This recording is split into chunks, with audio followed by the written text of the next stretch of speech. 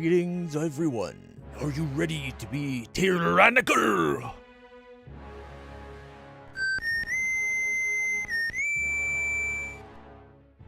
Alright, everybody, we are back.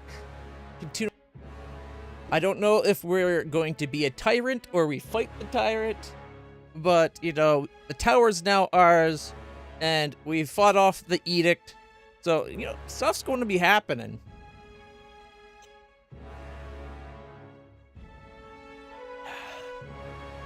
A little worried that at the last moment I decided to side with the chorus rather than with the disfavored.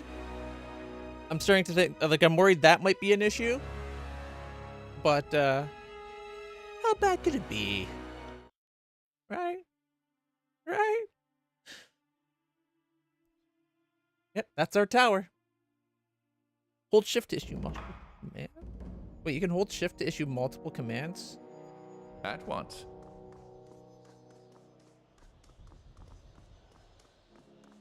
You can!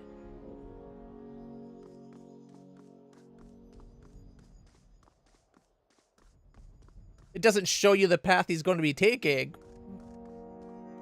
But he's doing the zigzaggedy path I said.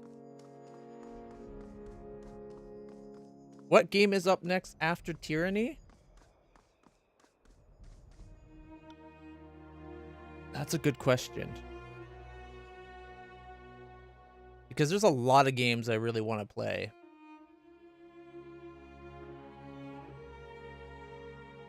If we do... I'm thinking Planescape Torment is after Tyranny.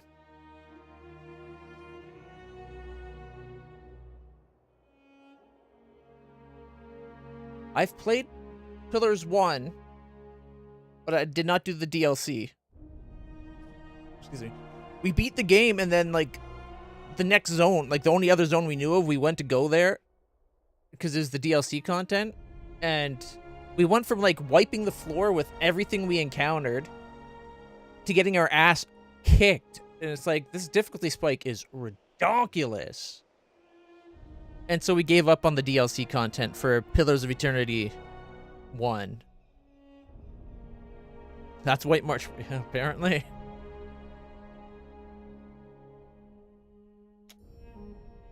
But yeah. So I don't know if we do one. I'm definitely open to Pillars 2. I heard, what is it, like the something Dead Archipelago or something like that? But I've heard Pillars 2 is a lot better than Pillars 1. I really liked Avowed. Isn't that supposed to be in, like, the Pillars of Eternity world? So there's that.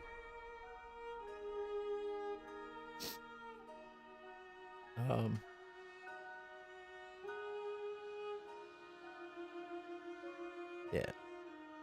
Avowed was actually a really good game. I don't know why people hated on that game at all. It wasn't perfect, but it was good.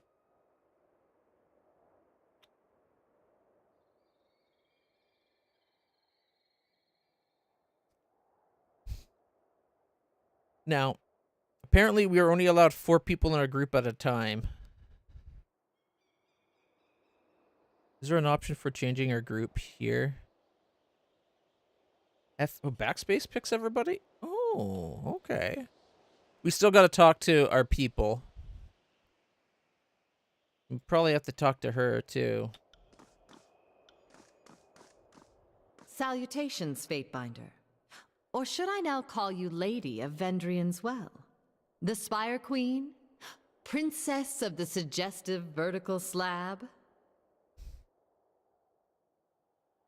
How about LitlClutch, Empress of the Ultimate Erection? Yep. This tower shall henceforth be known as the Ultimate Erection. Reyna will suffice. So if I might ask, what is your plan now? The edict no longer looms overhead, and Kairos' conquest of the Tears seems to be slipping. What with the armies and civil war. Okay, you know what? I want to take a moment. The game had been we had a narrator, and the voice of the narrator apparently was Ebb, or at least the person that did this voice. I want to find out who that is. So give me a moment, because it sounds like Ming Na. All right, Tyranny voice actors.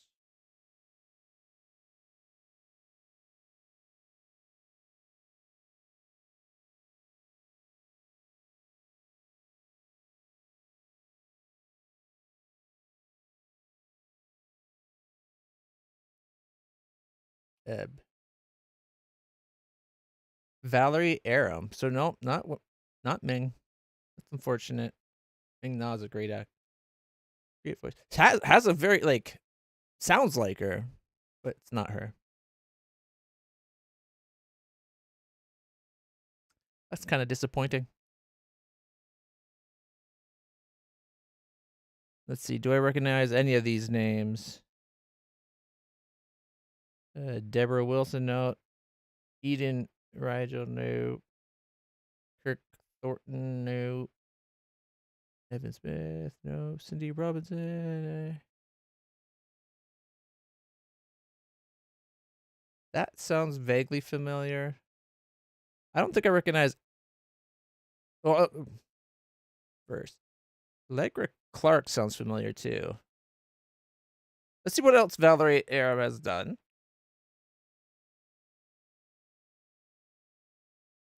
She was in Dot Hack Sign, which we played. Okay, that's kind of cool.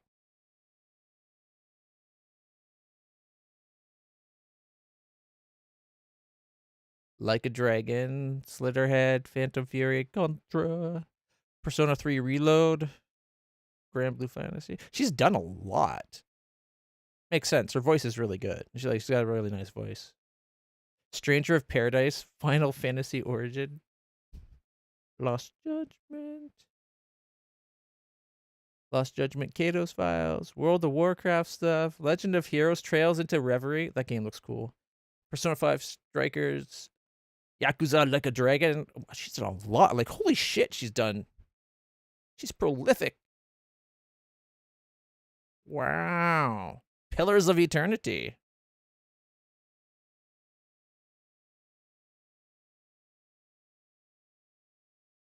Yeah. Top cast, Valerie Aram. Doesn't say what role, but hey, she's in there. Right alongside Taliesin Jaffe, which critical role, Liam O'Brien. That's right, because Pillars of Eternity was the largely the critical role voice cast throughout the game, right? Okay, interesting.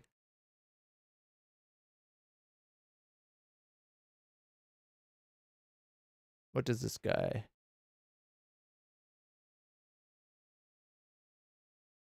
Maybe I know him from Tiger and Bunny, because I did watch Tiger and Bunny. Star Wars Visions. Yeah. Righto, remastered Mystery of the Soulless Army. All right. So it wasn't who I was hoping it was, but she kind of sounds like her. All right. What's with the... Okay, so if I might ask, what's your plan now? The edict no longer looms overhead, and Kyrus' conquest of the Tears seems to be slipping. What with the armies in civil war? I'm improvising. Any suggestions?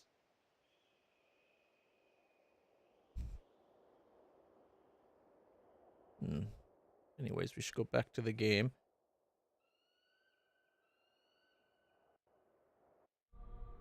Come on. There we go. How to get the bottom.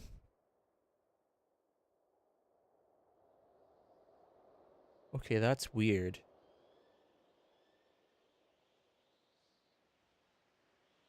Okay, top of the screen.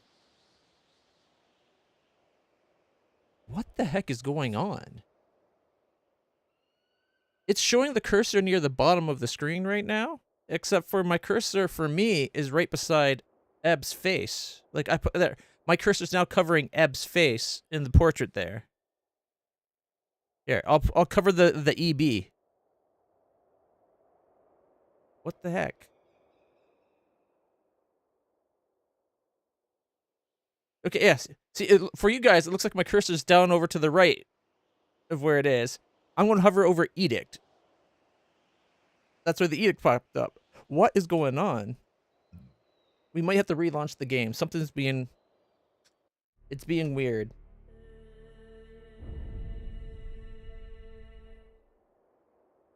Okay, top.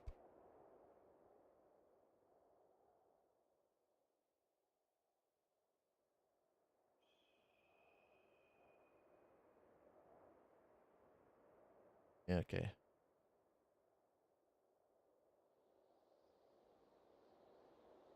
The disfavored, the Scarlet Chorus. All of the minions will fall.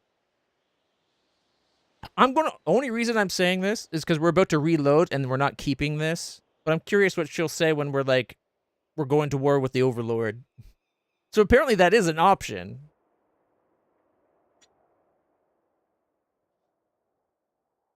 Alright.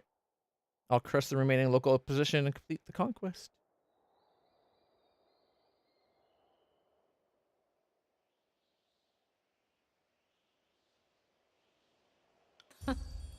Aren't you a feisty one? Where was this hate for Kairos' lackeys a few years ago? You seem so very eager to turn on your old allies. But I'm not one to criticize. I think it's wise to lean into the winds of change. Interesting. Gotta go speak with Tunon. I would counsel you to do just that. I'm sure the events of Vendrian's Well are best explained from your mouth to Tunon's ears. Furthermore, I'd guess the Archon of Justice would want to know your take on the Archons and their divide. My first suggestion would be to build a boat. Something durable, and take our chances on the high seas far from Kairos. Oh, so she wants to give up helping and, just leave the continent to Kairos and just bitch off into the water. Interesting. I have a second and more practical suggestion. Look to the horizon and slightly up. By that I mean the other spires. We should see what's atop the others. Otherwise someone else might look first. Not nearly enough, apparently. To me, they've always been axioms of navigation. You can triangulate a lot of things with the sextant and a clear view to a spire or two. Yep. We've long known the spires radiate strong magical fields, and all save the mountain spire connect to the old walls. So it's the sort of thing common folk know from afar, but avoid day to day. Right. It's all for now. Well, short of Tunon giving you orders on pain of death, you have the luxury of acting on your own volition. Though the disfavored are likely to come for you. Whatever you decide, I'm at your disposal. Your assistance will be most helpful. Thanks. And I am thankful to not be a bloody pile of offal in Vendrian's Well. Hey, lost Life under fear. your banner will, I'm sure, prove most interesting. So that you can get rid of fear, which is good to know. Alright. Let's see if things will be normal this time. Alright. So is this supposed to be Kairos in the middle here? And then this like that's the voices in a rot, and that's the one guy. That's the thing. Like, these are his Archons. So that's gotta be... Excuse me. That's gotta be him, right? No, it's still doing it. Hmm.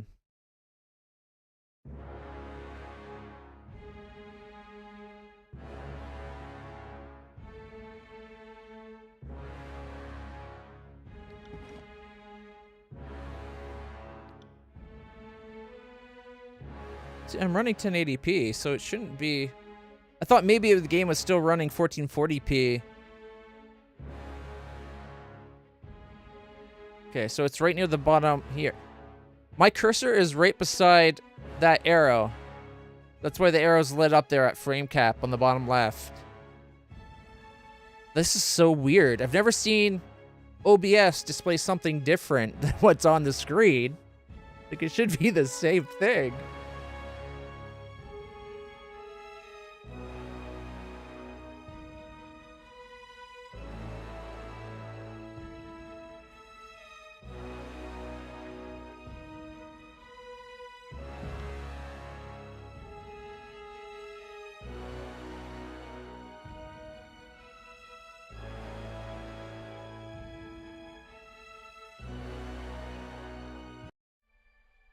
Okay, here, what if... okay, turn that off for a second. That lines up. So right now it lines up.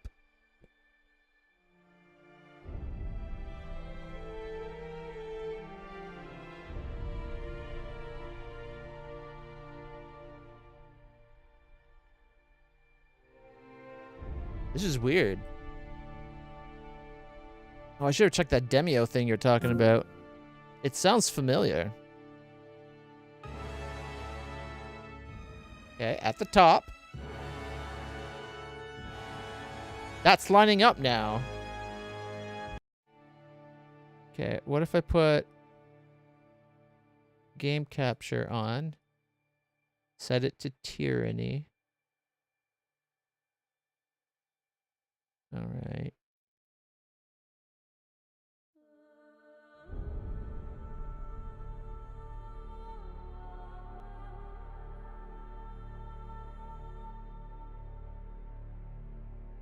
There's no filters on it.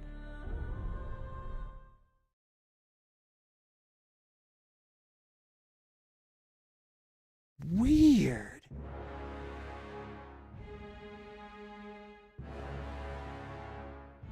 So where I'm aiming on the screen is just by... I'm aiming right where you see the cursor right now. When it's in the bottom right corner. So for some reason, if I go game capture, it's messing up. So we'll just do a TV capture for this one. Because now what you see is what I see now. Isn't that weird?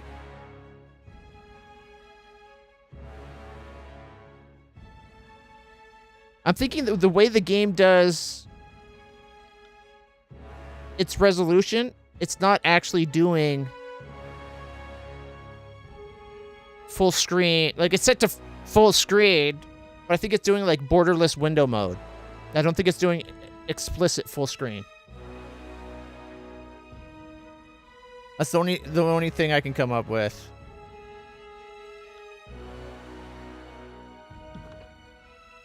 Because my desktop is 1440p, but it's being captured and streamed out at 1080p. And if the game is running at 1080p, which it thinks it is,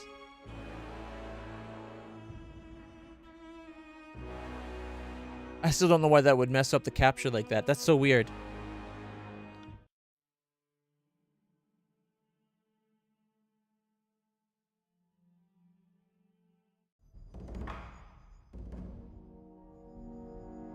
All right.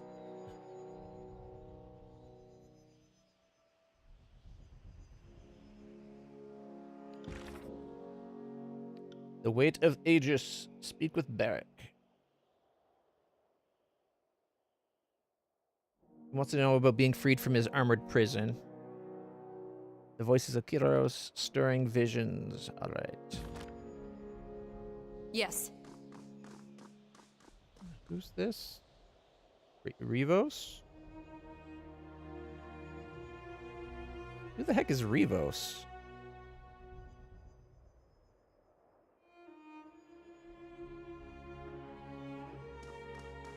Salutations, Fatebinder. Or should I now call you Lady of Vendrian's Well? The Spire Queen? Princess of the suggestive vertical slab? I like Empress Reina, conqueror of the ultimate erection. Thank you very much. But Reina will suffice. So if I might ask, what is your plan now? The edict no longer looms overhead, and Kairos' conquest of the Tears seems to be slipping. What with the armies and civil war. I'm improvising. Any suggestions? My first suggestion would be to build a boat. Something durable, and take our chances on the high seas far from Kairos. I have a second and more practical suggestion. Look to the horizon. Yeah, me and too. Slightly up. By that I mean the other spires. We should see what's atop the others. Otherwise someone else might look first. Personally, I wish they had made it so that this picture filled the left side of the screen. And that way, whenever you're talking, you could have a large representation of the character and the way they react and they're changing positions and stuff. Just to give it a little bit more life, right? Like, why waste all this real estate on the screen when you could have this picture be like from here down to here? Her head would be like that big, right? Like, that'd be kind of handy. Her head would be as big as the characters normally are. And that way, when you get a little bit more interaction with them while they're talking. And that way you could have whoever's like talking be on the picture, and then on this side could be like the counterpoint character, and then change as needed. Yeah, I think it could work. Anyway, what do you know about the spires? Not nearly enough, apparently. To me, they've always been axioms of navigation. You can triangulate a lot of things with the sextant and a clear view to a spire or two. Either the spires are way taller than even I realized, or they're a lot closer together. Because like stars work because they're in the sky. Just a really tall skyscraper. Like the CN Tower is, well, I guess they're like way taller than even the CN Tower. I guess, yeah, they're about as tall as a mountain, right? Because that's what they said. From the top of this place, we could look out and we're like at par with the other mountain that surrounds the valley, or maybe even taller than that. So I guess they're like insanely tall, like upwards of 6 to 8 kilometers. That's like 10 times the height of the CN Tower. That's insane. Not sure how far you'd see around the horizon with that, but... We've long known the spires radiate strong magical fields, and all save the mountain spire connect to the old walls. So it's the sort of thing common folk know from afar, but avoid day to day.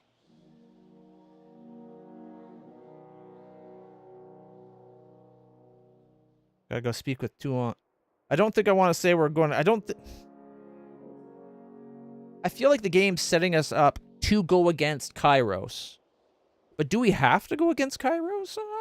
Maybe we can be loyal to Kairos and just take out his idiot minions that are being stupid. I would counsel you to do just that. I'm sure the events of Vendrian's Well are best explained from your mouth to Tunon's ears. Furthermore, I'd guess the Archon of Justice would want to know your take on the Archons and their divide. That's all for now. Well, short of Tunon giving you orders on pain of death, you have the luxury of acting on your own volition. Though the disfavored are likely to come for you. Whatever you decide, I'm at your disposal. Your assistance will be most helpful, thanks. And I am thankful to not be a bloody pile of offal in Vendrian's Well. Life under your banner will, I'm sure, prove most interesting. Can we speak a bit more? What is it you need? Alright. Let's discuss matters at hand. I have a great deal of ambivalence regarding the Scarlet Chorus. Nerat is worse than Kairos, yet many in the Chorus were my countrymen. Most of them fighting because they will suffer worse indignities if they do not. So I must ask, what is your goal behind working with the Voices of Nerat?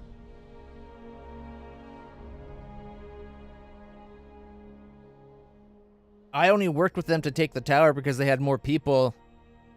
And I thought it'd be better to weaken them during the assault than to weaken the disfavored. I didn't realize it would be me, like, siding against the disfavored in general.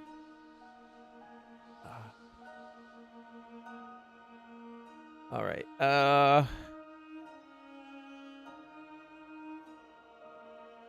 Means to destroy the disfavored.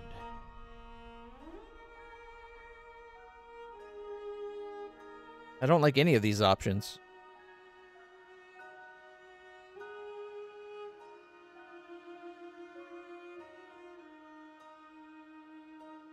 The disfavored have made a mockery of every army in the tiers. Even the unbroken could not best them. Against such a foe, the wise move is to place others in harm's way.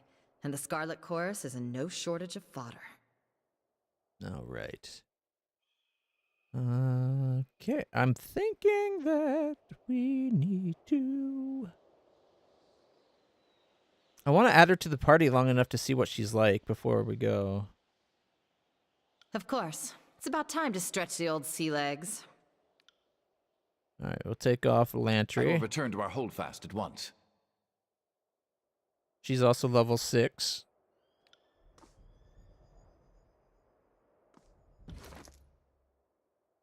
All right.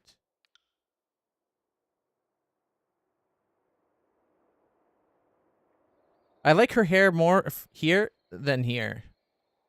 This picture, her hair doesn't look as spiky. It just looks kind of like a French bob. Where here it kind of looks like it's kind of like Einstein hair, where it's just kind of like poof, and I like that. All right, let's see. She's got Syzygy. Okay, it's worth 17. It's probably more valuable than any of the weapons we've seen. 80 copper, 40 copper. Tidecaster gloves. Only Ebb may wear.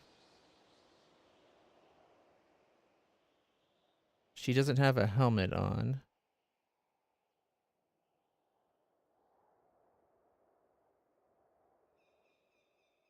There is a mod that lets you take up to 7 people in your group, which I'm guessing is probably going to be like all the people you can recruit, because why have it stop at 7?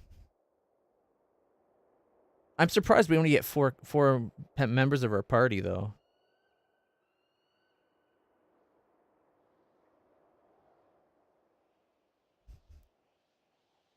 The traditional uniform of the School of Tides involves the little clothing, but rather a long, singular length of rope tied about the body in a harness. To these pragmatic casters, fashion that cannot double as a tool is dead weight. To conform to social standards of modesty, most tidecasters prefer simple, loose-fitting affairs, with much of their time spent in travel or on deck. Weighty armor and flowing garments that could snag oars are out of the question. As a sartorial minimalist, Ebb wears a snug vest underneath the traditional rope harness, but leaves most of her skin exposed, showcasing her body paintings.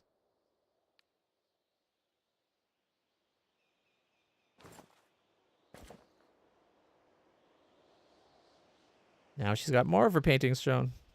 Oh, she's got one right on her back there. She's got a bit of a wedgie going on. All right, she doesn't have a hat, so we'll give her one. But I like her spiky hair, so we'll have her hair show through.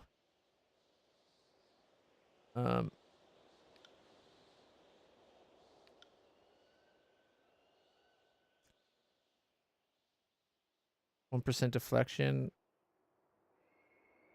Stone shield armor.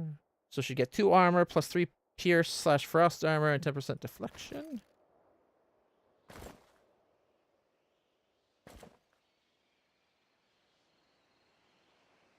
It doesn't look bad. I wish you could still make it look like other stuff, potentially.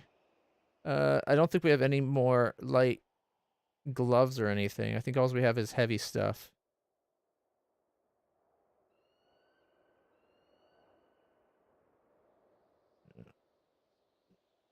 Gives her armor, but it takes away her disengage potential.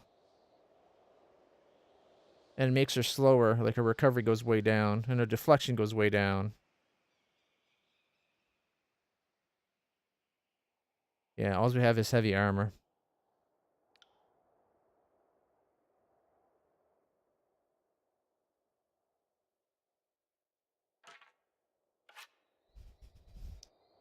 Alright. 9 damage. This one is 13 to 14 with plus 1 arcane. She's the only one that can use it. 8-meter range. Got good reach at least. Blood-soaked boots.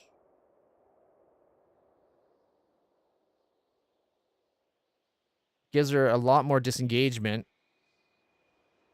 Extra 5% deflection for 0.2 second recovery time. There we go.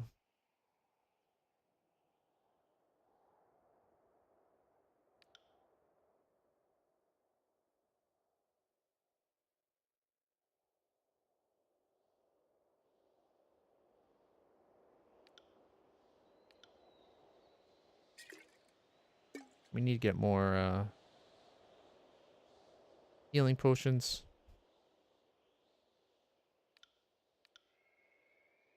Plus that she comes with 3. What is her abilities? That's what... She's got 5 points to spend. Here we go. I'm guessing her level up 5 points as well. Repelling Blast, Mother's Embrace, Blue Body, all afflictions. Afflictions applied to Ebb have their duration reduced. Gain a bonus to all frost damage dealt. Arcane Missile. Send a charged bolt of arcane energy at a foe that bounces to hit nearby enemies. Ooh, that kind of like the sounds of that. Runic Barrier. Lift a target into the air and violently throw them back down to the ground, doing crush damage. Grave Strike. Cause each enemy in a cone to trigger an explosion of grave light energy. Foes take arcane damage, and a portion of their lost health is drained back to Ebb. That's kind of cool. So she's kind of like water / necromancer. Ebb's presence frightens nearby Bane. While in the party, Ebb and her allies get more experience with lore, spells, and magic staves. Moonlight Way grants bonus to control Gravelight skill and Gravelight damage at night. So if I want to get it so that she helps level people up with their magic, it's at 3 points into Gravelight. So that'd be 1, 2. So it'd be 4 for 5 points currently.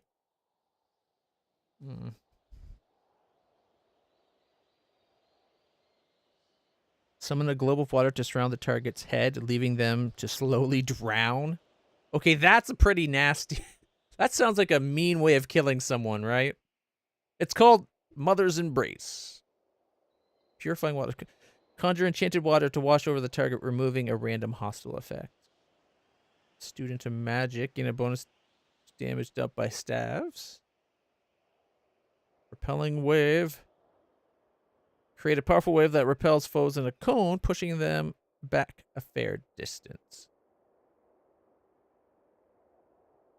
So I think it just upgrades the blast to be a cone instead of a single target.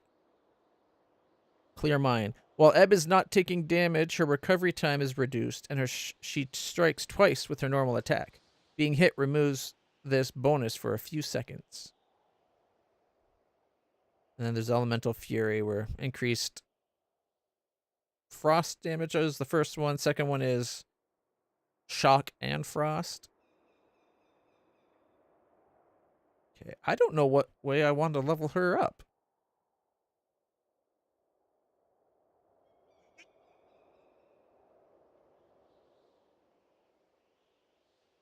Part of me wants to get Magic Missile because it's Magic Missile, but...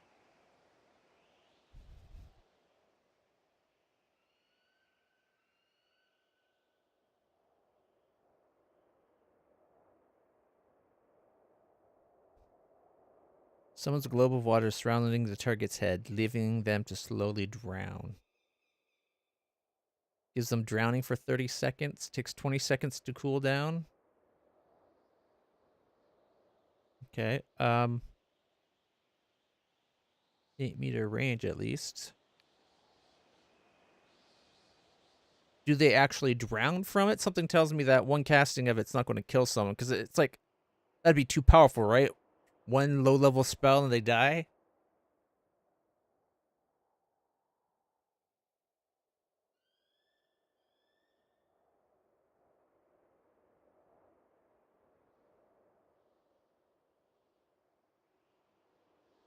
I think I'm going to go Arcane Missile and Grave Strike, because I like the idea of doing damage in a cone and some of that life going back to her. So it's a way to heal while causing damage.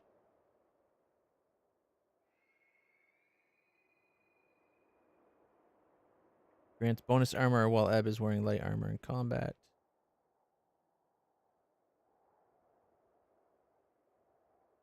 That might be a really good one to have too, actually. Because she is wearing light armor, right? Got light armor, light armor, light armor, and light armor. So yeah, she's got light armor.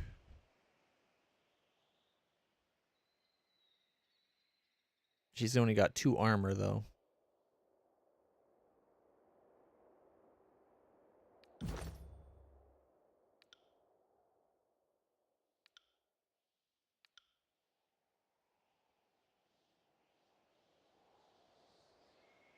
Alright.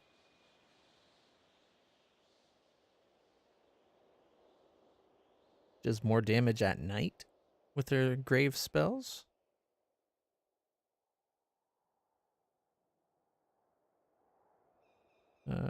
Grants moderate bonus to armor while wearing light armor in combat.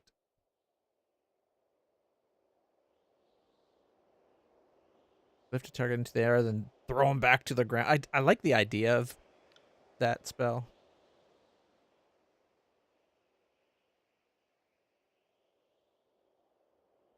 Grants a bonus to magic defense.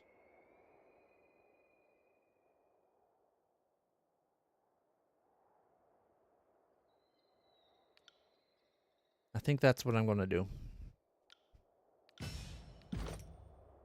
She might not be the one that stays with us, because depending on how good she is at healing, like, let's see, she's got Grave Light, Control Lightning, and Tide Casting. Who lowers the 54. Like, it'll really come down to how good she is in a pinch.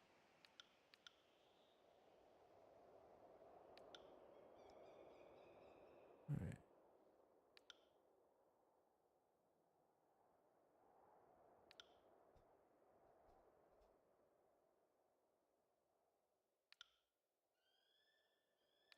Let's get her accuracy up a bit. It's only a 59. Don't sit for a second.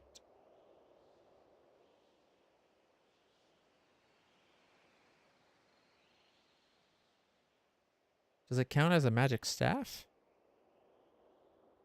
As freezing. On crit, foe target versus parry, frozen for 6 seconds. Yeah, it is a magic staff. Okay. So we need to do some training with her to get her magic staff up.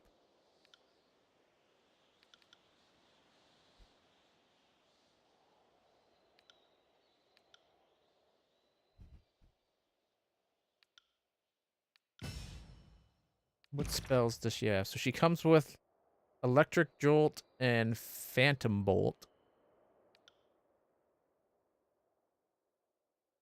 Force, Frost, Life, Vigor, Illusion, Lightning. Okay, let's see what... Can she cast light spells?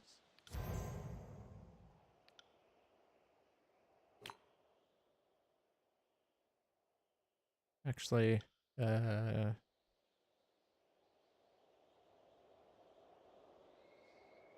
extra 5% health if we put that on. Makes it a 55. She's got, what, 56?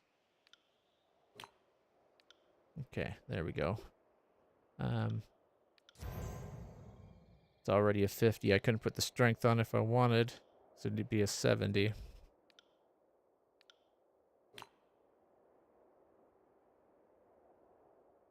Okay. Frost.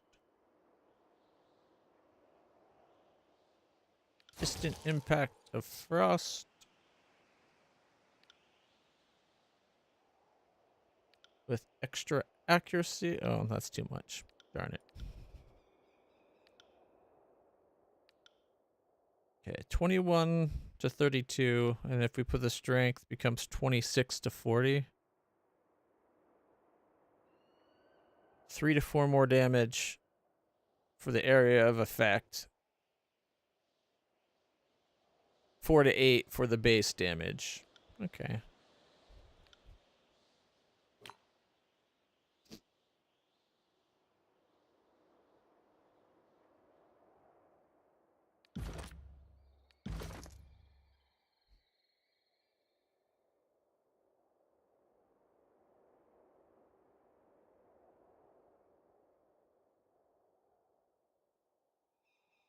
I already know that sigil, and this one is waiting till we have a lore of 80.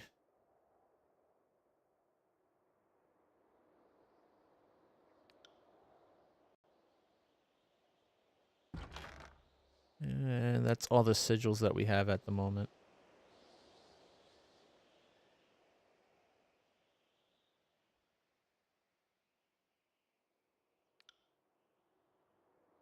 Okay.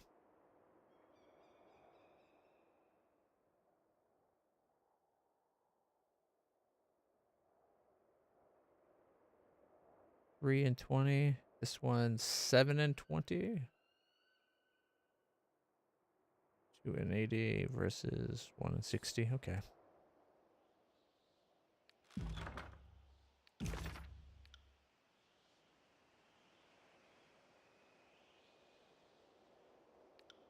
was kind of hoping she'd come with the knowledge of the sigil of whatever the phantom bolt's made out of.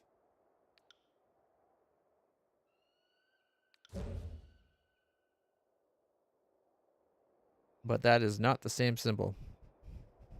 Concussive bolt. Bombard a distant target with concussive forces. The force of impact dazes and interrupts.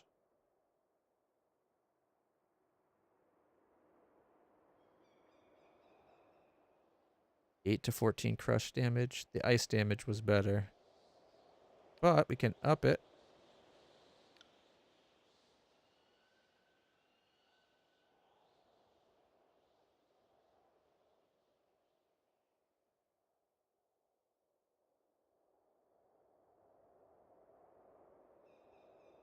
Uh,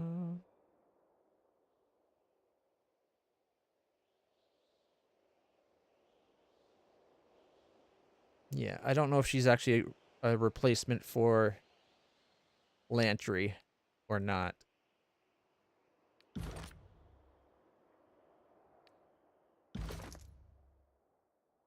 She still only has 2 armor? Didn't I thought I gave her that skill that was supposed to up her armor bonus.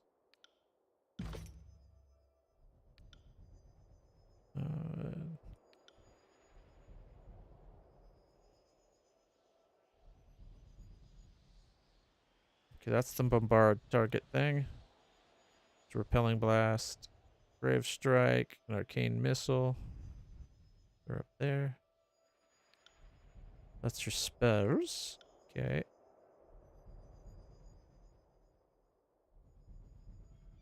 That's the combo move.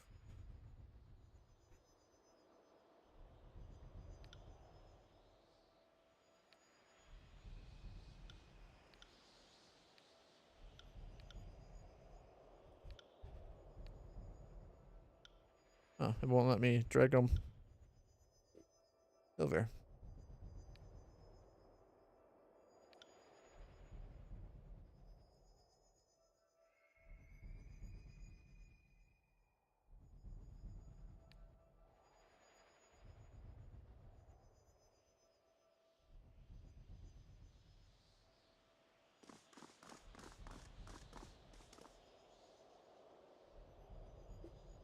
So she's got 150 health.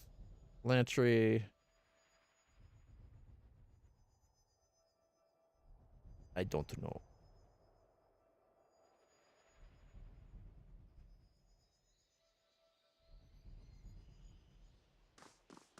One moment, my friend. Just let me finish this thought.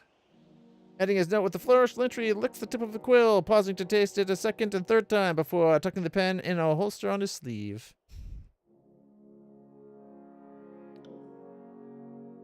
All right, so add him to the party. I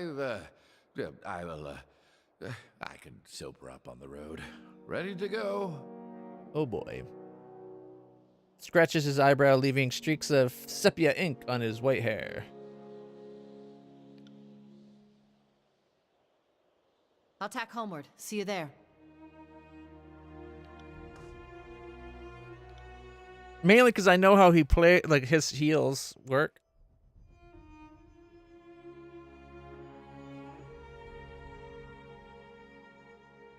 I got it. All right, what does she want to talk about? So, the Scarlet Chorus and Disfavored are at each other's throats. Can't say I didn't see that coming, but the Archons might have waited until one war was over before they started another. Do you think I made the right decision? Fighting with the Scarlet Chorus? I'll never doubt yourself for backing the winning team. The Chorus has the best chance of succeeding in the tiers. For all their skill, the Disfavored are too stubborn by far. Who can say?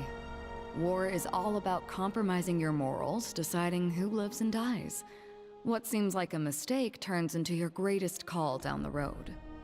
I'll say this much, our time together is anything but dull. My blades are yours for as long as you'll have me. Noted. I have questions. What do you need?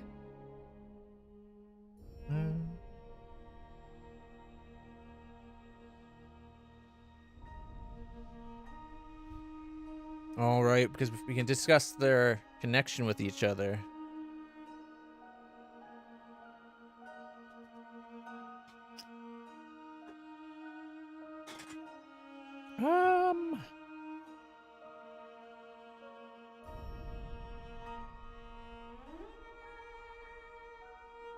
I'd like to discuss your apparent connection with Barrick. You've just got to know, don't you? I suppose there's no point in hiding it. Barrick and I are siblings, and we share a father, if little else. I try not to think too much about some northern merchant dropping anchor in my mother's port, but it happened, and the fortunate result stands proudly before you. All right. How did you two become aware of it? There were a lot of lazy days during the conquest, and among other things, I spent my off hours using messenger birds as target practice. You should have seen Ash's anger when he heard that was going on. One day, I snagged a bird that flew from the hands of a proud northern daddy. The missive was about the goings-on at the family farm. I recognized the name and handwriting from a note in my mother's belongings. There weren't too many people named Barrick in the army, so tracking him down was no challenge. I cornered him in camp, and we shared a few heated words. Some blackmail, even. She tried to extort rings from me, and I was having none of it. Not even Graven Ash would think less of me for our father's indiscretion. I like your confidence, but my ring belt is feeling a little light these days. Maybe you want to take me up on that offer, or I can start whispering in disfavored ears. Think about it. Do you even like each other? I've tried to get along with that ironclad knot of repression, but it would seem he's having none of it. Good riddance, then. The war's tossed us together, but nothing says we have to keep that going. It sounds like she wants to be closer with him. The most we do for each other is try not to get the other one killed, which is more than you can say for most disfavored in Scarlet Chorus.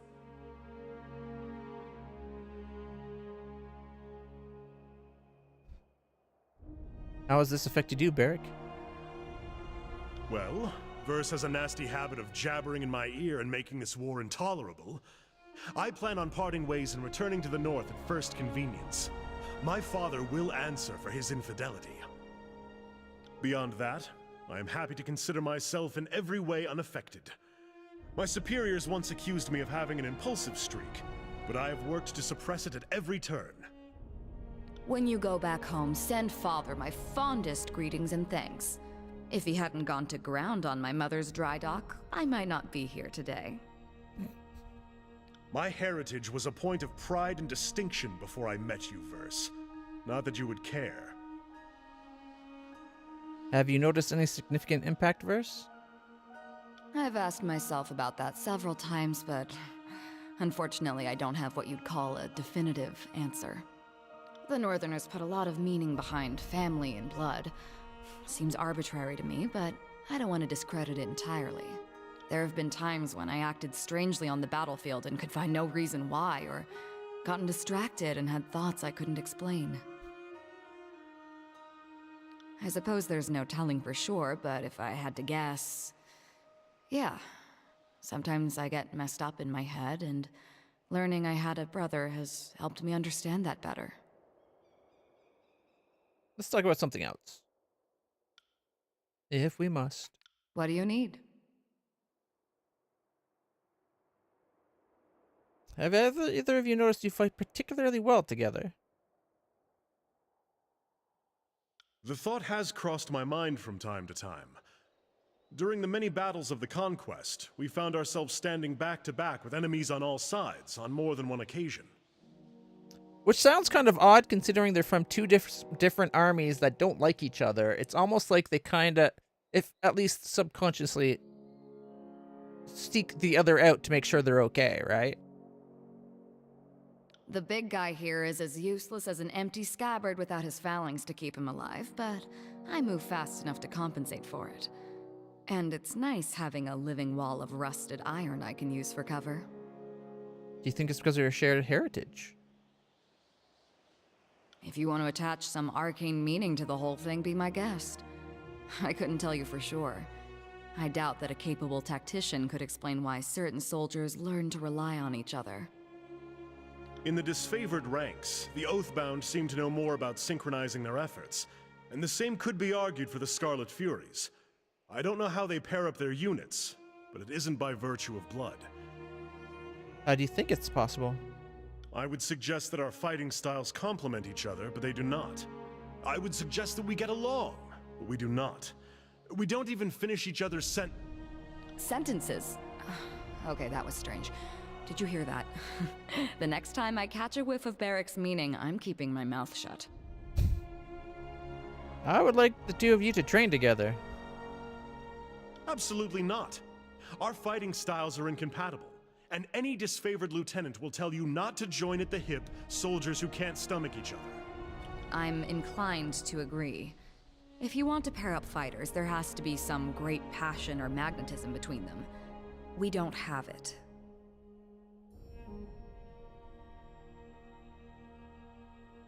I kind of want to try bluffing, but last time, I think there's a roll for that, and last time we didn't get it. Why won't you give it a shot? Oh, damn it. I can think of 100 reasons to refuse, but if this will serve the war effort, I can swallow my pride. Verse, if you even try to cut my head off, we're finished. I make no promises. Tricky idea, Fatefinder. Old Ironclad and I might not stand each other, but maybe a few sparring sessions and a battle or two will be good for us. Barrick, shall we get started? Arrow Storm unlocked. Barrick and Verse have gained a new combo ability. Nice. See, one of my main goals is to get those two to fully care about each other and become, like, if not the best of friends, you know? All right. That's worth saving after that. We got a new combo move.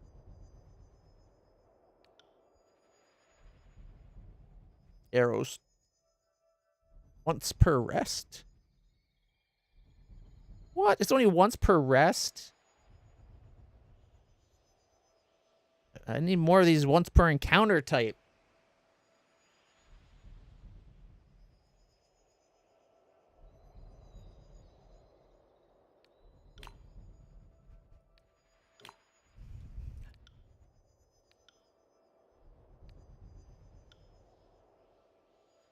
All right.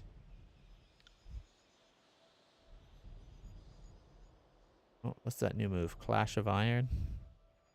Oh, it taunts. That's his new taunt. He's got a taunt where he doesn't need me to help him taunt. That's good. All right, what does he want to say? Fatebinder, if you have a moment. He stands at attention, his rigid bearing making of him an immoving statue. I know that the two of us have clashed on several subjects since the Iron Marshal assigned me to your protection. I hope those disagreements do not weigh too heavily against the request I'm about to make of you.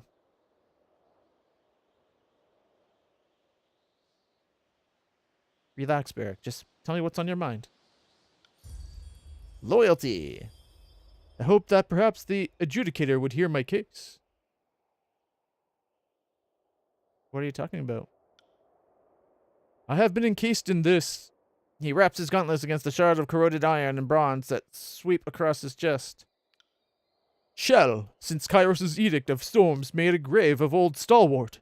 It occurred in service to the Overlord, and I'd ask that the Overlord free me of its burden.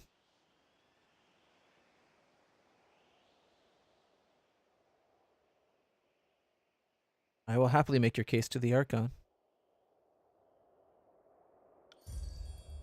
More loyalty. Thank you, Fatebinder.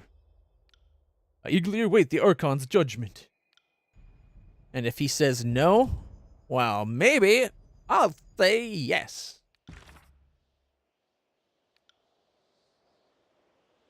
Alright, so the weight of Aegis, or Aegis.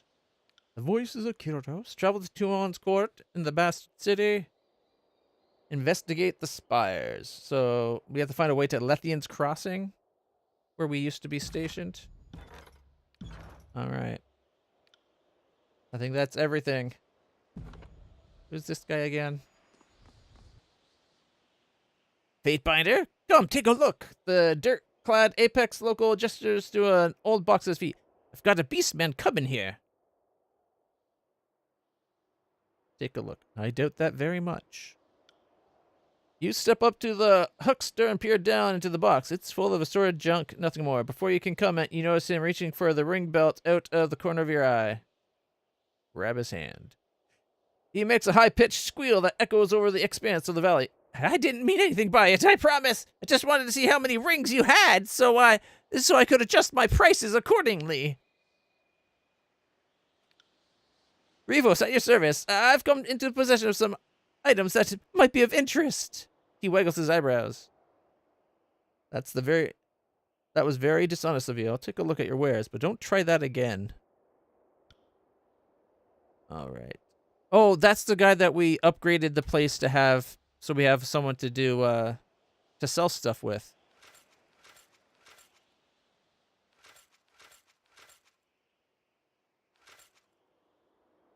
I remember that now.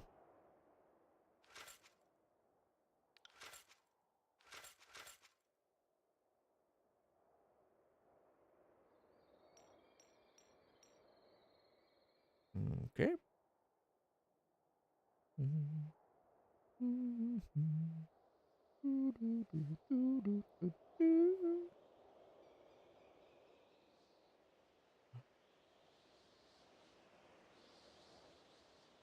All right, we'll leave it at that for now. What does he have? Fatebinder of Tunon armor.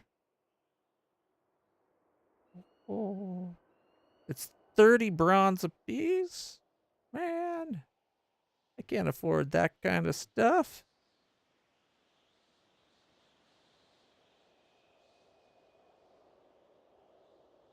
Superior Fatebinder of Tunon armor. Ooh, here we go. We got some...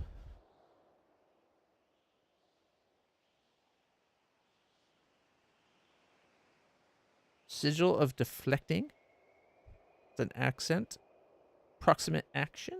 Expression. We don't have a lot of money, but we're getting 29. So might as well take that one and that one.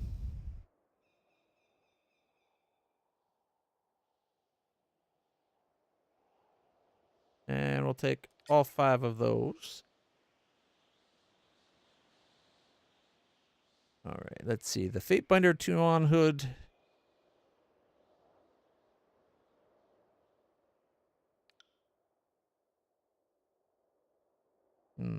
Less deflection, more recovery. No, thank you. Gloves. Helm. Head wrap. 6 more accuracy and a deflection. That's actually not that bad. Like, I'd rather armor, but...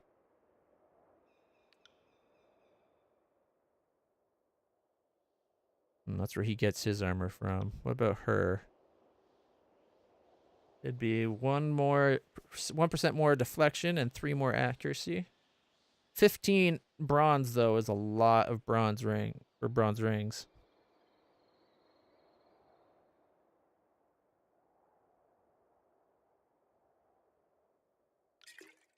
Okay, we'll be getting 8 more. Scroll of phasing. It's an accent. 40 bronze for it? Alright, we're up to 26. I guess that's something.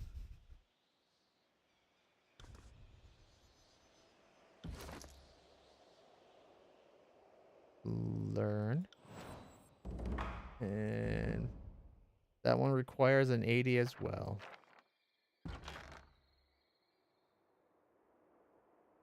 Oh man, we already had the proximate action.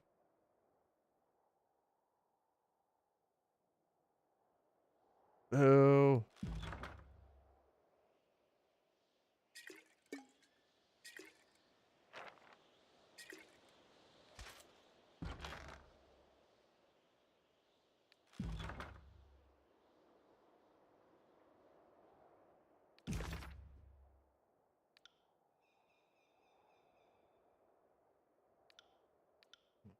Okay, so we got channel strength, distant impact, focused intent.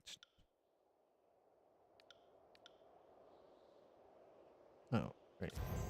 It's an accent.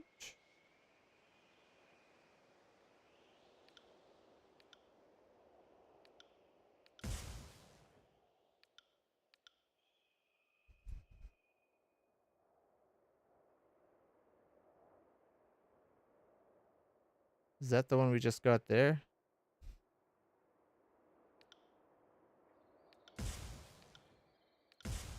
None of them seem to have anything different.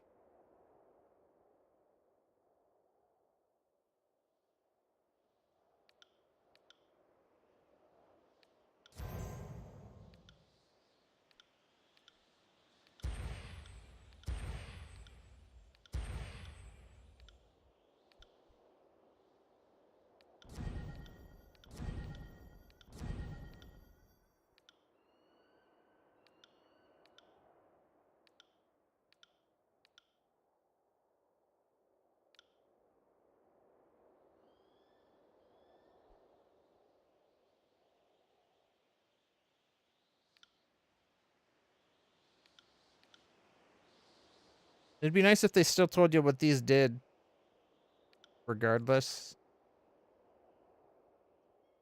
An express and schedule. Oh well.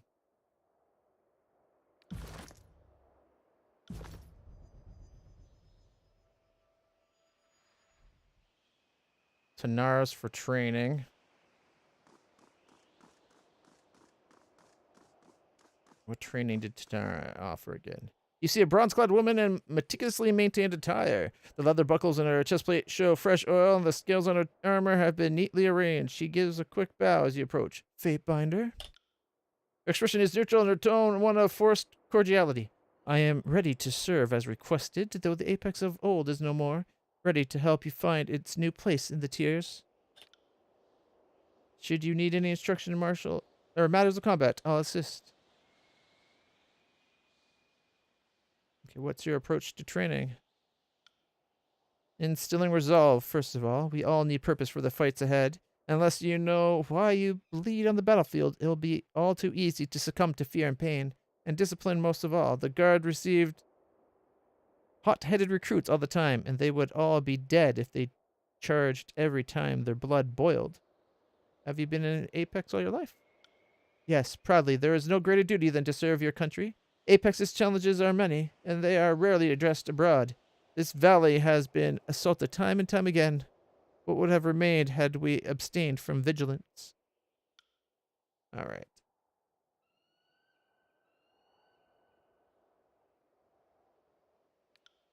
She does 1, 2, dual wield, parry, and dodge.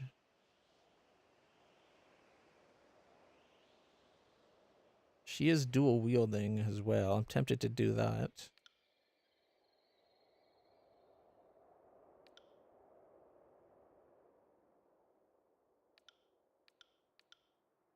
Ooh, he's about to level up.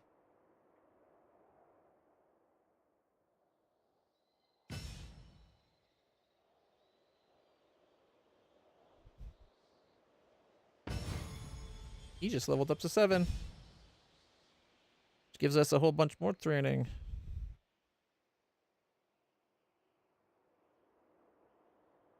I'm going to hold off finishing off his training because it might be better to put him to something else. I can't remember what the other person offered offhand. All right. As for me, 5% more accuracy.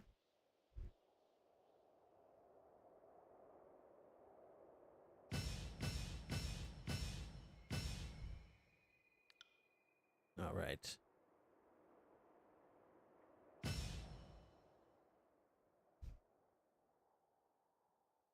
Thinking maybe 3 more into her dodge. Maybe not. It might be better to go dual wield. We'll see. Oh, right. He leveled up. All right. 65. So if we give another accuracy, he's up to a 68.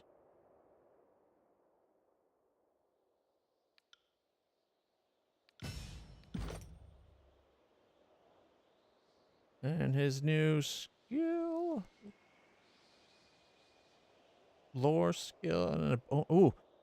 With entering the party, all party members gain bonus experience from the lore skill and a bonus spell slot. That gives an extra spell slot's nice. Well, the stance is attack during magical energy from the target, silencing them, lowering their magical skill.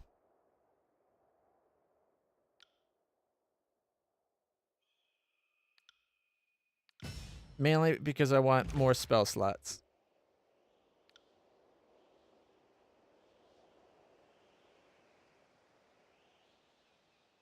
Alright, what was his spell things? Let's see. He's got magical skill, atrophy, vigor, frost, control life, and lightning. We've definitely been doing a lot more healing than anything else with him. Probably explains why his control life is so high. But he's already got those spells down there.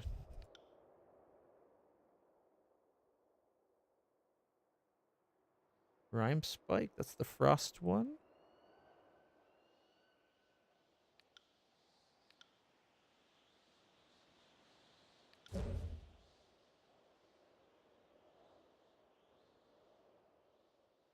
Four-meter push, dazed for 12 seconds.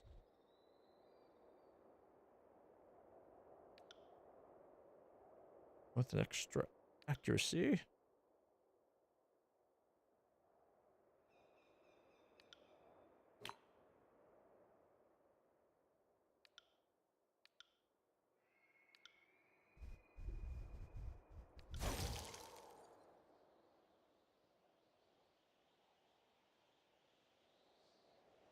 Each hit pierces the target's armor and does frost damage. 120-degree cone.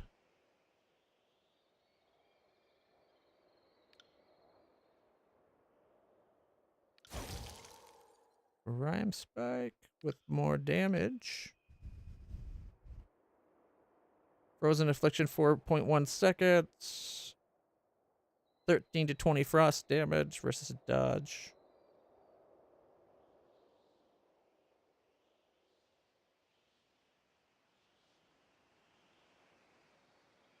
Puts it to 50. I only have a 48 though.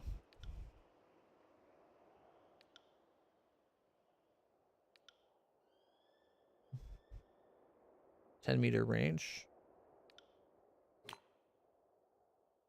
Okay.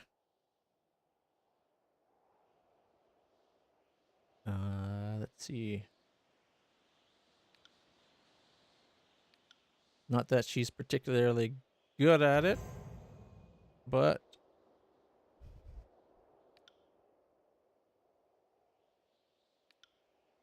we can give her a heal. There we go. Ha ha.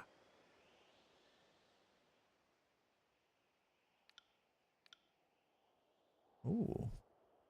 We can assign a heal to him as well.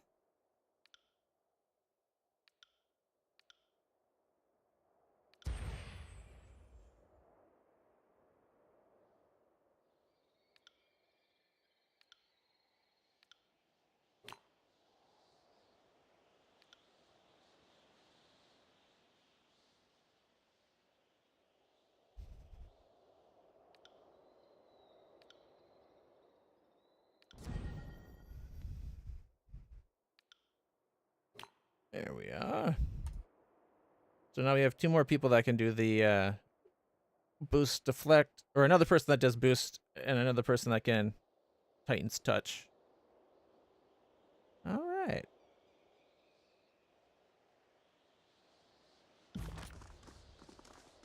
I got it. A thin, sinewy man looks out to the horizon, legs firmly planted on the ground as he practices strikes. His arms snap forward in visible target in methodical fashion. Okay, alternating one after the other, he stops as he approaches, an amused smirk on his face. And that, Fatebinder, is exactly what I'd advise you not to do. He laughs, punching the air again while adopting a cretinous expression.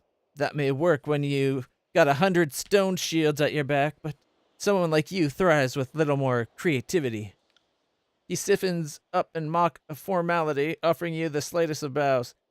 That's where I come in. Oh, so your generous sum of rings has led me to believe. No respect for the disfavored. On the contrary, I've all the respect in the tears for them. They just don't happen to care for it. He points towards the northern horizon. They're not fond of bastards, even if your mother happened to serve the disfavored. My boyhood dreams were of joining the Legion and being cloaked in purple and iron. But now I spend my days dancing around the fools that think a breastplate makes them a better fighter. He nods, satisfaction evident in his tone. I wouldn't have it any other way. How should one fight? Iron and bronze are crutches for the unskilled and honors the delusion of the foolish. Remember that, and use it ruthlessly to your advantage. I prefer to dance around my foes, tripping them with the weight of their own armor or stabbing them with their own blades, even better. Winning the fight before it starts, walk around in my rags and seasoned warriors will hardly give you a second glance. Their years of training won't amount to much when their sword arm suddenly breaks or when their balls have been compressed into fine paste. I can teach you all about making that fine paste. It may not grace the pages of a sage's chronicles, but it'll make you laugh at night when you're counting the rings and downing your ale. Alright, he offers unarmed parry, dodge, and subterfuge.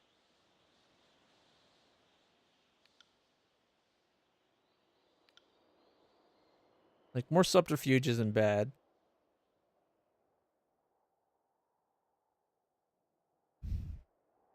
That's not my biggest concern right now. I think I'm going to give her the 3 points to dodge. Parry, dodge, subterfuge. Yeah, no, let's go train at the other person.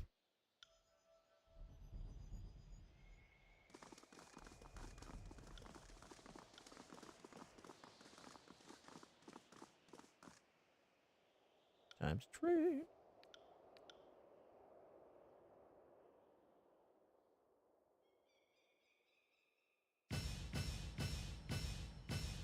There we go. And I'm thinking the same for him. There we go. And now if we come in here, his accuracy is up to 75. And his is 92. Now we're starting to get some good chances of hit.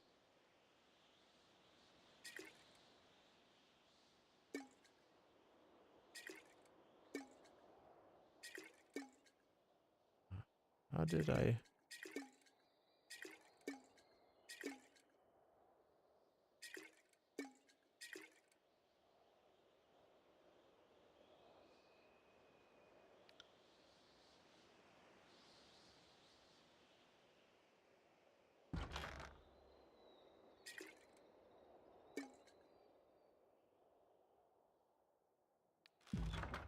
How do I split this? There we go.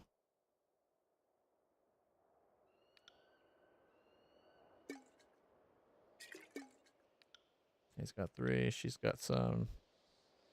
Tell you what, take the 2 out. I'll give you the 3. There we are.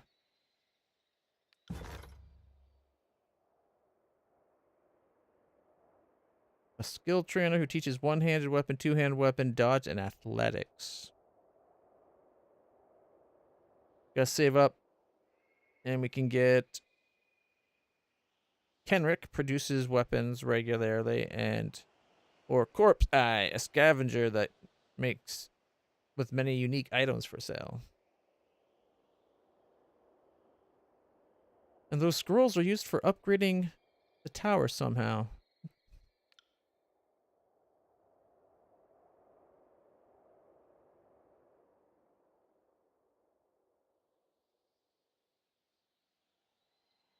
Okay.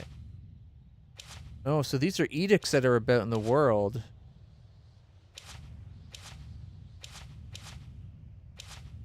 Okay, so there's an Edict of Storms and an Edict of Stone. And that's the Edict of Fire that we did. If we could go there and turn off the Edict of Fire, that would be pretty awesome.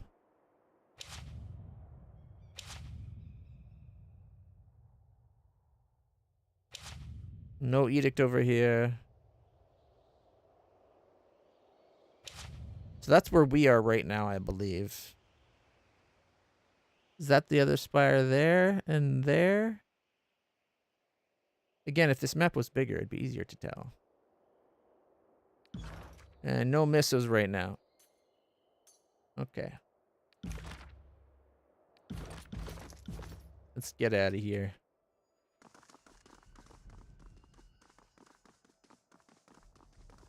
Now that we've done our training. We spent an hour and a half with talk and training. Yikes. The sculpture doesn't respond to your touch. All right.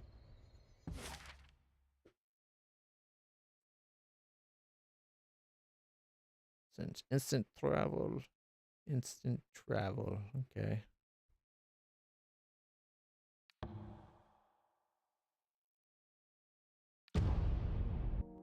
Let's see what's down here. Hopefully some of the loot, because I think when we beat the mission, there was still loot on the ground. And it's not still here. Darn. Oh, wait. Wait. What's this? There's an iron dagger. I guess that's something. All that remains, all the plates, the goblets are molded bits of bread and dingy water. A decent meal hasn't been had in this room for a long time. The intricacies of this architecture suggest a master of craftsmanship that is far beyond what one would expect of a normal tiersman. Alright. The stone throne is caked with a solid layer of dust. No one has sat upon it for quite some time. Could I not plop my ass down there then?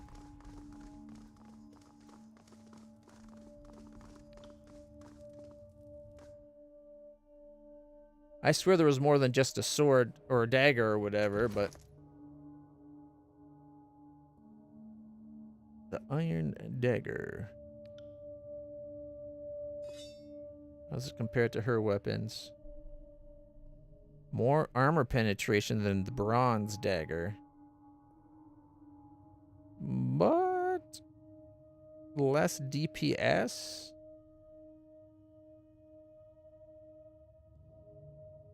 I think I'm going to replace the Katar, though. It's got plus 12 accuracy and 7 to 9.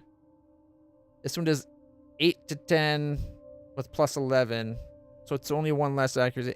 4 armor penetration.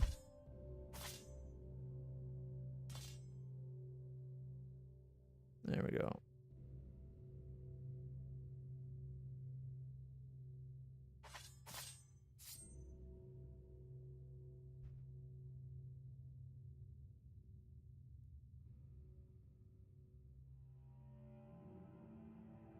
All right, so she's got 92 accuracy. Every 1.8, and that's 2.2. They're both doing 8 to 10 damage.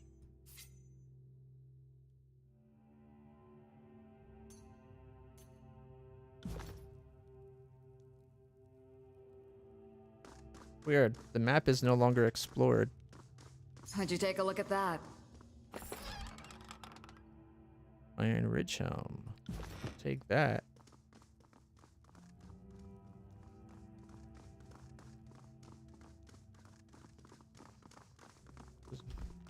There's more loot. Interesting.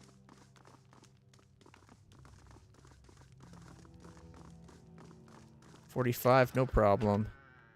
Research dagger plans. Interesting.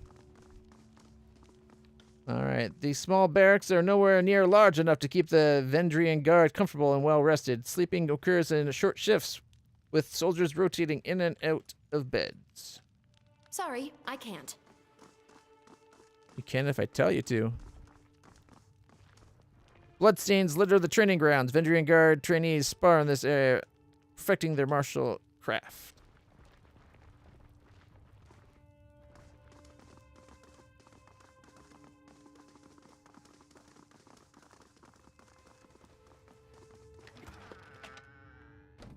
Plans, locked iron gauntlet. New Spire plans available. Did it say that for the other book as well? I didn't notice because I wasn't paying attention apparently.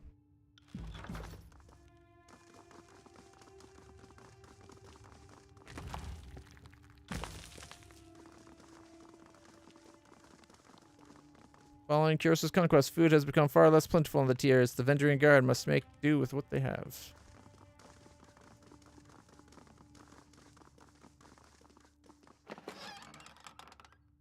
Got some water.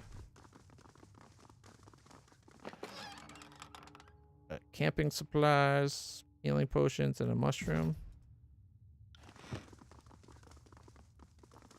Okay.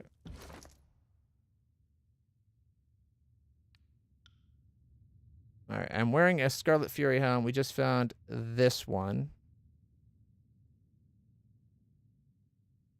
It's fine quality versus common. It's 2 extra armor, but less the deflection and accuracy. It is considered heavy iron armor.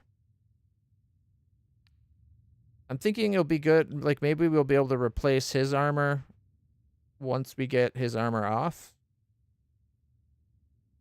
And it's 0.5 more armor and extra 2 crush/fire resist, so perhaps we can start removing his armor pieces from him.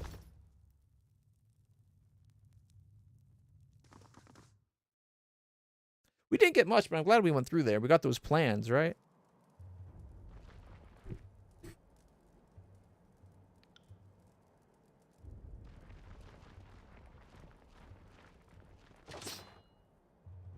Ooh, a bronze mace. That actually looked pretty decent.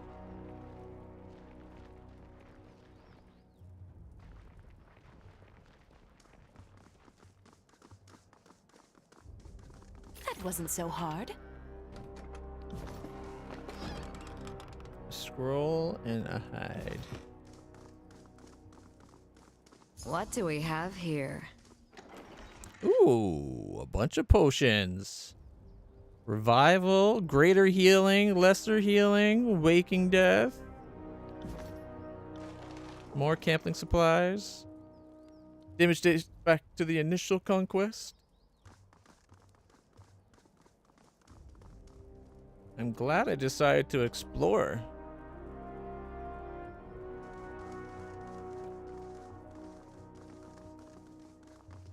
Would have missed out on all this loot.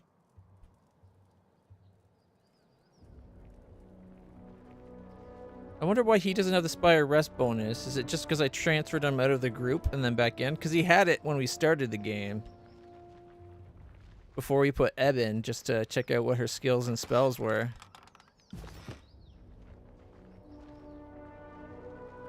Stepping lightly.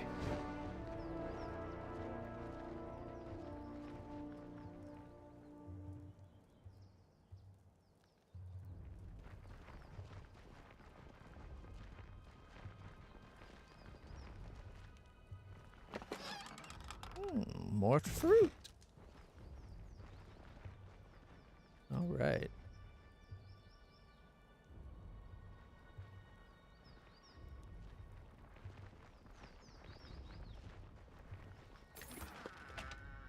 We got mead, water, staggering burn, and a topaz. All right.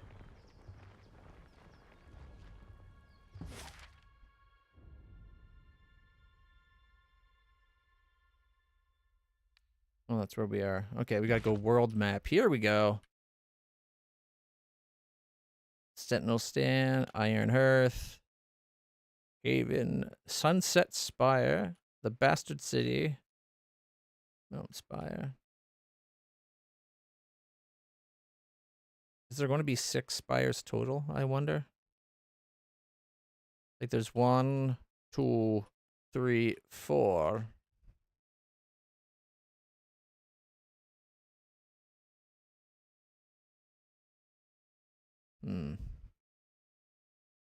I'm only seeing 4 spires. Alright. We gotta go to the Bastard City first. To Tuon's Court. Takes us 2 days to get there. 2 days, 7 hours, and 30 minutes. Encounter in the well. You make it a few figures on the road well ahead of you. The glint of iron and bronze marks them as well armed and armored. 2 feature the broad shoulders of beastmen haulers and lead a heavily laden cart. As they near you, you realize the standard flown from the cart boasts the heraldry of Tunon, the Adjudicator, Archon of Justice. They hail you as you approach. That's our boss. You recognize the woman who leads the procession as a minor functionary in Tunon's service by the name of Alma. Her clothes bear the red, black, and gold of the court, and she keeps her light brown hair in a carefully braided bun atop her head. Speak with them. Fatebinder Reyna, she greets you with a bow. I travel in the Archon service. The cart behind me is laden with supplies, all at a reasonable price. Is there anything I can provide you? Let's shop. Of course. Let me see what I have. All right, here we go. She doesn't have a lot.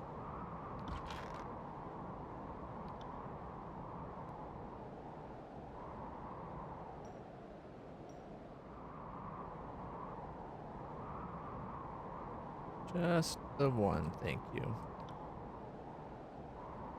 What a waste of money getting that. Alright.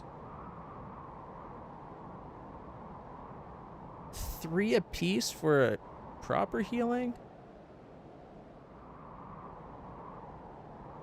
It's only 15% more. Oh, man.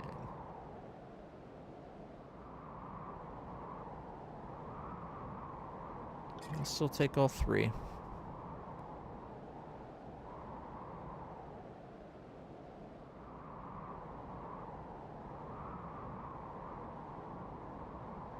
I'm tempted to sell some of our camping supplies stuff, because we seem to be finding it as we travel, and because we're already full, it doesn't look like we can actually. I don't see them listed here. Boo.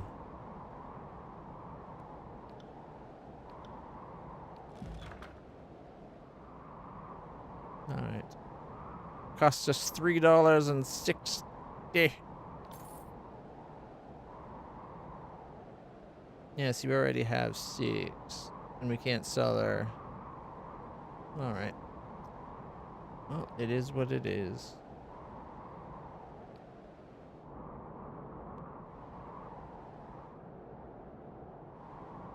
I like that you see the day-night cycle as you travel. That's nice. All right.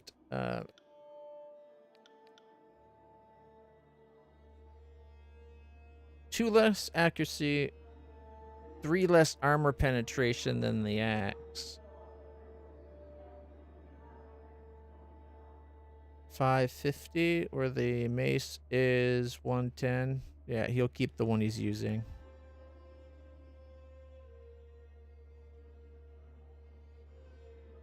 We could give him an iron dagger. 0.78 less DPS, but 7 more accuracy. 1 more armor penetration, and 1/4 of a second faster recovery.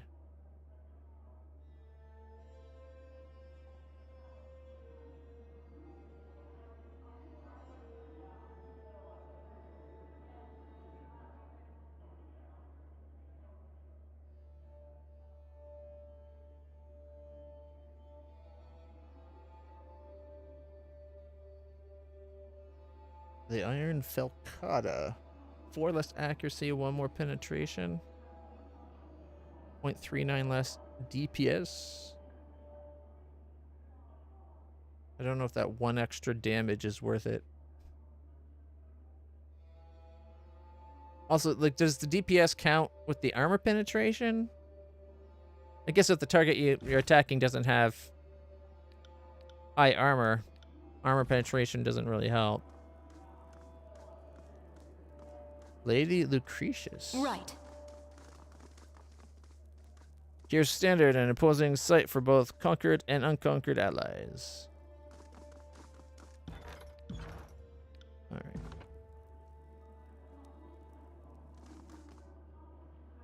Lady Lucretius.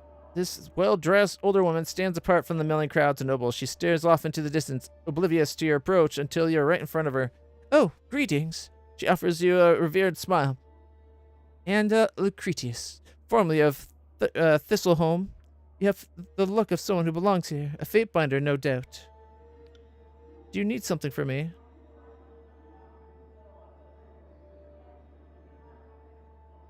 What brings you to Tuon's court?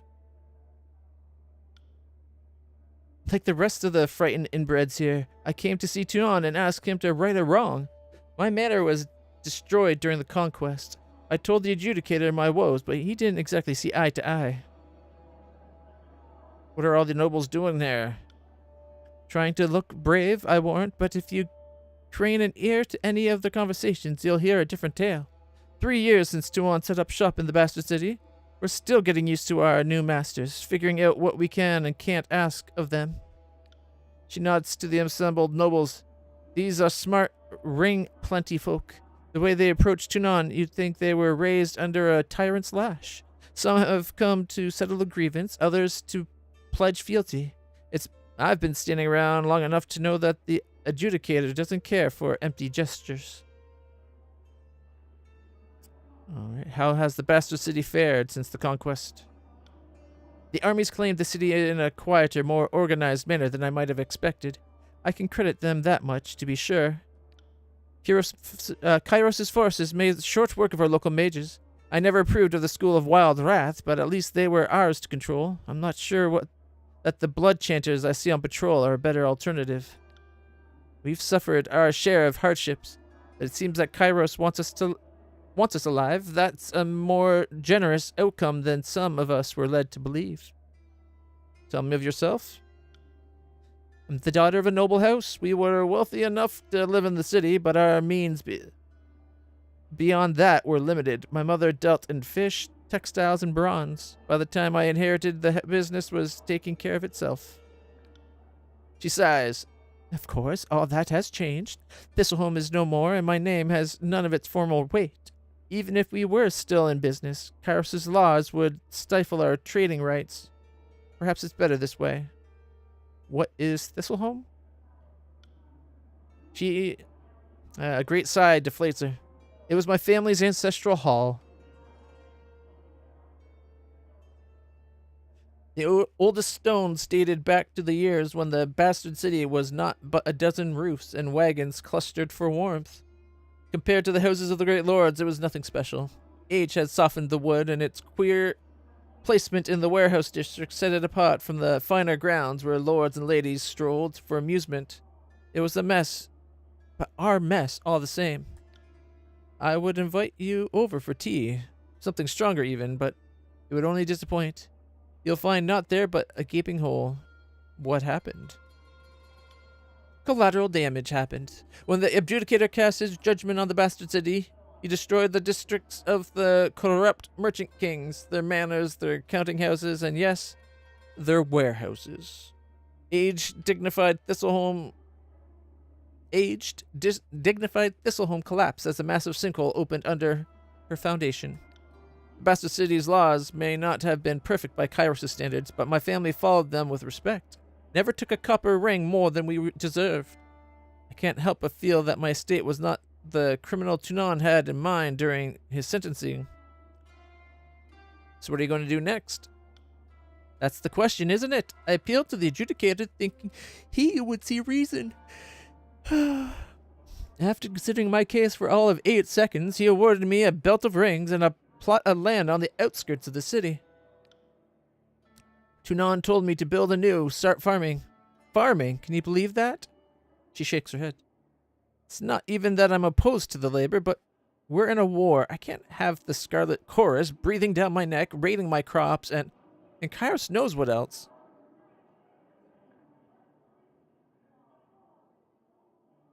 Kairos' laws are made for the masses, not the individual.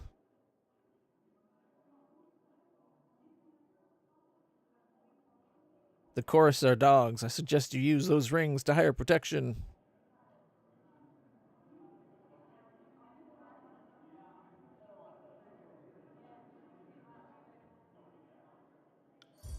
You have gained favor with Tunon. I can appreciate that, especially when there's suffering or corruption on a grand scale. It all makes sense on parchment, doesn't it? She glances to the left and right with unease. I come from a long line of smart, ring-savvy merchants, but even I can't reconcile Tunon's justice with Kairos' law. There's something wrong about it. Maybe Tunon knows something I don't, or maybe she trails off shaking her head in doubt. What do you mean? People come here for justice. They usually get a version of it, but it's Tunon's version, not theirs. Half of the time, they don't even get what they wanted out of a ruling in their favor. The deed to a farm, for instance. You lost a house in a warehouse district. You gained the deed to a farm. What you make of it is up to you. Build a warehouse. Build a house and a warehouse out of it. Make it a new trading district. Like, you don't have to leave it a farm. It's now yours. Do with it as you would. Not to put my own ignorance on display, but... Excuse me. But if more people knew how Kairos' laws worked, they might not come here seeking a ruling at all. Even a fair one. Tunon is a servant of law, but he's the Overlord's vassal as much as any of us. Sometimes it seems like he uses his position to twist everything in the Empire's favor. We're just pieces on a board, and he can move us wherever the law justifies that we stand.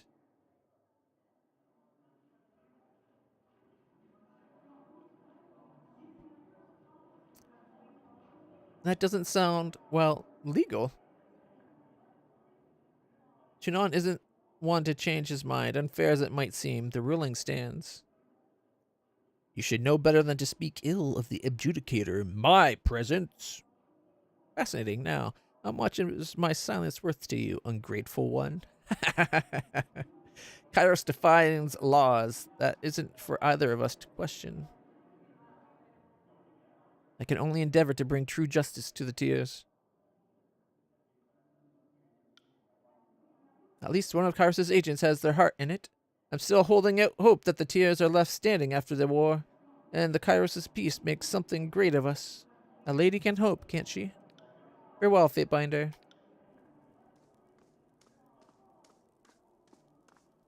Ooh, look at all the names over here. Any petitioner that displeased Tunon would meet their fate in the pits below the court. This is Sparta style. All right. Ooh, we got other fate binders. Fate binder Rogalis, Callio, and Nunnaval. And Blood Mulch, Mocking Blaze, Bitter Quip. I remember Bitter Quip. Sevius, Aurora, Albatronus. I don't remember all these names, but some of them I remember. It's the two factions, Disfavored and the Scarlet. All right.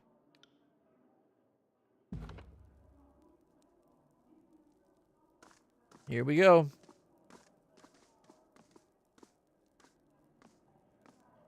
You call yourselves officers of Kairos' army, but your conduct falls short of my expectations.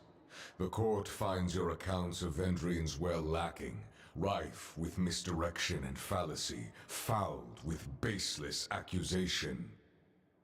The shadows beneath Tunon's cloak darken and flare around him. Murmurs of unease erupt in the court. Listen.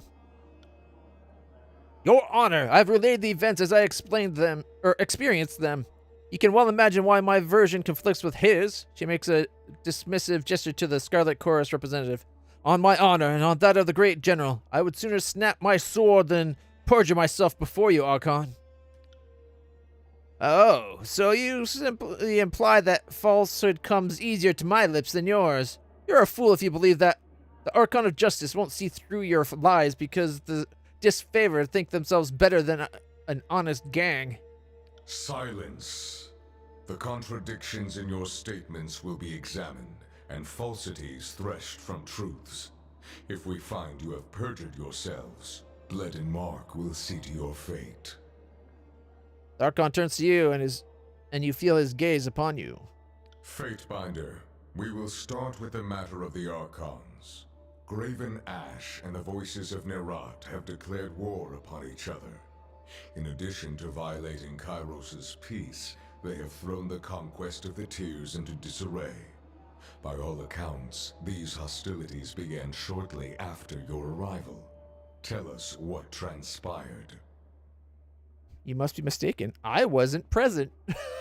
I wasn't there. I did nothing. Certainly didn't conquer part of it. Okay, let's see. The Archons could not agree on who should lead the siege and descended into accusations of treachery.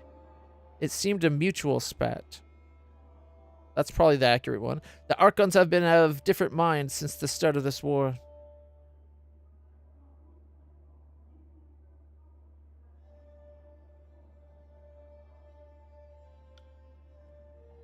The disfavored were more deserving of the honor. Our tactics and training outmatched the Vendrian Guard at every turn.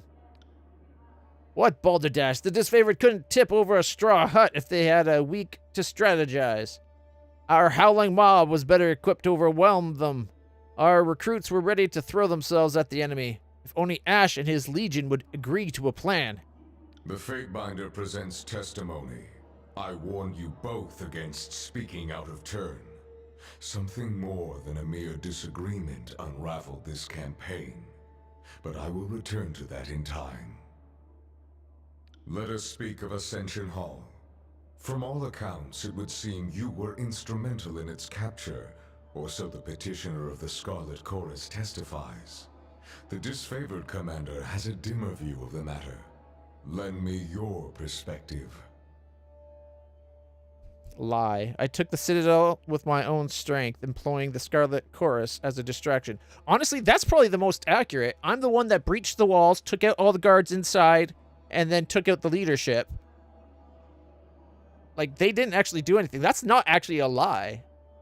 I joined with the chorus. We took the Citadel with an unstoppable advance. The edict meant certain doom if the siege failed. So why, when your survival depended on it, did you join your strength to the Scarlet Chorus and not the elite disfavored?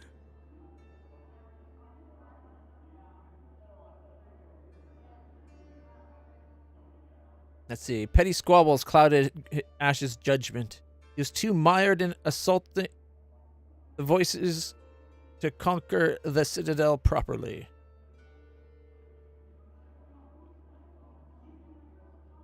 Or the voice of the rat was willing to win the Citadel at any cost. Ashes value his army more than the duty to Kairos.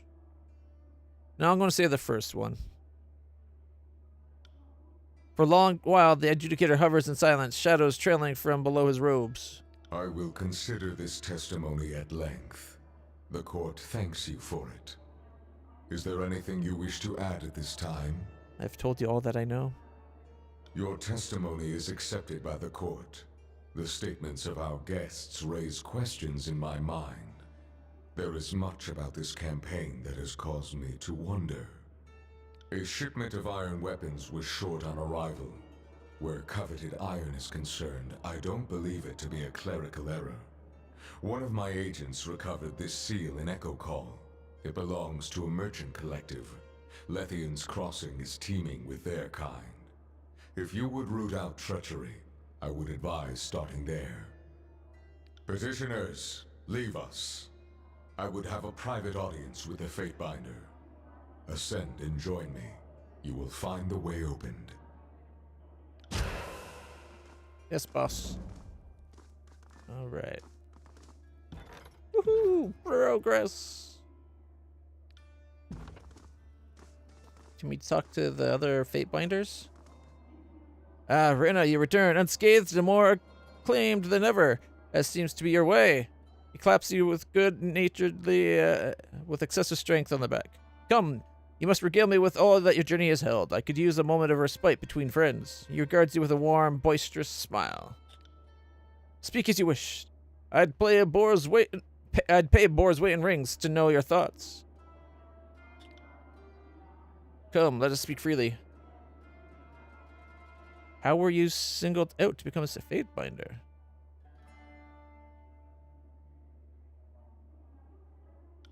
I cannot speak for the other Fatebinders, but I joined the court when I was yet still a boy, and impetuous beyond reason. I had been imprisoned with a death sentence for the crime of desecrating corpses.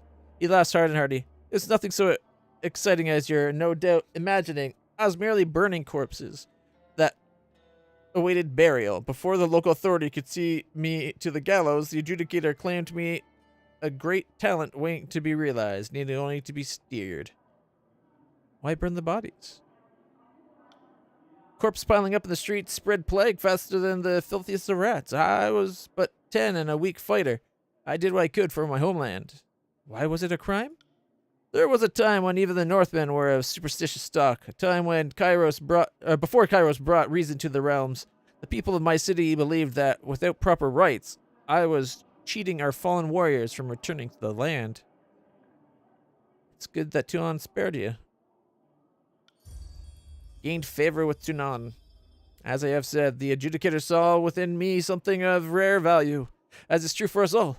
You as well were chosen for a great court, for which I am grateful. As the Fatebinder of War, I rely heavily on your talents. Let's talk about something else. I'm curious about his masks. They can be rather unsettling, can't they? Even to one such as me. But I can assure you, the innocent need not fear their objective, emotionless gaze. What of the adjudicator's mask specifically would you like to know? Silent face, face of resolve, the face that is no more. Chinon is said to have worn a third mask in aeons past. I have heard rumor that the face displeased Kairos and thus was destroyed, as happens to all persons and objects that displease our Overlord. And the silent face? The silent face is the face that Tuon shows to us now, and for that we are fortunate beyond belief. The silent face is a patient face, a face for listening, as Tuon presides over all matters brought to the court, taking great pains to ensure all sides of an issue is heard. The face of resolve? Tuon's last known dawning of the face of resolve was the moment he judged and called ruin to half the districts of the bastard city. Since then, he has ruled our northern tier justly, calmly, and with efficient diplomacy. You ever seen him change his mask? In the way that you or I would change our raiments? No, not as such. And yet I have seen the masks shift. They switch without the adjudicator or anyone so much as laying a hand on them. It's not something you can watch unfold. After a time, you merely realize it has already happened. There is work enough for the court that we shouldn't occupy ourselves wondering over mysteries. Alright.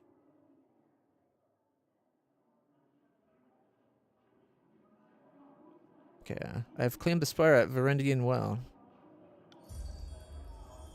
So the quartz whispers were true. The Fatebinder rubs his fingers along the underside of his chin, pondering thoughts with great weight. After a moment, he offers you a wistful sort of smile. Someday, I'd like to witness for myself this tower that has risen above the realms like a blade thrust into the sky.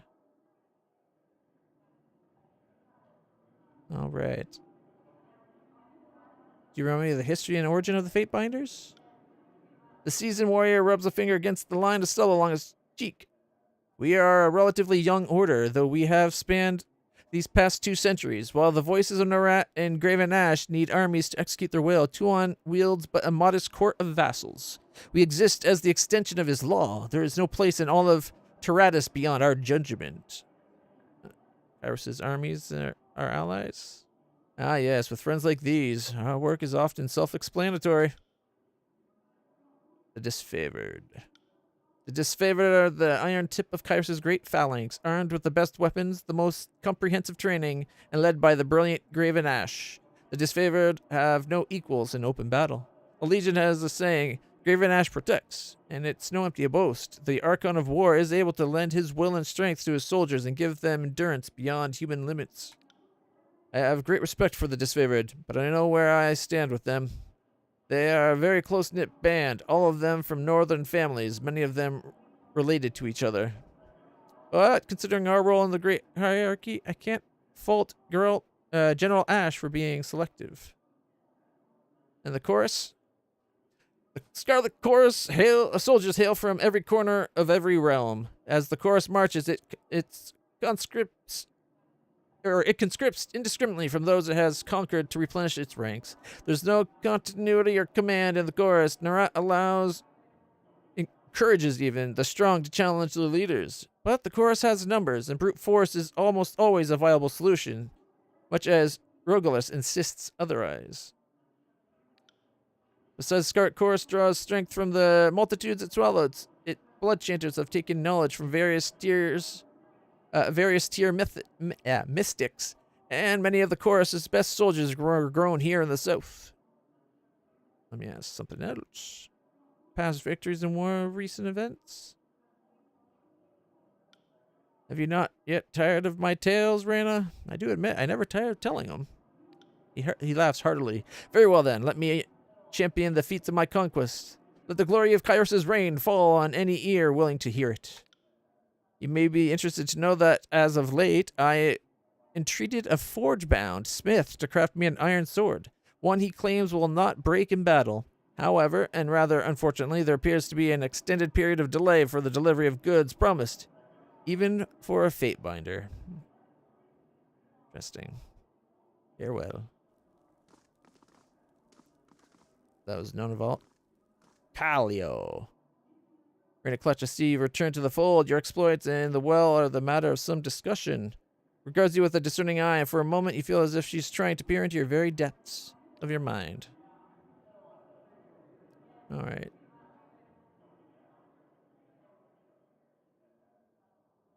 Has anything happened while I was away? Nonavault was dispatched to the Stalwart to break the stalemate between the locals and the disfavored. He proclaimed Kyros's edict of storms, shattering the country with winds unending. All right. How have you occupied your time in the bastard city?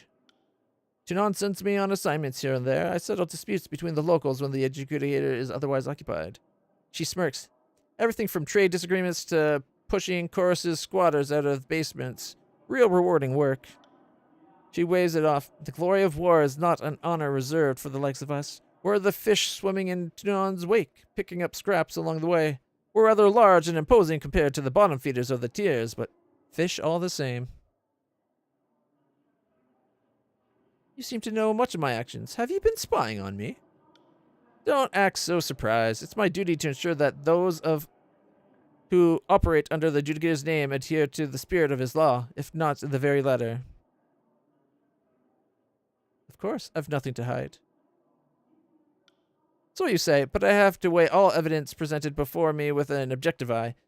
Assume you are being watched, Fatebinder, but don't concern yourself. That's no more than any citizen of the Empire can expect.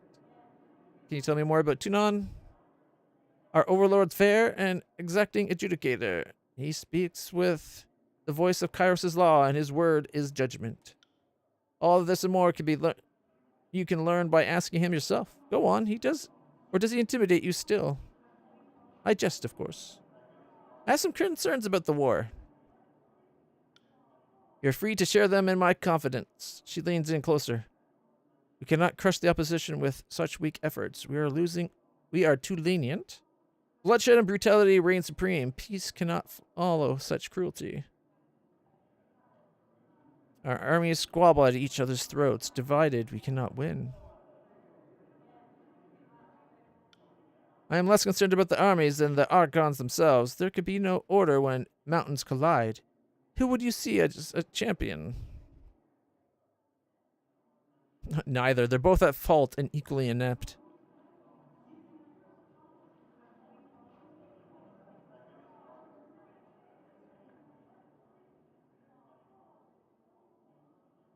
I don't know if I can repair my relationship with the disfavored.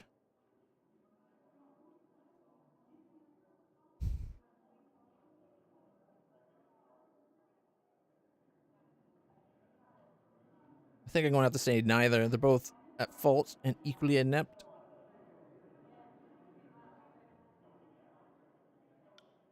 Her mood darkens. And then who would lead our advances or be left to deliver Kairos' peace? Would you wear this responsibility as a crown upon your head? You may find it a heavy burden to bear. You misunderstand my intent. The Fatebinder studies you with a knowing eye. Do I? Alright, one more Fatebinder. Fatebinder Rugless. Fatebinder, you returned. He looks you up and down with an inscrutable expression. You look as if you have questions for me to untangle. Ask. I'm feeling generous.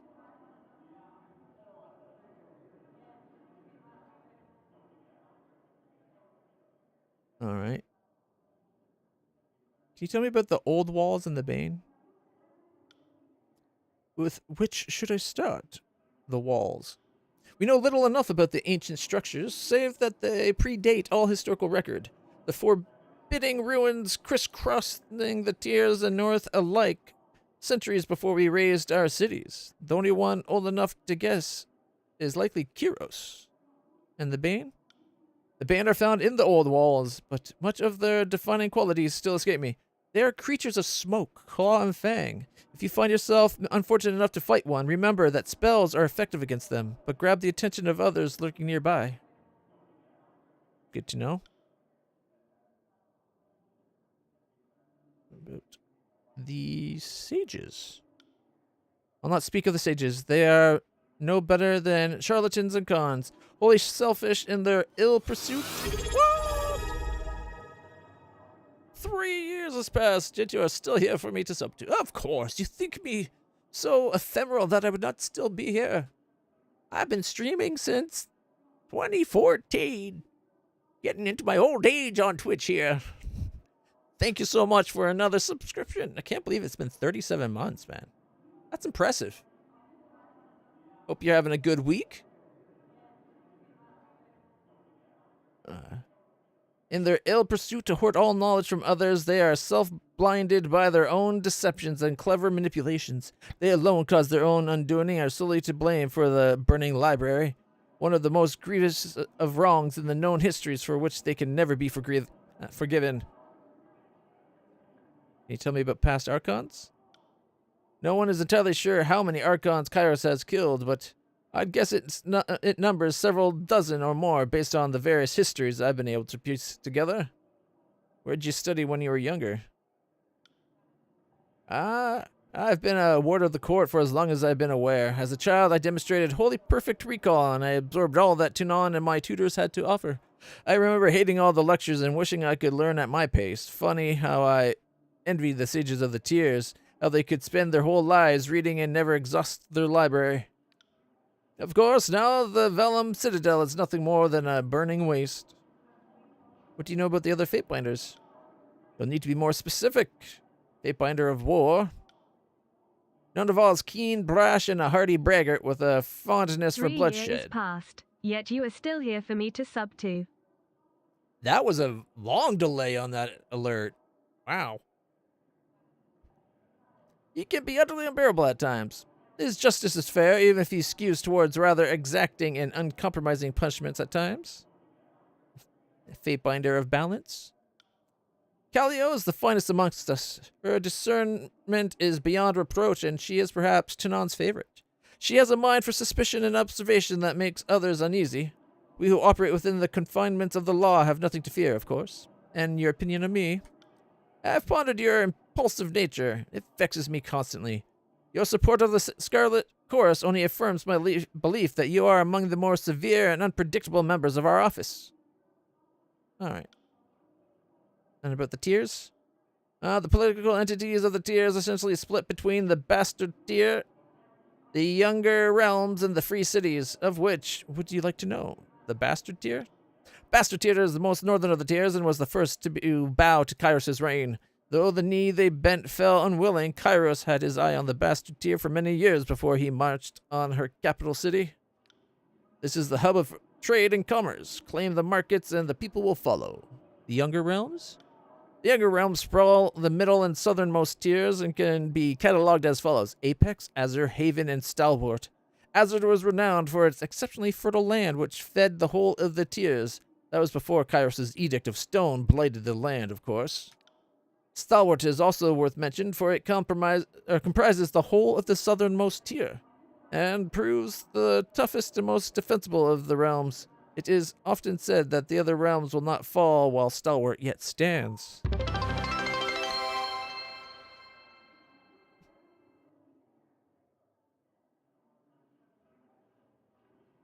There's no snow? I am so jealous. There is so much snow here right now. My poor puppy Milo. The snow is deeper than he is. It's completely over his head. We got like 2.5 feet of snow dumped on us like last week. It's up to my knees. And then where it's been plowed in places, there's like piles of snow taller past 6 feet because I'm about 6.5 feet tall. They're taller than I am. It was too much. I don't want this much snow. Why can't we have eternally perfect weather wherever I happen to be? Might mess up the weather patterns for the rest of the world, but you know what? I'd be comfortable. And it wouldn't mess with my nerve damage. No snow, you lucky bastard. Just rub it in. The local armies wage bitter war against the disfavored. Though the Edict of Storms has cut off the best of the defenses, it's only a matter of time before Stalwart falls. And the free cities? There are 3 free cities remaining. Last Harbor, Spiral's Mall, and Barris and Chains. The first and strongest of the free cities was the Setting Sun, which Kairos crushed in 429 with the Edict of Tumult. After that, the remaining free cities were quick to surrender. Alright, that's everything.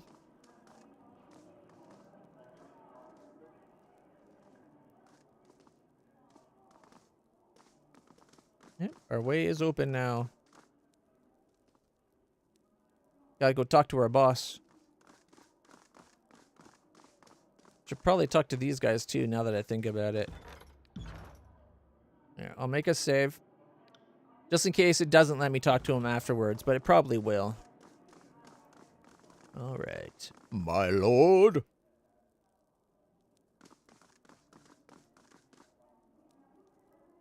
This civil war, this feud, is an insult to Kairos' peace. It should not have taken the better part of a year to silence the last vestiges of the Oathbreakers. Junon regards you in thoughtful silence. I agree, Your Honor. Our allies squabble while our enemies regroup.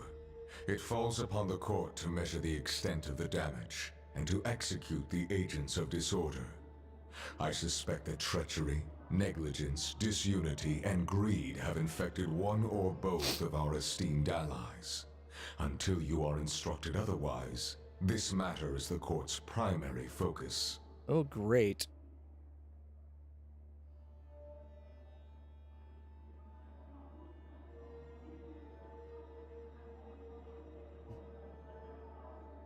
Yeah. And it kind of has a feel like it was inspired a lot from it, if you ask me.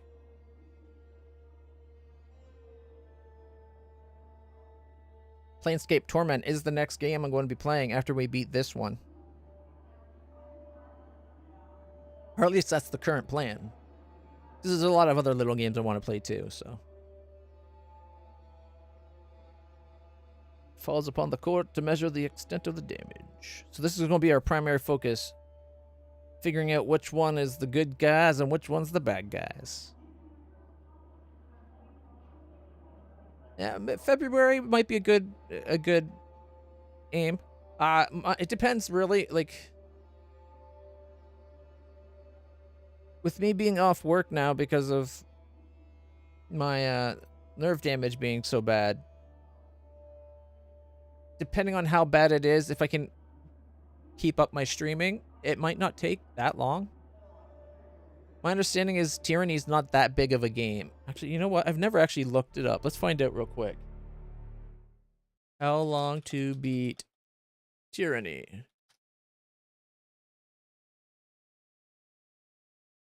That can't be right. 6 hours to beat the main story?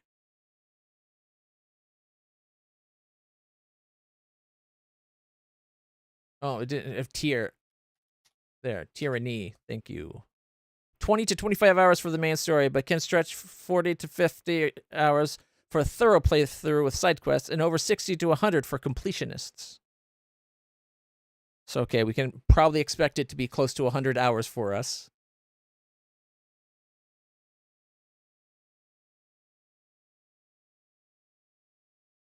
Yeah, this one here says 57 hours for completionists.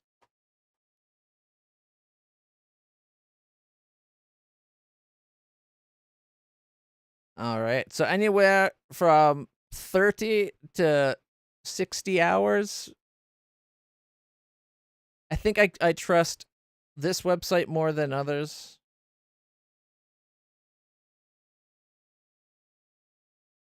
And I tend to take a little bit, my games tend to be a little bit on the longer side. One, because I stop and talk and stuff, but also because I tend to be fairly thorough.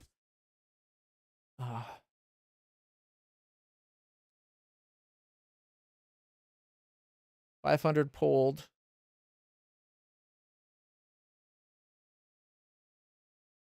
The slowest was 157 hours. Fastest was 8. Around 60 for 100% looks normal, it seems.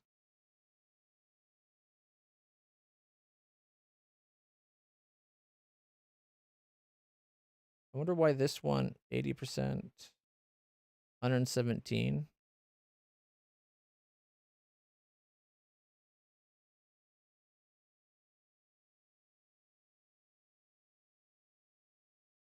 %78 rating. All play styles was 500 people pulled. Okay, median, rushed, leisure. So a leisurely could be up to 100 hours. The median being about 51, on average 62 for completionist. I'd say expect it to be close to the completionist time with the way I play, so. Hopefully. Although, it's been a hard game so far. Like, we die a lot. That's us right there in the corner.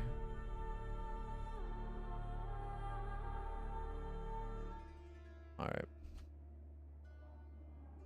So our main focus is going to figure out who's to blame. And the dying words of that one, of the leader,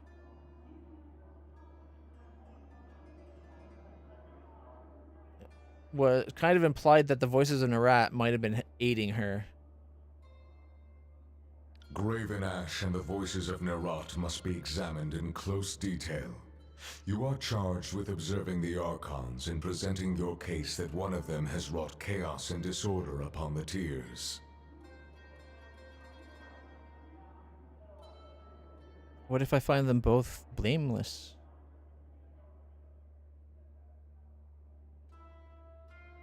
Could they both be guilty? I'll make this my mission, Your Honor. As always, you will be held accountable for what you do in the court's name. But you are free to conduct your investigation in the manner of your choosing. You must expect lies, misdirection, and manipulation. Suffer not such obstructions of justice. They say the voices of Nerat holds you in higher regard than most. Use this alliance to enter his confidence. It seems unlikely the Archon of Secrets is more honest with friends than with rivals, but to his friends, he has been known to divulge much. Good to know.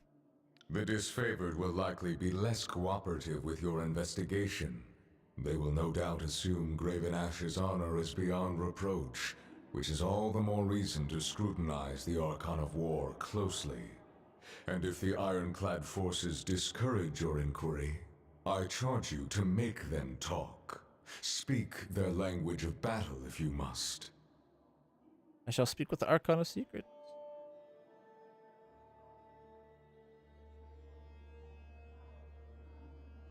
Okay. The course seems like a source of lies. Why bother? Extracting information from the disfavored sounds like a worthy challenge. I shall speak with the Archon of Secrets. Your fellow Fatebinders have been busy acting as my eyes and ears. I have a few leads for you to follow. You should, of course, speak with your brothers and sisters of the court if you need further counsel. The disfavored have made use of the Sage's network of dovecotes and messenger birds as they come under capture. I've heard multiple claims of strategic communications gone missing.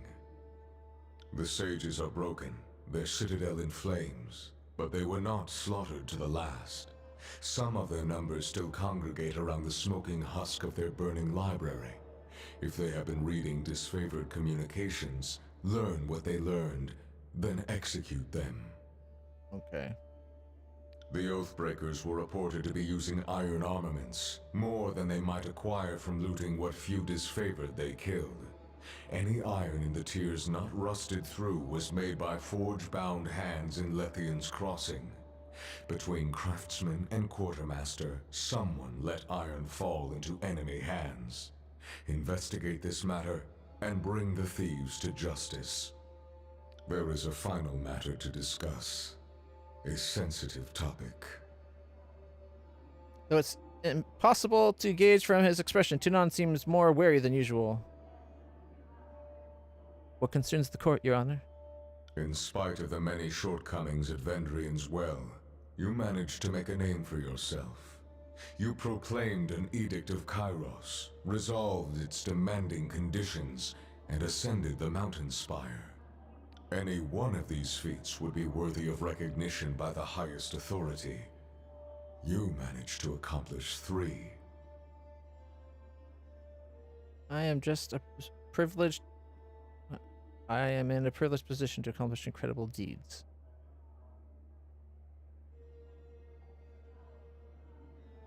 I was only doing my job, Your Honor. I think I'm going to go with 1.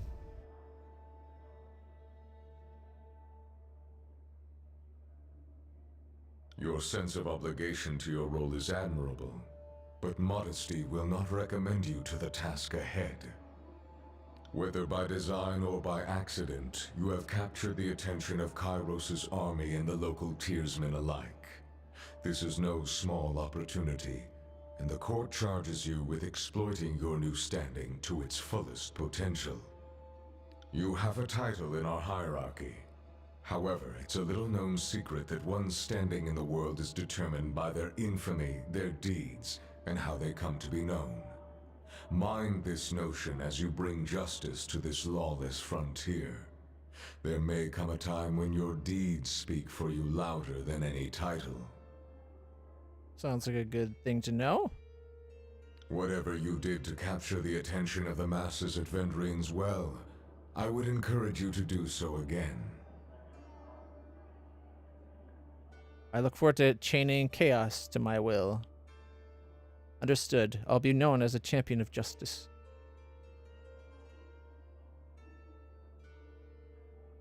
Good.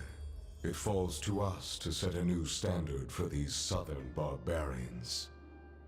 And for the North that thinks them above all others, perhaps. You are dismissed. Should the court have need of your presence, you will receive word. Go forth and do my bidding, and bring glory and honor to the tears in Kairos' name. He raps his gavel against the floor, the singular note resounding throughout the hall. Hey, I leveled up. It's an up thing. All right. Okay. Power 400. Oh, what's this power thing? They don't have power.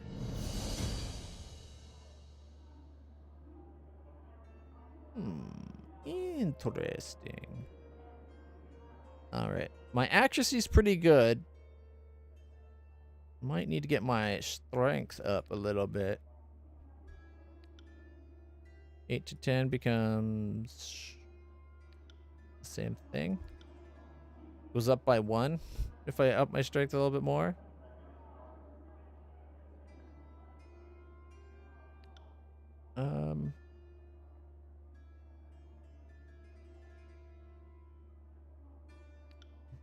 I want to get my cooldown going better. Quickness. All right, and another power. Grants additional spell slots to everyone in the party. That was going to be my thing, but we just got one from his thing, so maybe we can hold off on that if there's another thing that's better. After attacking a target from stealth, increase the damage dealt by you and your party members for a short time. Hunted arms. Boost morale. While in combat, your party members that fight near you gain a bonus to each of their attributes. Swap positions. Swap positions with target ally. Okay. Resurgence. Point to a fallen ally and command them to rejoin the fight. Oh, that's a good one. Killing rush. Everyone in the party regains a portion of their max health when any party member kills an enemy. That sounds kind of handy too. Killing doesn't seem to happen a lot.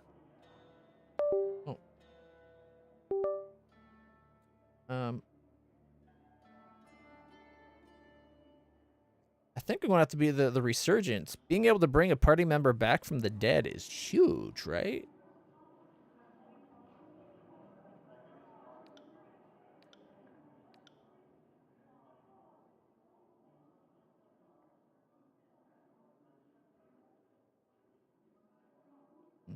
Bonus to magic lore is also kind of nice.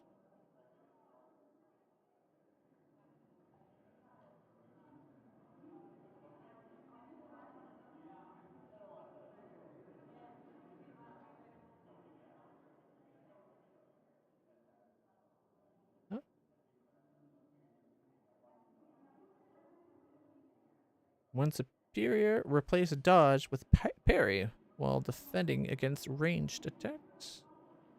Slice. Carefully place attack that attempts to open a major artery, leaving target bleeding. Moving faster in combat. Yeah, no, nothing beats having resurgence. The leadership school seems to have been the best so far, in my opinion.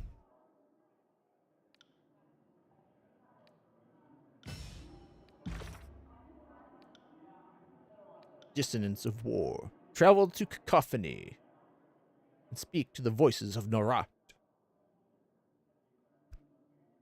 All right.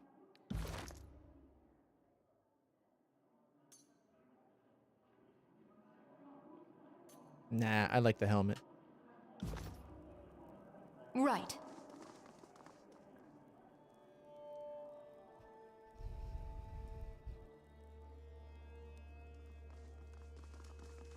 Bum bum bum bum bum bum bum bum bum bum bum.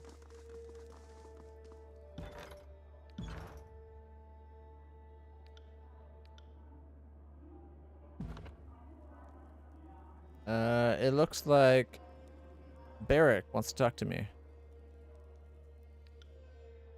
Stares at you through his narrow eye slit, saying nothing at all. The only evidence that he still lives is the steam of heavy exhalations that escape the cracks of his home. Are you okay in there, Barrack? He continues to stare, unmoving. Though you can't see his face, you get the impression that his mood has darkened even further. The stench that his armor exudes has intensified.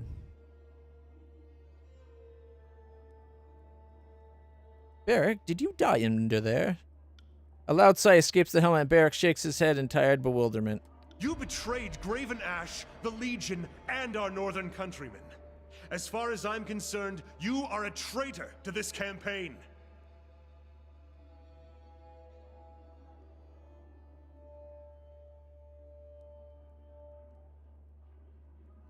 Punch him in the gut. It was my right as his Fatebinder to choose a side.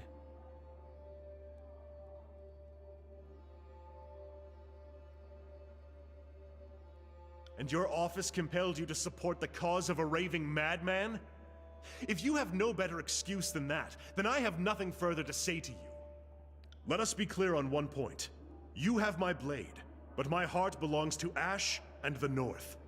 I am a weapon bound to you only by duty. Nothing more. What? Why did that suddenly come up? He was fine moments ago.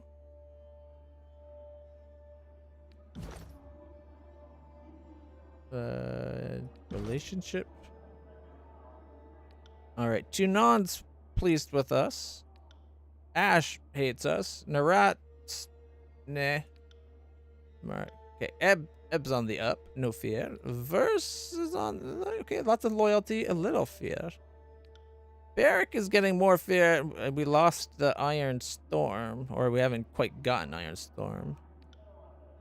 Lantry, okay.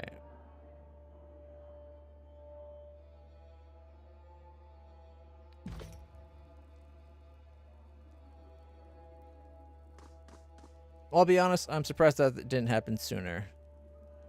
Aurora. Aurora avoids making eye contact with you, but instead carries on speaking with her company. Fatebinder, I'm ill at ease in this polished hall, but I admit that it's a reprieve from the battlefield and training grounds. If Ash needs me to stay here and represent his interests throughout the occupation, then I'll be up to the task. Albatronus. Okay. Favor with the disfavored. It can't be worse than our days in Lethian's Crossing. Joking aside, you were generous to grant the disfavored control over the city. Even the Iron Legion needs a break from the front every once in a while. I'm duty-bound to remain civil to you in this vaunted court, but don't push it, traitor.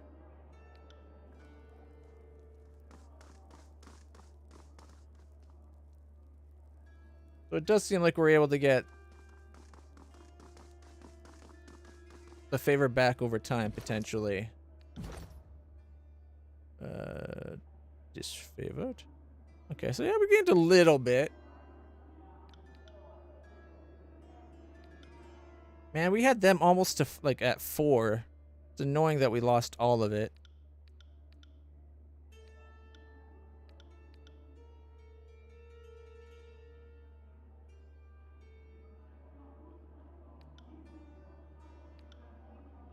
And he was also at a 4 before, and his wrath was way down, but they like swapped places. All right.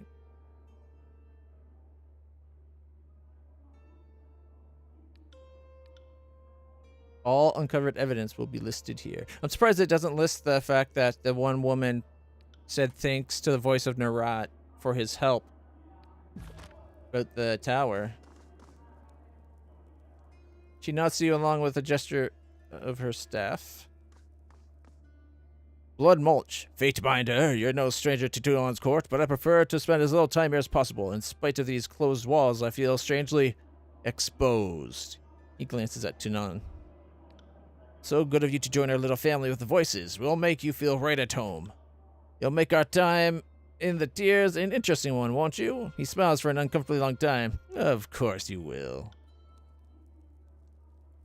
Nice job making out of Vendrian's well in one piece. Must be easy when you can hide in a spire.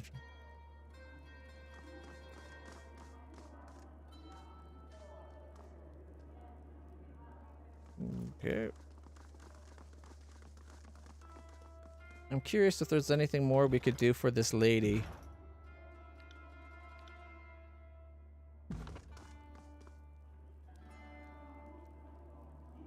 No. Oh, something's happening.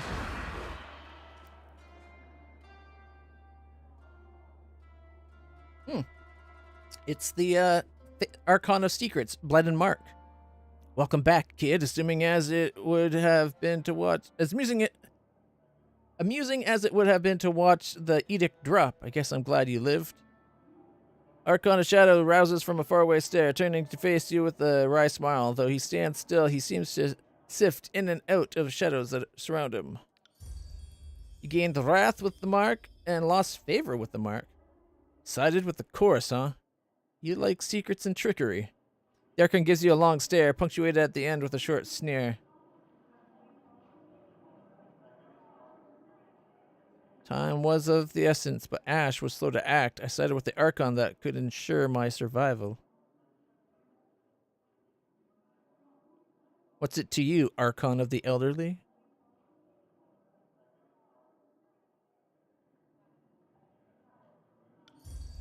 Gained favor with Tuanon, and gained favor with Bleeding Mark.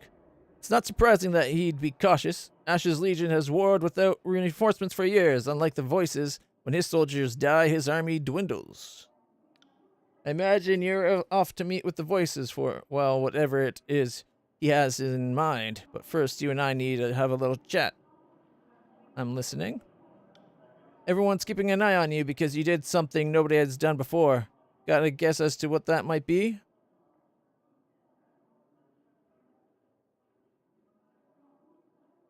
Proclaimed 2 edicts. First person to take an evasive stance against your rhetorical questions. I'm the first Fatebinder Kairos has decided to promote to some position of authority.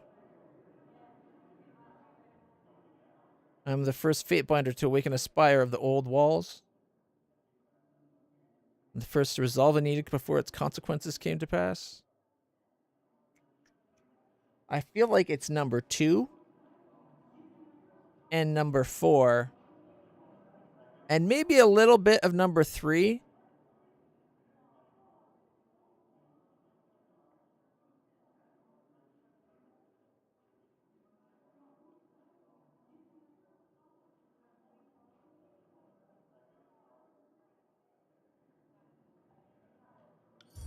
You've gained favor with him.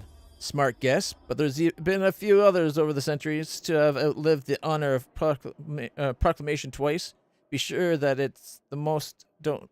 But sure, it's true that most don't survive it. Proclaiming an edict isn't new. Neither surviving or resolving the commandments of an edict, but you're the first to proclaim and resolve the very same edict, and it didn't kill you.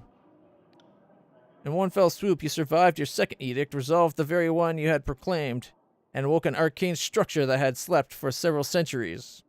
Yep, I called it. It was all the things I said.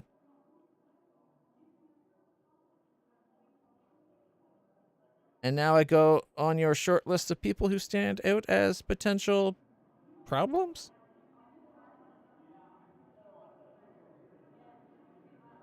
Why are you telling me this? Did I do something wrong? Calm down, kid. This isn't a list of charges.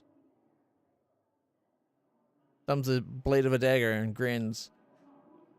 Prosecution isn't part of my job description. Executing a judgment, well, that's another matter. I don't care what you do with the information, but you should know the danger you're in now that you've put yourself on the map. When you're dealing with Voices, don't forget that he'll be doing everything he can to figure out what makes you different and how he can use it for his own gain. Wait, there's still so much I want to ask you. Not now. Try somewhere with fewer prying eyes and listening ears. Thanks for the advice. Gained favor of Bledimark.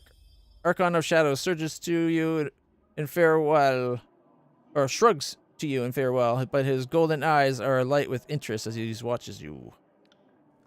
All right.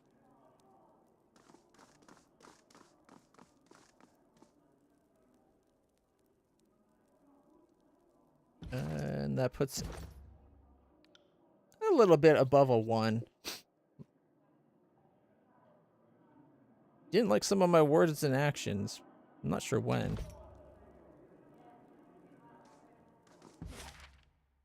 All right. And the world.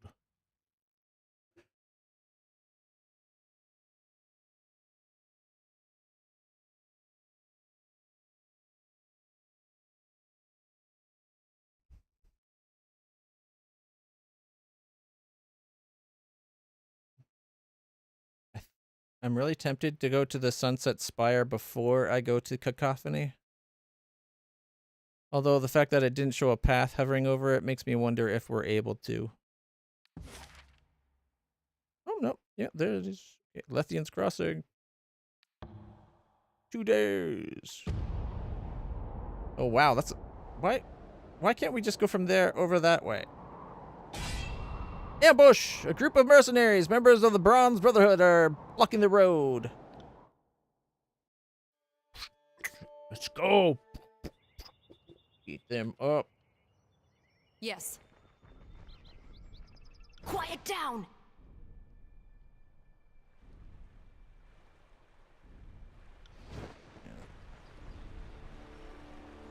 Sorry, I can't.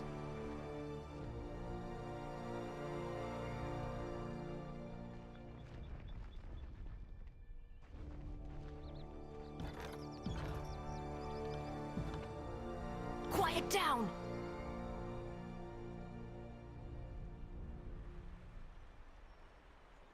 No, they're not hostile. You must be joking. A toll? I'll not pay such a thing.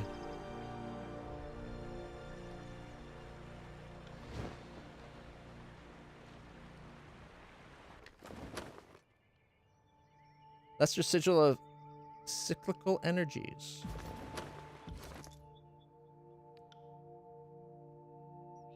Learn it. This scroll contains a magical accent which slightly reduces spells cooldown. We can now do this accent. And that one. How much does it add to it? So if we did the healing one, makes it a 45. Can we do stronger with that? 65. Not yet.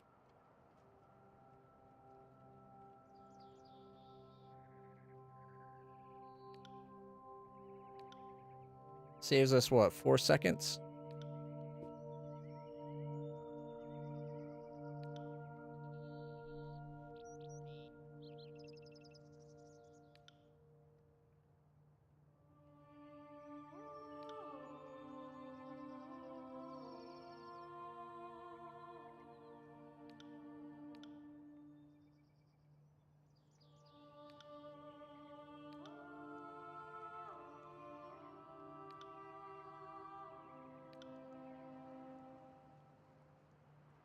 That's already as much as he can do just for the extra health.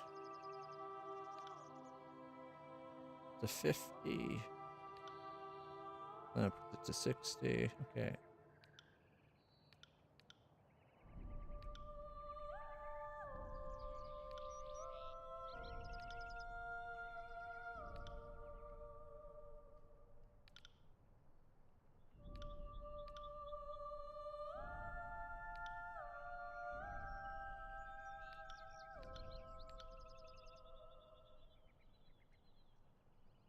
Now, is the accuracy on the spell or the target gets plus 15? Okay,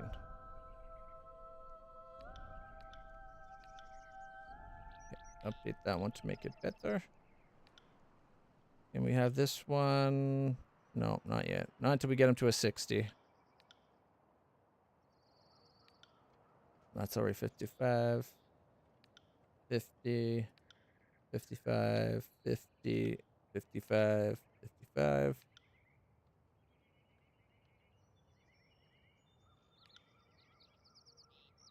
45. He can't do that just yet. Almost.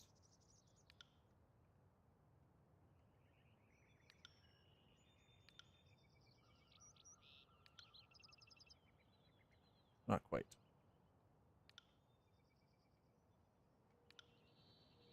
Update it.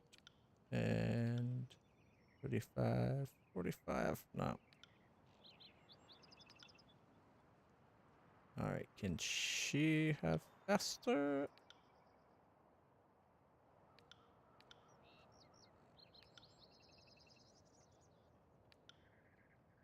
Alright, update.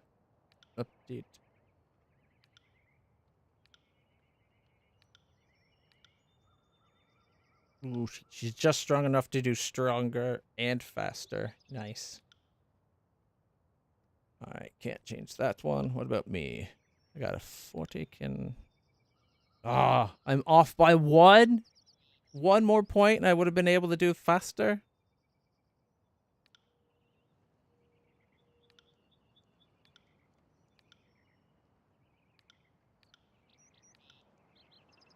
Alright, can't do stronger yet, so leave that off.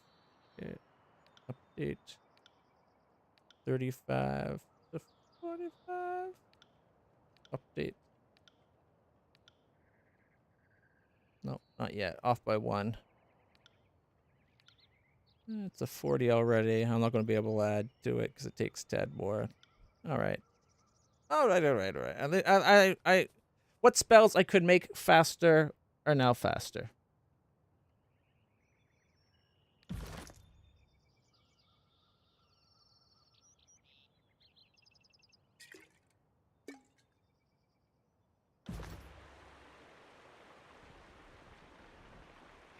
Webley.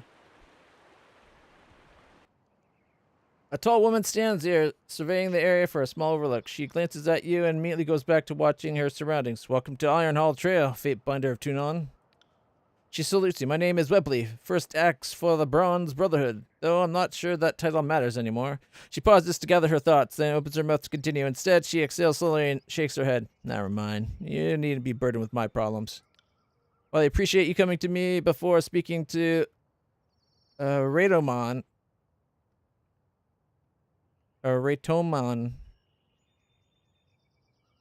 yeah, you will need to be careful. He has, of late, been acting out of sorts, and any perceived slight can be a problem for the one who offends him. Choose your words with him carefully. What can I do for you? What does it mean to be first axe? I wish I knew, Fatebinder. The first axe protects and consults with the first brother. I'm supposed to be Radomon's advisor, confidant, and guard. Lately, his behavior has become erratic. He's acting paranoid, manic, disrespectful. My duty as first axe is to protect the first brother, but I am also sworn to protect the Brotherhood. If that means the removal of Radomon, so be it. He has too many supporters in Lithian's Crossing right now to speak out against him.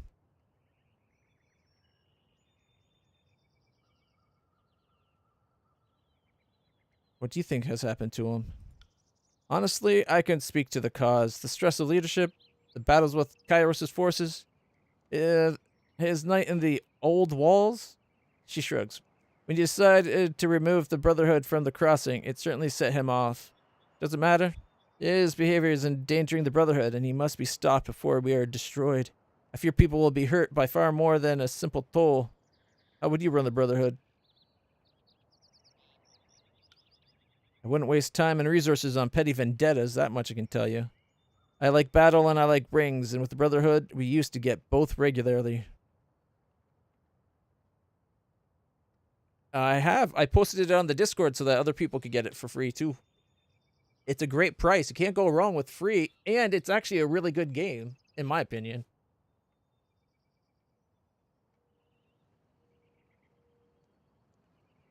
Eat a burrito. Solar Winds 2. Again. I take it you like Solar Winds 2 then? Enough to play it twice? Now all we have is fear, suspicion, and blood. I want the disciplined regiment back. I intend to have it. While I may agree that we were treated unjustly, Radomon's methods for obtaining restitutions are despicable. True. Acting like a child when you don't get what you want is not the behavior of a leader. Sounds to me like you're simply a coward. If you want something, you take it. Radamon has the right idea. No, I'm going to go with 2. Acting like a child when you don't get what you want. It's not the behavior of a leader. Gain favor with the Bronze Brotherhood. Let me ask you something else. How could talking to you offend him? You chose to speak to me to the first axe before speaking to the actual first brother. The bodyguard before the leader. How could this mean anything but collusion and treason? I know I speak out of turn, but I only wish to warn you. Tread lightly around Radamon. Can you tell me about the Brotherhood? We're mercenaries, plain and simple. I'm not going to pretend like it's anything more. While it's true we have, in recent years, been a little more stationary than our typical crew, it doesn't change the fact that our services can be purchased if the price is right.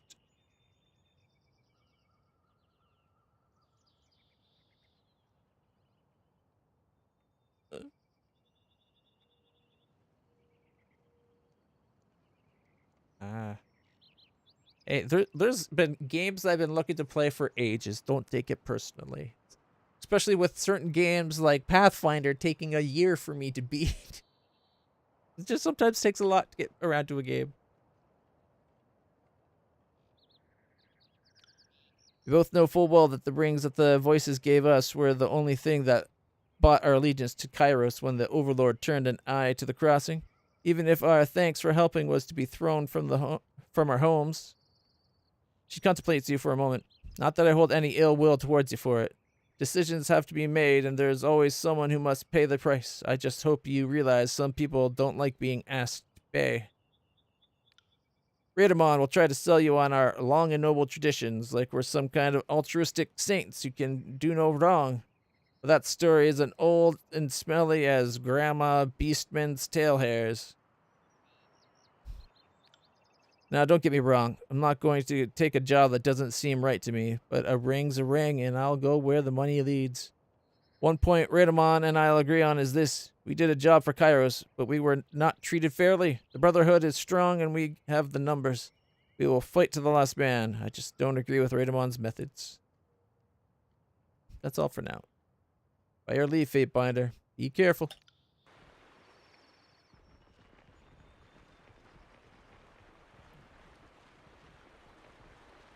All right. So he's going to be pissy that we talked to that other guy first.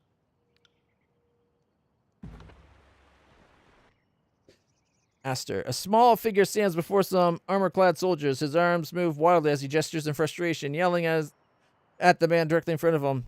Absolutely not. I've come through Iron Hall Trail more times than I can remember. No one ever asked for a toll before. I won't be paying one now. He notices you standing nearby and turns to speak. Fatebinder, surely you, of all people, can help me. My name is Aster, and I must get to Lithian's Crossing. I have goods to deliver. Tell this man I'll not be paying a toll to him or anyone, and he is to let me through. He folds his arms over his chest and nods with a pronounced finality. Greetings, Fatebinder. Sorry you'll have been drawn into this. What you've stumbled into here is merely a conflict of the changing times. I am Will of the Bronze Brotherhood. Iron Hall Trail is under our protection, and anyone passing through must obey our rules. If this gentleman would like passage through our land, a simple donation is required. He holds out his hand. These funds help our cause and keep Iron Hall a safe place for all travelers. Clearly, you both can see the value in that. Aster speaks, his arm swinging about again, emphasizing words. And who exactly is keeping it safe, You, standing here with your weapons at the ready against me? His arms drop and he turns to you again. I'm not but a traveling merchant. I have no money to spare, and I certainly pose no threat to anyone. Keep this area safe indeed. He points at Will. You are the only threat here. Fatebinder, please, talk some sense into this man.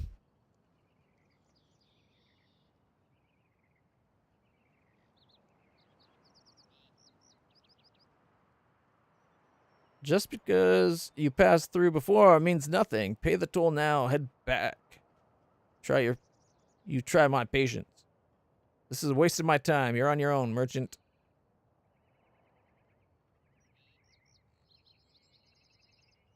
50 rings.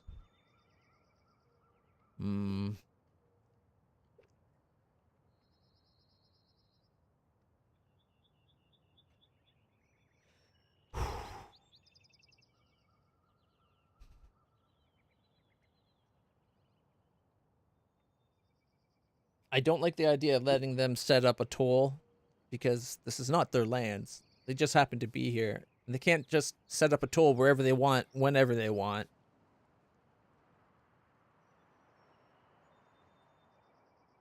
Call your guards off and allow us passage immediately. I don't want to have to fight them either.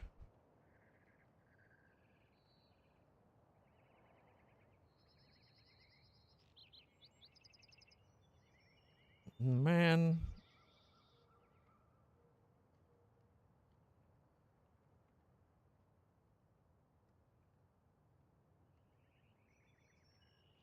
$50 rings seems like a large toll.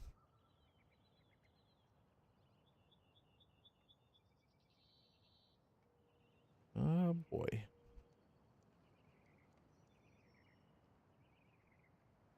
I'm tempted to pay just to get him through and maybe get some good grace with the Brotherhood.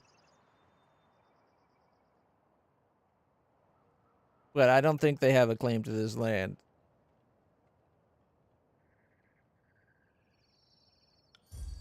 You've gained favor with Ethnian's Crossing and lost 50 copper.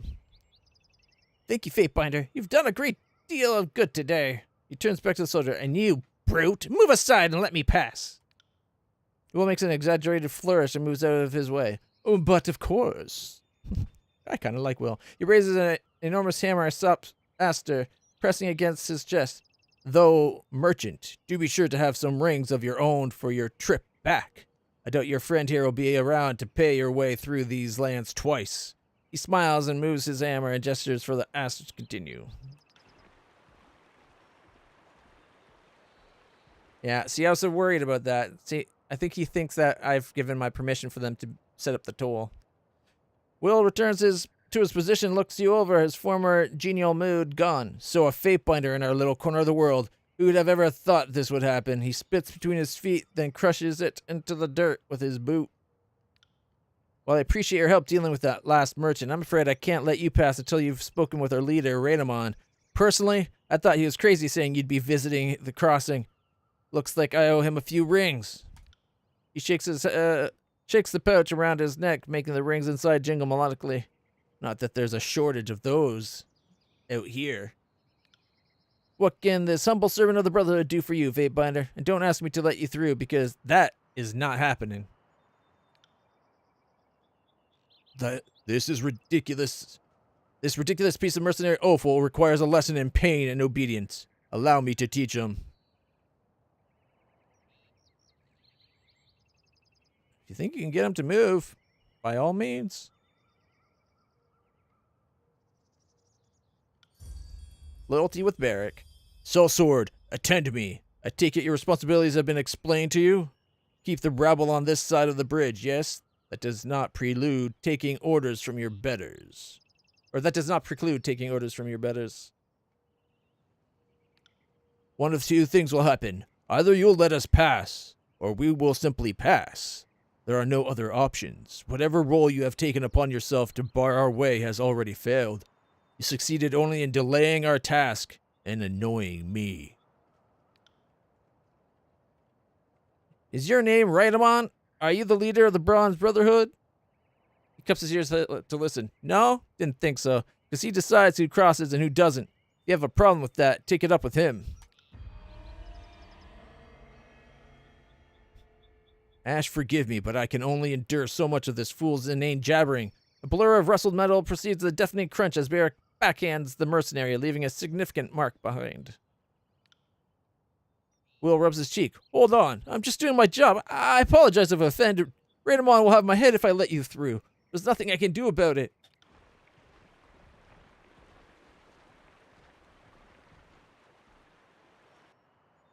Raidamon.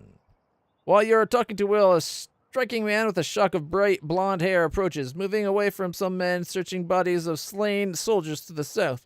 He watches you intently as he closes, his angular features pulling into a look of disdain. And here's the Fate Binder.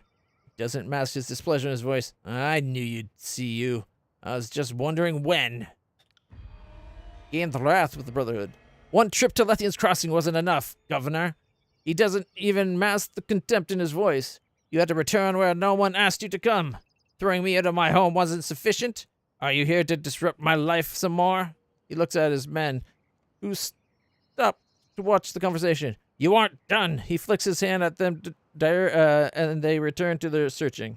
Doesn't really matter why you're here. I don't care. I have more important things to worry about. In case you've forgotten me already, my name is Radomon, First Brother, leader of the Bronze Brotherhood. But I'm sure you already know that. Couldn't help but see you over there talking to Will and that traveling merchant. Only here for a moment and already sticking your nose where it doesn't belong, are you? I don't appreciate others invading my territory, Fate Binder. I told her she had to speak to you, Radomon. She wanted through, but I told her no. If you don't give me the signal, the Fate Binder isn't getting into the crossing. No one will invade your territory. Radomon stares at Will for a few moments, lips pursed, then continues as if Will never spoke. Speaking of which, what did Welby have to say? Has she already started filling your mind with lies about me? She and I are going to have a chat soon. I can't have my first acts countermanding me at every turn. I know she wants my position. Watch yourself while you're a guest in my land. You have come to stir up more trouble. We are well equipped, and will not back down in the defense of what is rightfully ours. He sweeps his arm in front of him, gesturing to the surrounding countryside. Welby and I might not always agree, but that is one point we see eye to eye on. If you step out of line, we'll both correct you. You are not welcome here. He narrows his eyes as he leans towards you. Now, tell me what you want, or leave.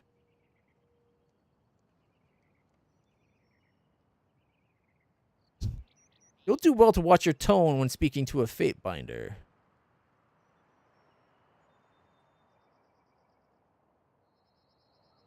On-screen celebration.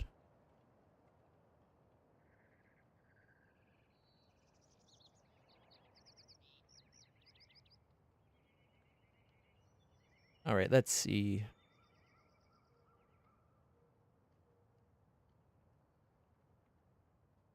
Yeah, let's all do good to watch his tone.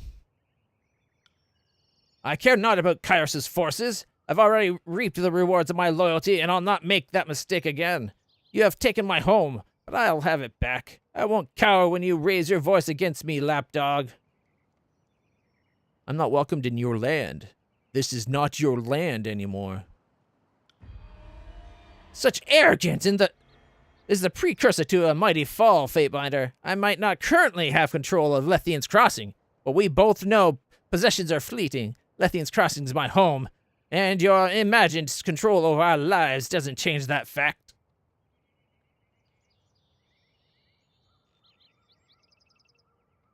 Why are you charging travelers a toll to get through Ironhall Trail? I don't see how the affair of the Brotherhood are your business, Fatebinder. Suffice it to say, the funds we receive from our tolls help us keep the lands around the crossing safe. We are owed our dues, and we will have them. Why is the crossing so important to the Brotherhood? You guys were brought in to guard it, but I made you guys have your own barracks separate from the people that were stationed there, and then they got pushed out. Because you were mercenaries. You didn't own the land. We were asked to do a job and we did it. Then what happens? You throw us out of our home. By all rights, that city is ours and suddenly Kairos wants it? Well, I intend to get it back. I refuse to let this matter die. We protected the crossing for years and even ensured Kairos' forces could do business here when Narat asked us to. No, we did the job we were asked and this land belongs to us.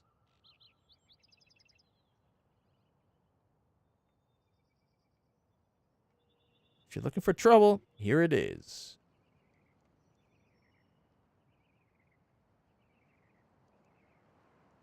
I don't know. I just want to kill him, nobody else. Tell me about Welby. I had such high hopes for her as my first axe. The continued success of the Brotherhood should be the single most important goal for anyone who is a member. She seems to have forgotten her place. She is not the head of this band. I am. If she doesn't stop overreaching, I'll have to replace her with someone who knows how to obey.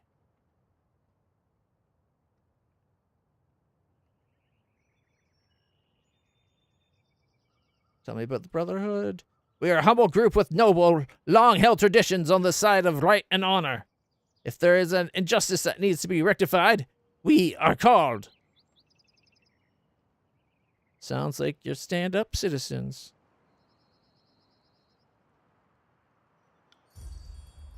Yes, we are, Fatebinder. Breaks into a giant smile. Glad someone finally sees us for what we are.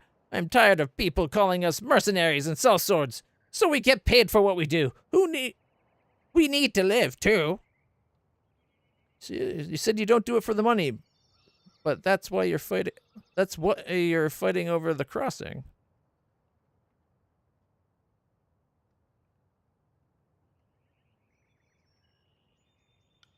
I don't appreciate your tone or the implication of what you're saying, Fatebinder.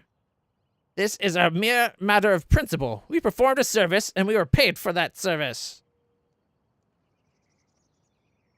Okay, so then you're done your service. Get the fuck out. Don't try to glibly explain away a complex situation. This is our home. This is my home. I'll have it, and no one else. Now, if all you came here to do is insult me and mine, I would suggest you leave. I need to go with the crossing. If I let you through, you must promise to behave. I have enough problems dealing with everyone else. I don't need the hassle of keeping an eye on you, too. So watch yourself. I might not currently have control of my city, but I'll have eyes everywhere. If you stir up trouble, I'll know.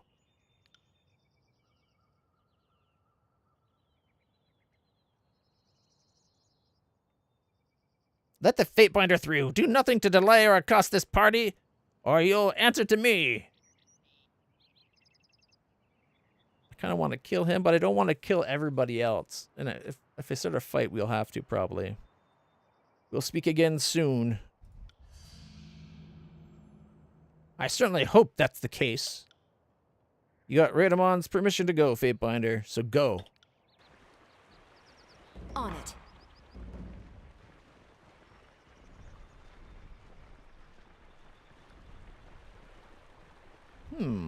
Seems like he's killed off some of the disfavored here.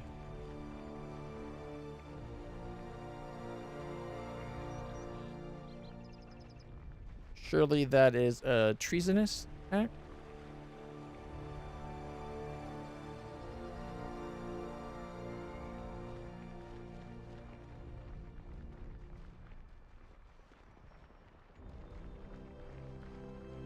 Any little secrets?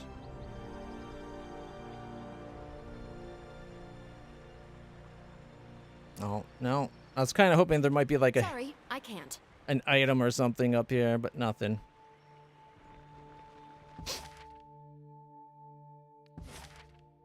Alright, Lethian's Crossing.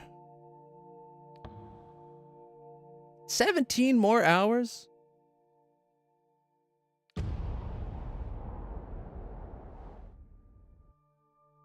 Man, takes a long time to travel in this world. But I guess we are walking.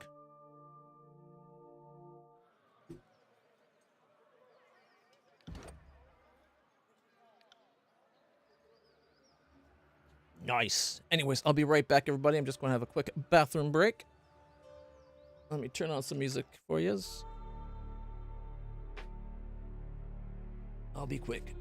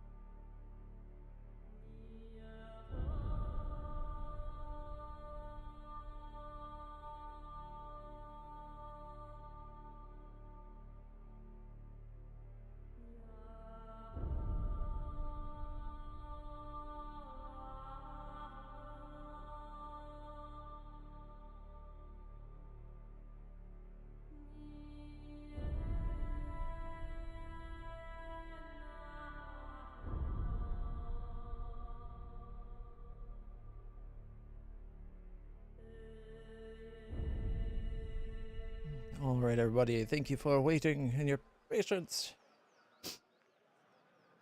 All right, we did unlock the first of the moves, combo moves with Barrack.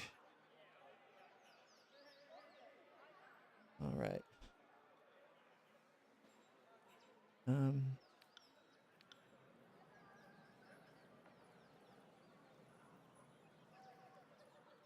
Need a reputation change of very major strength to unlock this tier.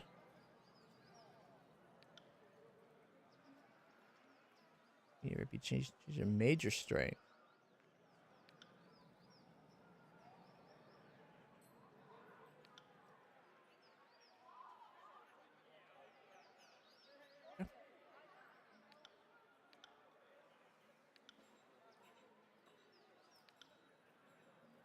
We got a little bit of favor with the Brotherhood, but mostly we've been pissing them off.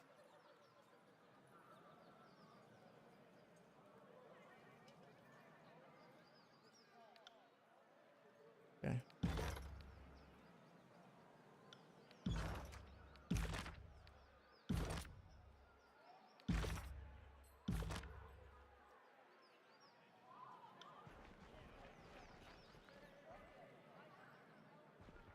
Oh, what's over here?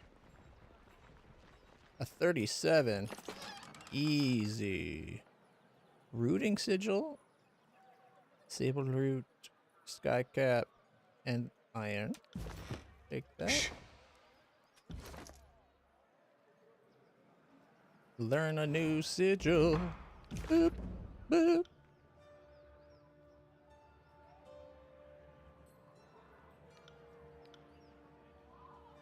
Focus, impact, channeled.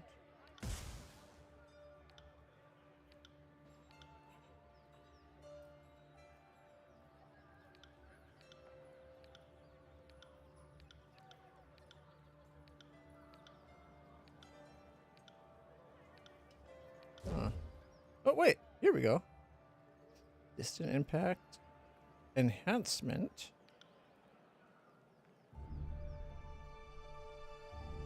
Plus 25. Adds rooting. Cool beans, yo.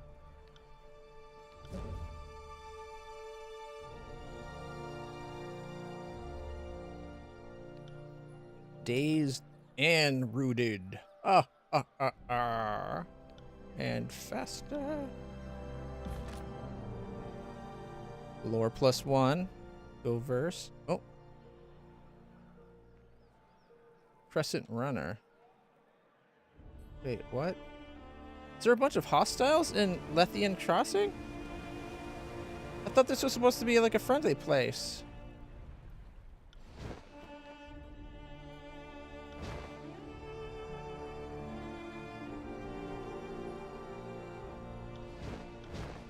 Okay, we're stealthy. On it.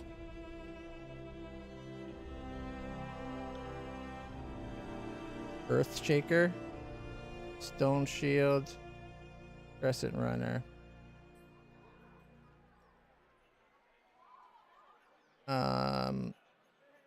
Shit. I think these are disfavored.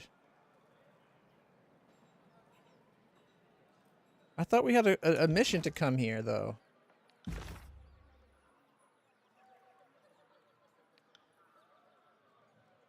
Yeah, the visions. Trial of the Archons. The Dissension of War. That's the new one to go to Cacophony. But I thought we had one to come here as well.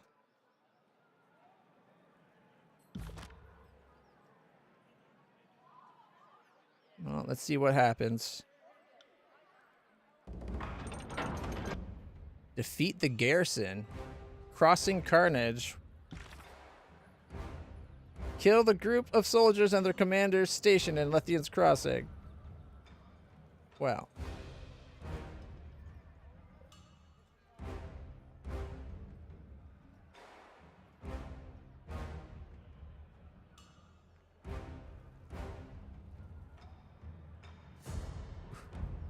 What was that? Digital Extreme Limited is Canadian. Yeah, no, Digital Extreme. I applied to what? they're out of London, Ontario. I applied to work there once upon a time.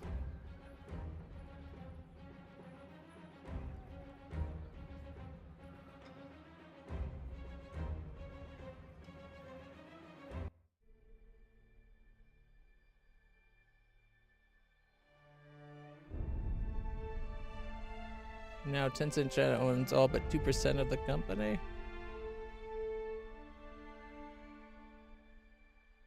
There's a few dead ends.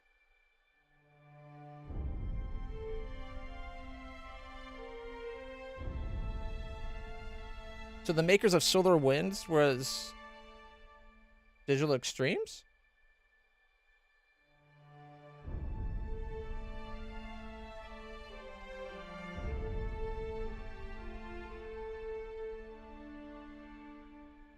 All right, now you got me curious.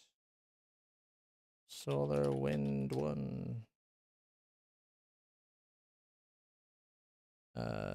Is it Winds, actually?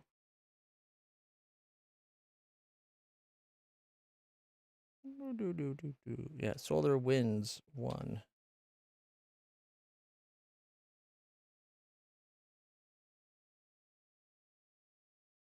Solar Winds, the escape and its sequel, Solar Winds Galaxy, also known as Solar Winds 2 Universe, a top-down space-themed role-playing action games. Yep, that's the one.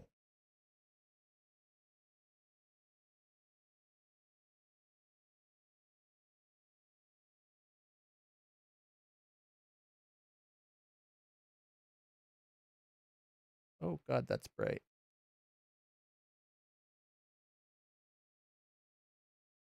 All right, so it came out in '93. It's a DOS game, which would work for the DOS Sembro thing.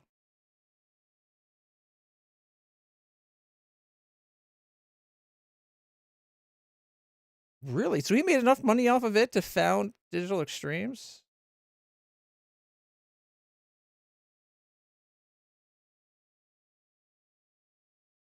Once upon a time, I wanted to work for Digital Extremes.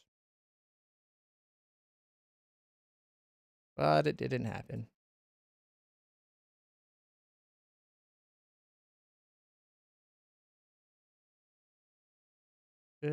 Mind you, at the time, I was just trying to get in for QA, like game tester.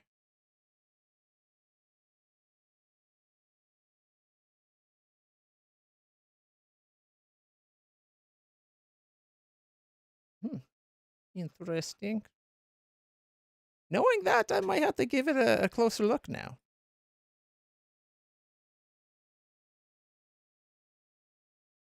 Yeah. It's Digital Extremes. Are they they're the Warframe people, right?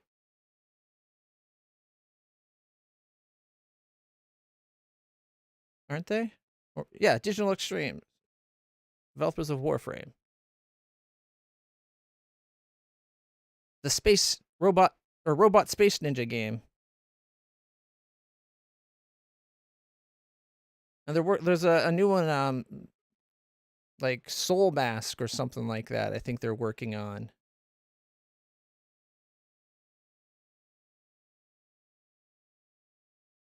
Yeah.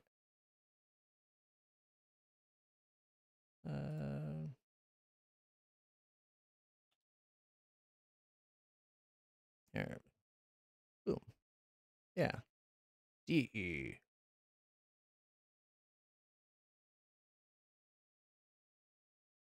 Games. Ninjas play here, or Ninjas play free. Yeah, Soulframe. That's what they're calling it. Soulframe. Warframe to Soulframe. I haven't heard much about Soulframe since. Oh my gosh! Look, it's right there.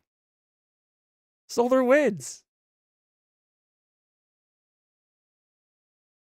Dark Sector. Yeah, Unreal Tournament was a good game.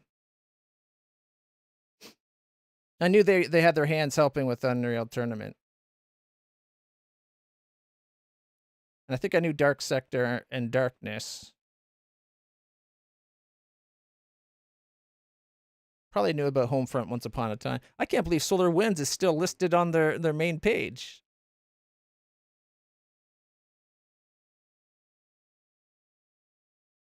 It doesn't do anything, mind you.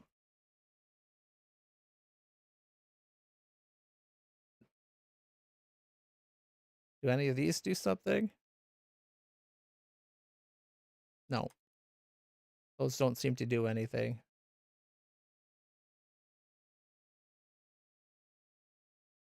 "25-year history creating innovative firsts, from early shareware hit Epic Pinball to the co-created Epic Games Unreal series.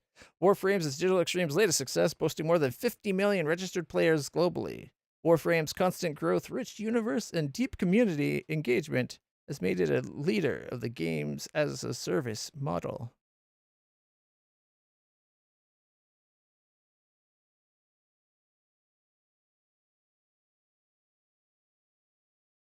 Health benefits, competitive salaries, catered lunches. Ooh, you can have catered lunches, a creative workspace, professional growth, a fitness subsidy. What open positions do they have? Merchandise coordinator, global logistics, and e-commerce support. That's it. That sucks. Internships and co-op opportunities.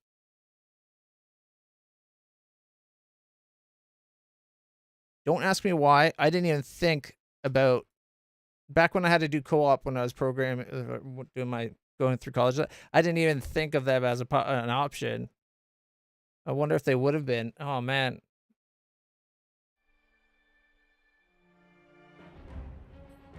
Okay. I find it interesting that they're listed on. They still list their wins on that page.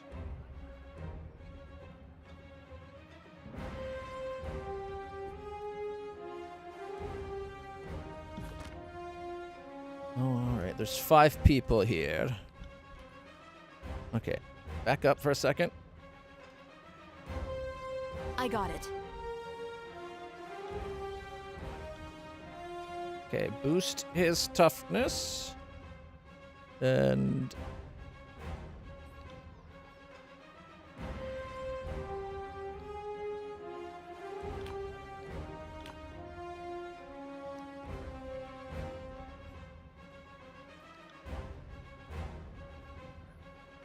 okay, boost hers.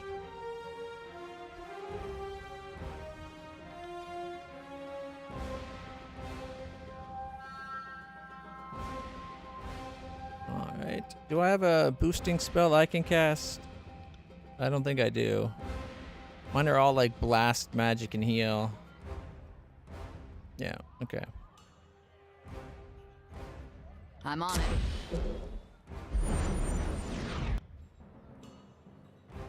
Alright. Earthshaker. I think we gotta take the Earthshaker first.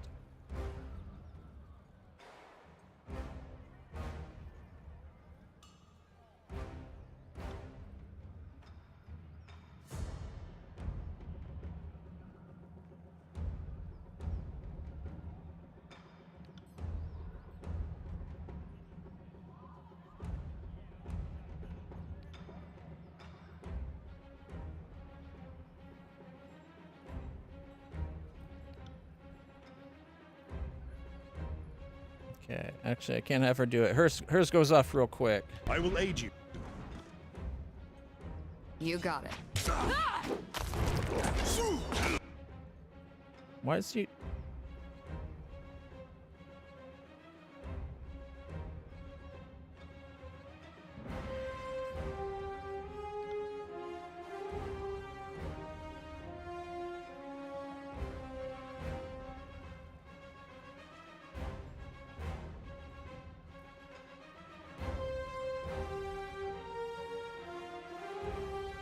Go for him. Verse. Go for that one.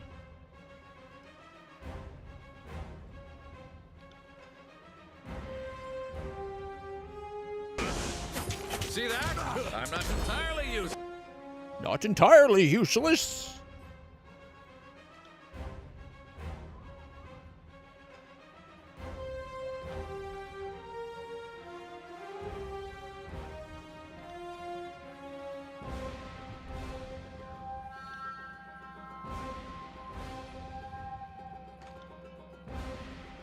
fellas. Do it for the North.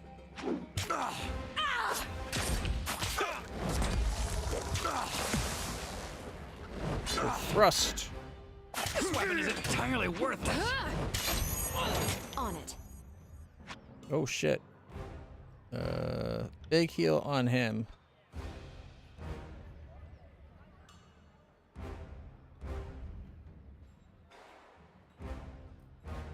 You know what? You heal him too.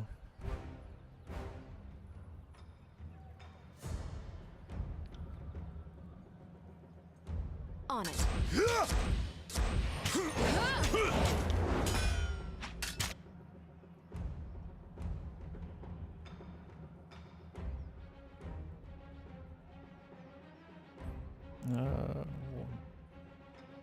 What's so? Okay, that's once per fight.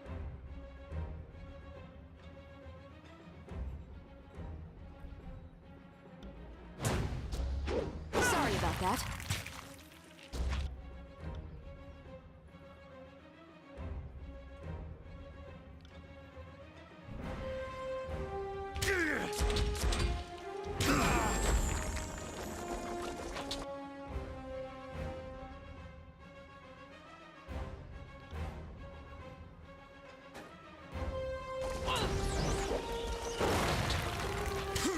This weapon is entirely worthless. Can't do that.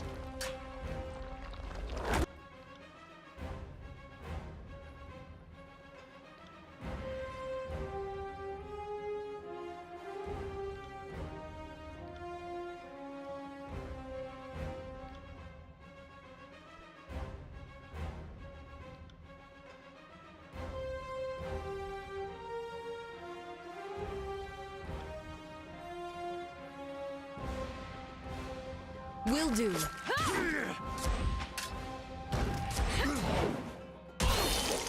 the glory of Kairos! My armor feels. Oh, he's just leveled up. Okay, then don't do that. Okay, can you paralyze that guy for a second?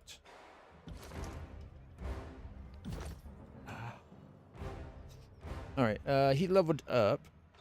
His accuracy is already into the 90s, so I don't have to worry about that. I kind of want to get everyone to have all stats at least of a base of 10. That way they don't get the negatives to their defenses. So I'm going to go magic power just to see if we can get like the next 2 levels to get it so he has 0 negatives to his magic defense. Because having a -6 magic defense is not a good thing.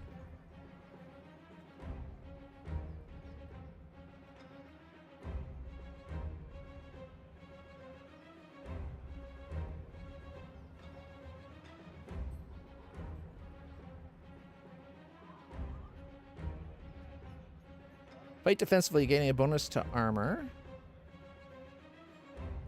After using Clash of Iron, Barrack will attack twice with his normal strike for a short time.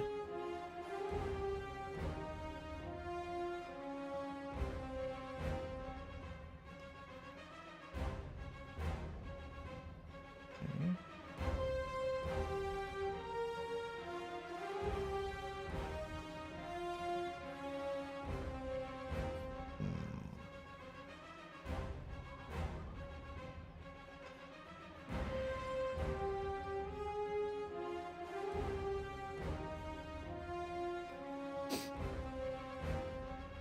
Increase the chance for Barrack's engagement attack to occur.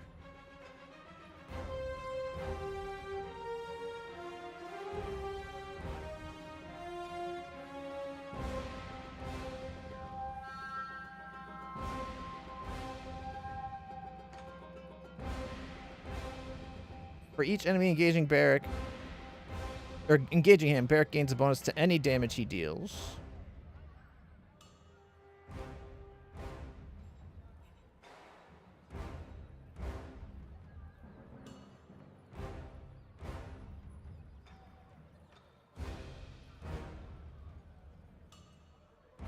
That's not a bad option.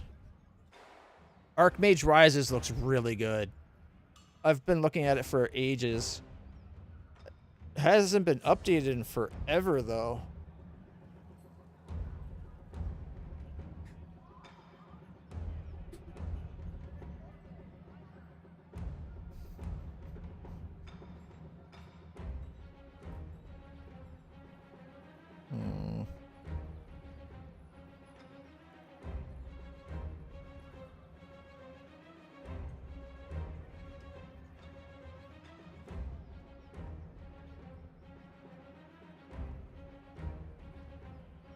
So I think the engagement attack is like when bad guys hit him, there's a chance that he'll hit them right back.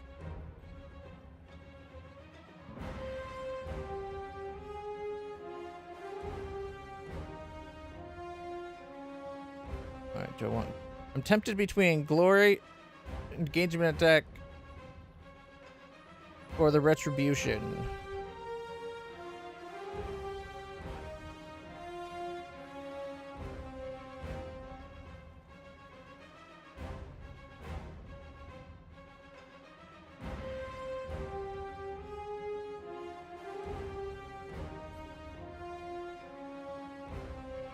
Let's go with that one.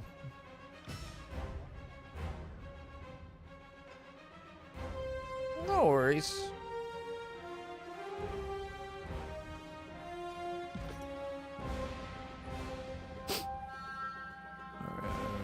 Alright.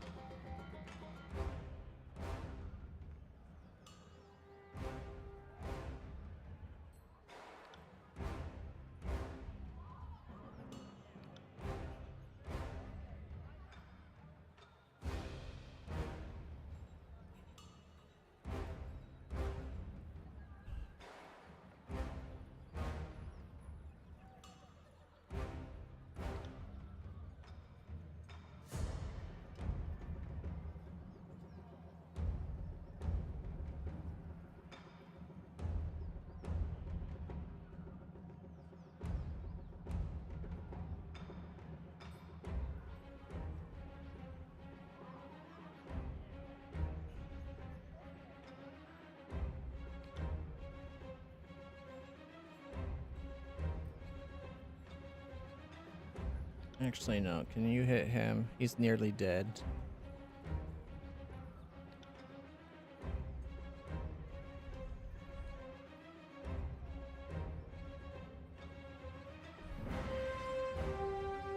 Apologies. I can't do that.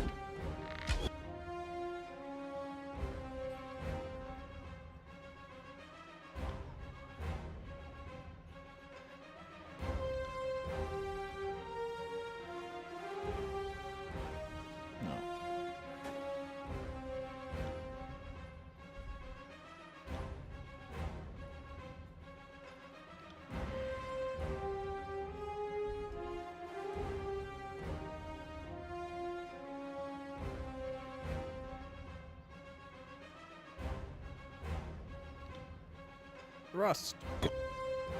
Hey, her fireball killed that guy. Oh, then face my iron!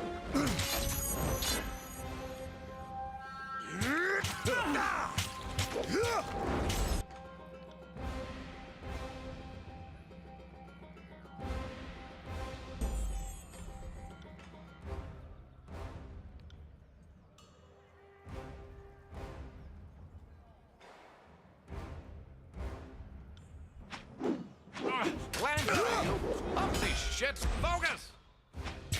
Harsh words would cause more harm than this useless.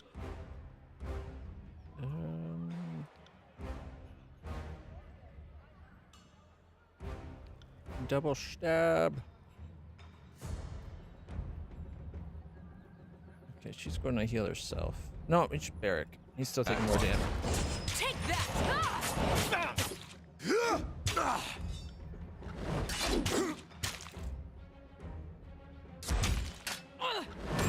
On it.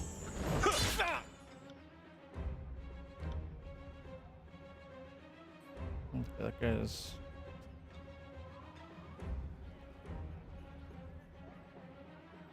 He's already badly injured. Oh well, that might finish him off then. We can do this! Are you afraid of death, worm?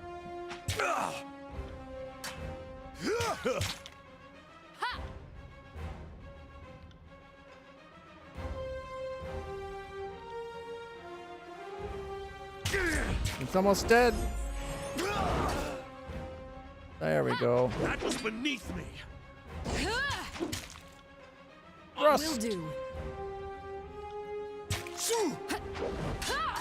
Will do.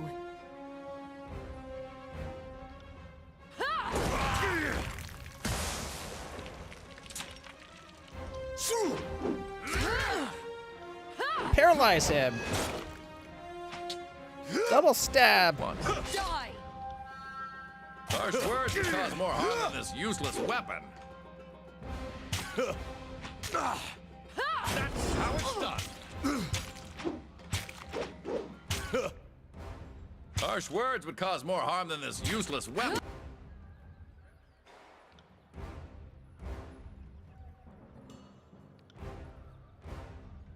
Right. I will aid you.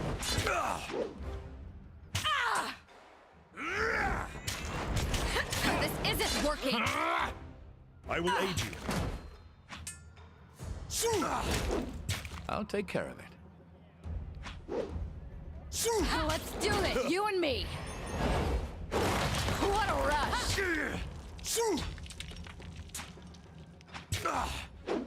That one rattled me hard.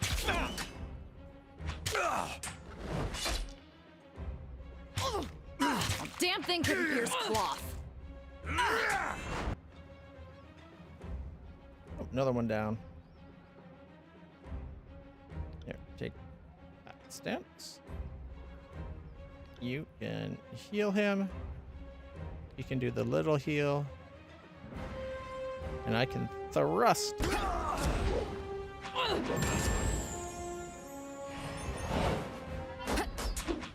Right.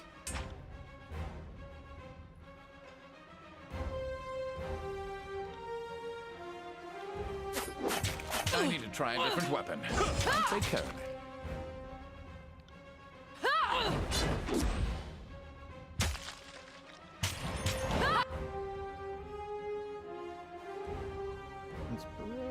Once per rest.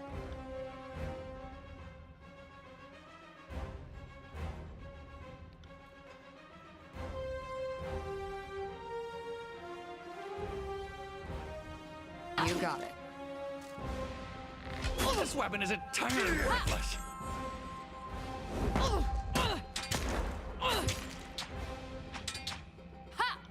Wait, he was near death. How does he back up to that?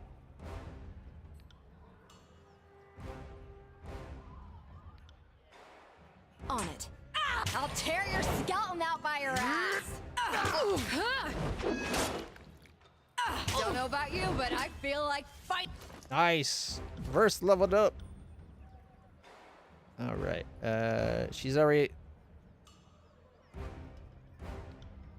Most things. All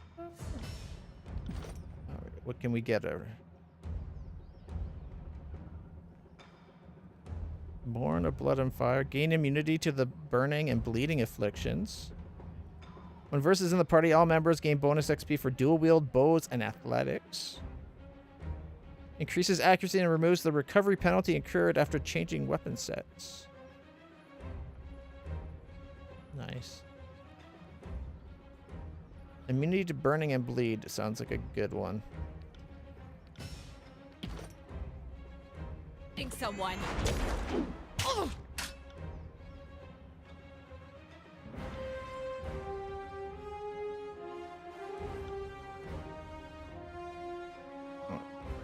You're over there.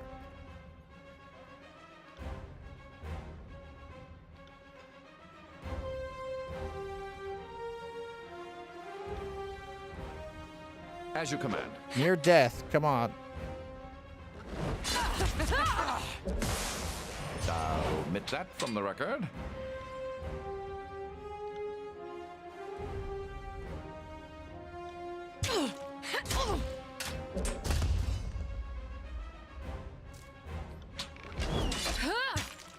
You got it. I will aid you. Hey, he's down. All right. Freeze that guy.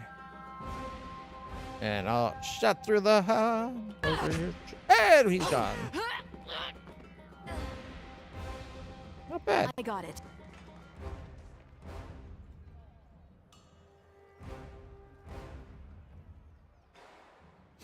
Not a bad fight. I'm a little disappointed we didn't get any loot, but I'll be your shadow. what can you do?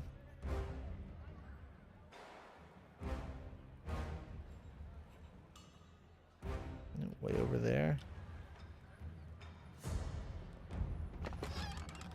Camping gear and a metal pole. Some cheese.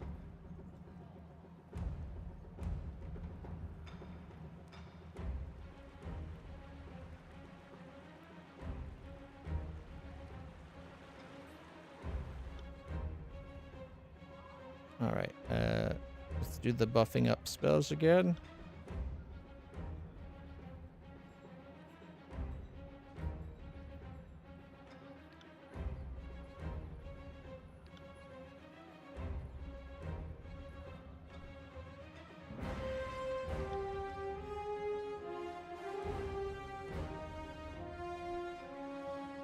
Count on it.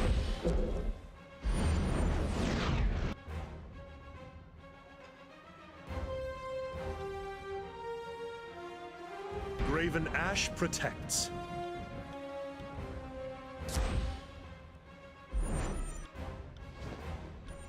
Moving cautiously. We'll...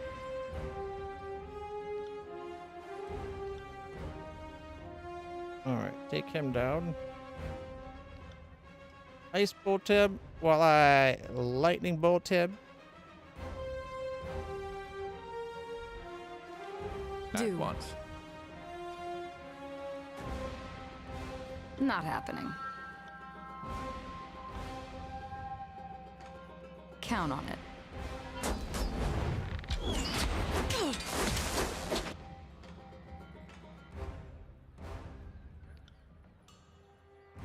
Okay, both bowed. Guess his attack didn't go off. He couldn't quite get into range, it seems. Probably because so far out. At once.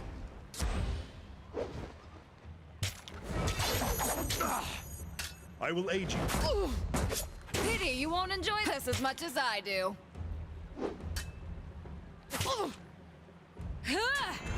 On your knee. Rusted solid. A new dent. At once.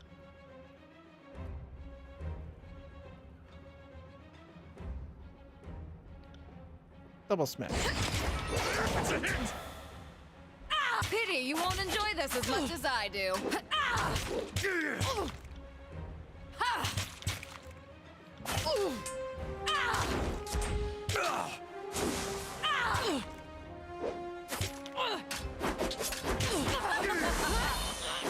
One down.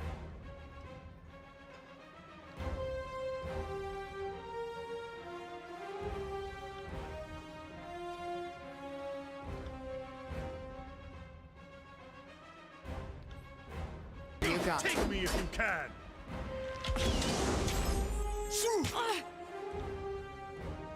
Keep your Don't know if there's room. filthy hands off me. Smash to pieces. I will aid you. Can't even lift my feet.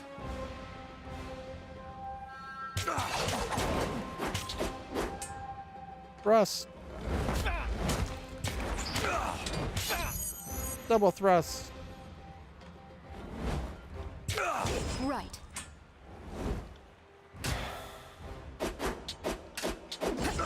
Take that! Can't attack him.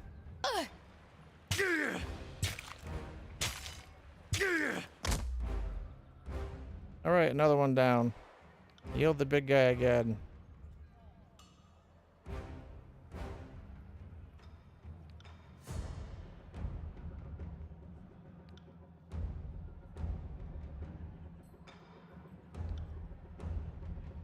Grovel before me. I think he might be rooted, so we can't Face my move. iron. Let's be off. I will aid you. Yeah. He seems to be rooted at the moment. Silenced. Paralyzed. Okay. I think I have something that can help with that.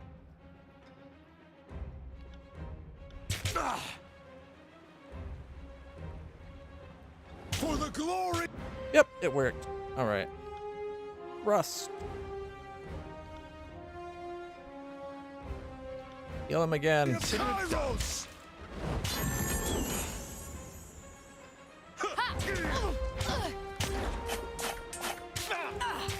As you command. At once. Grovel before me!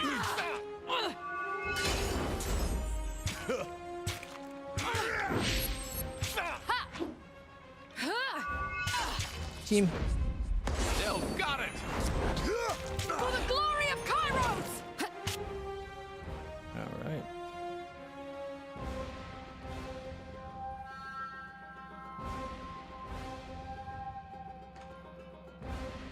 All right. Focused on them. On my command!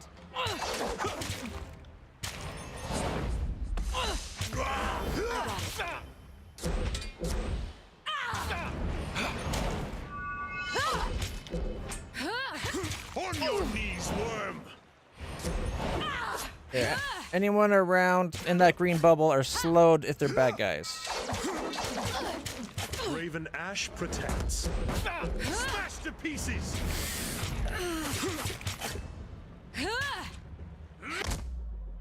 Oh, another one down.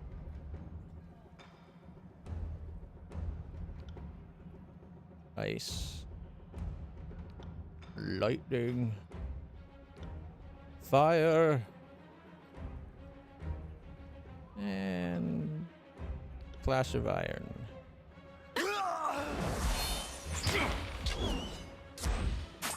Take me if you can!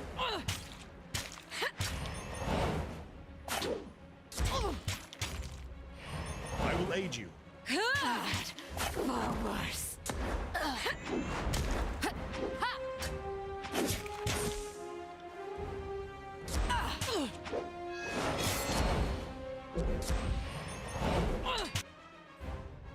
Oh, I'm blinded. That's what's going on. I was wondering why my stuff was red.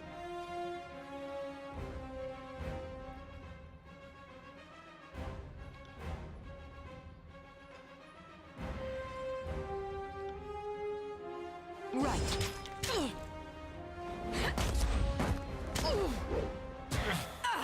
Can't move! I'm trapped in place!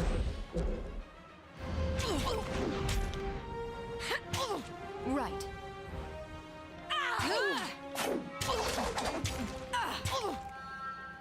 Rust!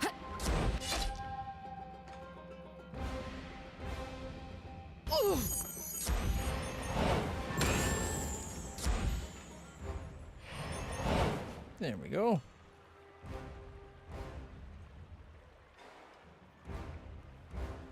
How did I get 2 wounds, though?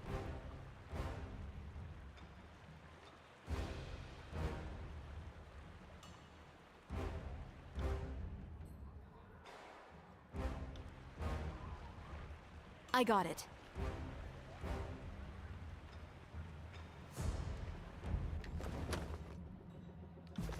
Because I thought you got wounds when your character was taken out in a fight. She hasn't dropped in any of these fights.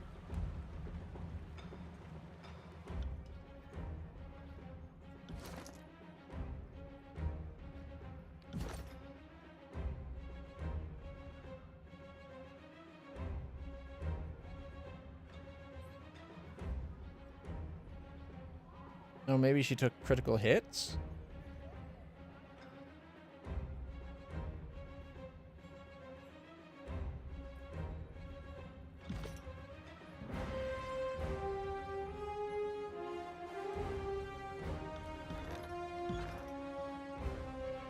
At least we're making progress.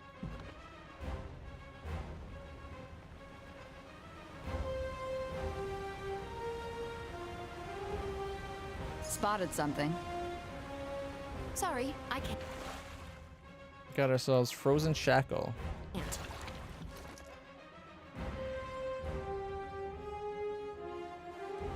Alright. Accessory, fine quality. When critically hit, damage 17 to 26 frost damage versus dodge. Frozen Shackles are an impediment made for short-term prisoners. The cold air and volatile magic in their forging are intended as deterrents for notably cruel guards.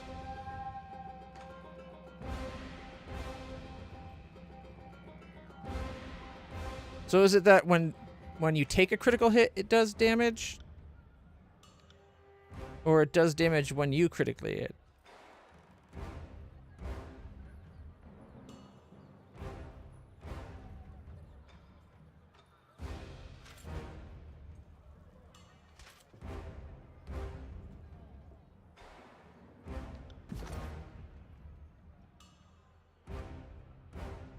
He's got 108 parry. What?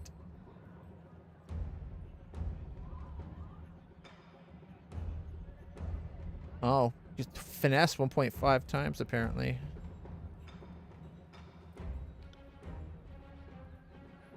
She's got 72 dodge. I got 84 dodge, 87 parry.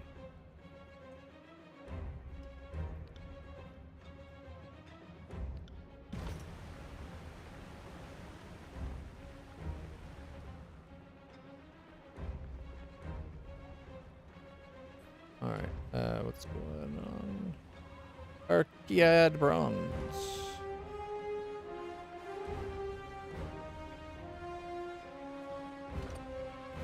Alright, we could lower the bridge or force the winch.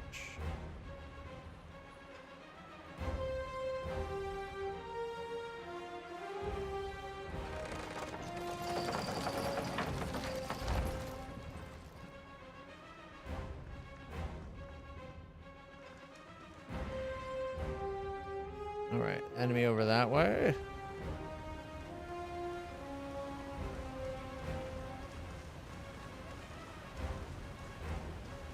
This is the junction point of two waterfalls that pour over the top of the old walls. Sorry, I can't.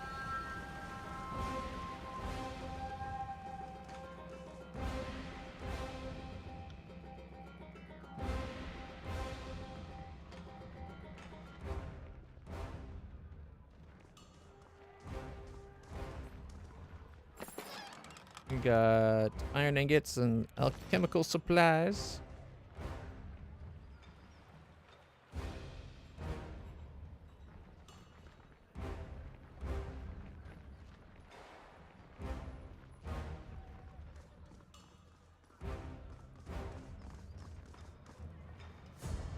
And what have we here? I could bend that apart.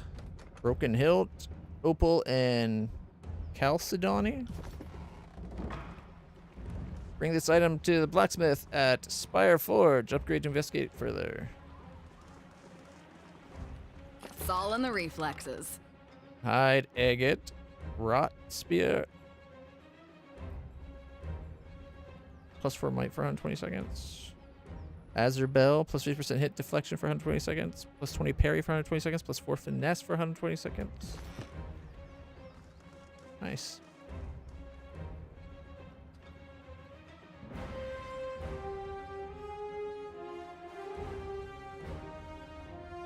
Alright. Moving cautiously.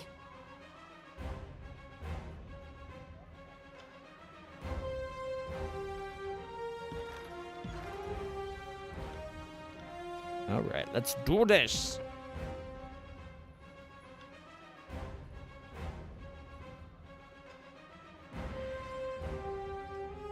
The devs have been reworking the game.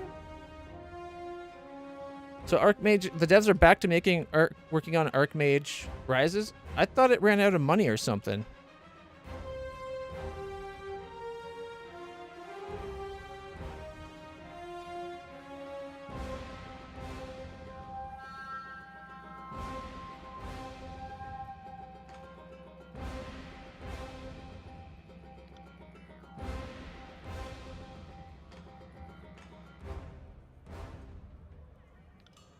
Well, that's cool that it's back in development.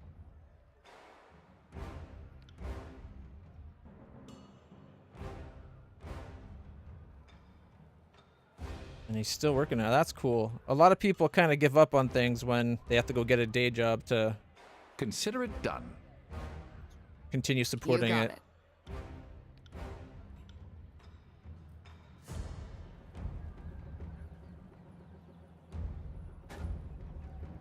Okay. Is there a reason why you're not icing him and you're not, or you're jolting him? She's about to be detected. I gotta go attack. I got it. All right, and away we go. More talent to the body count. Barely injured. Oh, I should have cast the spells to buff us. I forgot.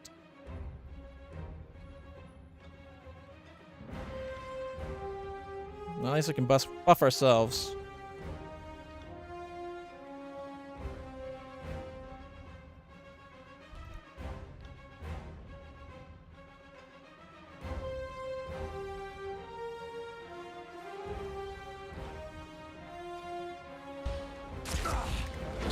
Pay attention, kids. You might learn something.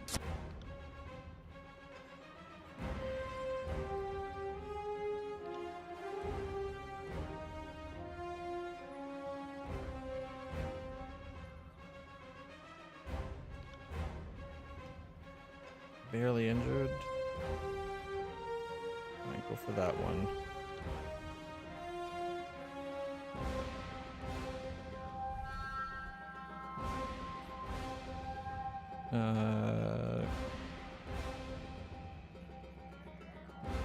But it's per rest.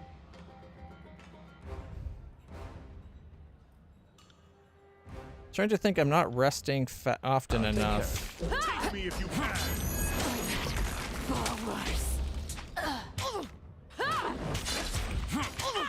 At once. Okay, no, heal the big guy, because apparently my heal did not do enough.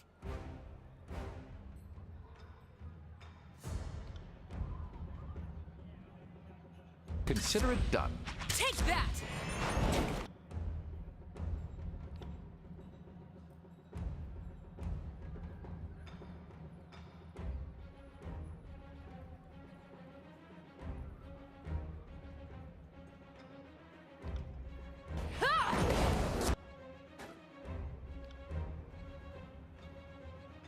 As you command.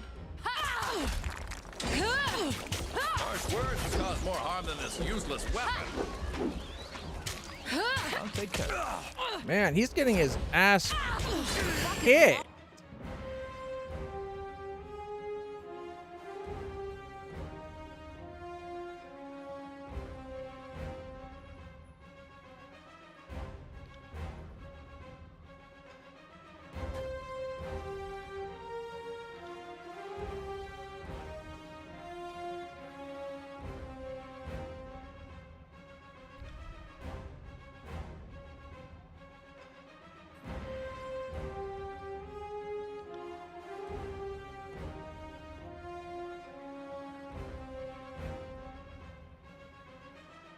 Aventara?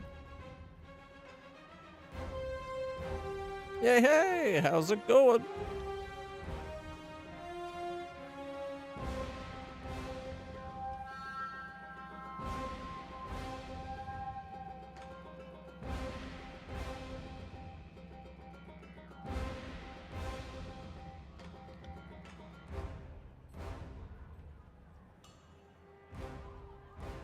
You got it.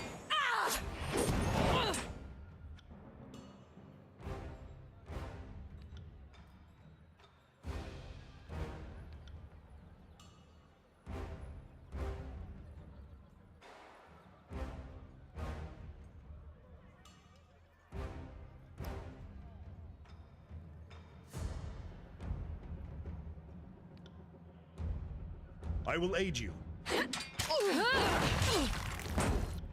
Oh my goodness. Heal. him. You. Oh, he's not ready to heal. You got it. Heal yourself. Heal yourself.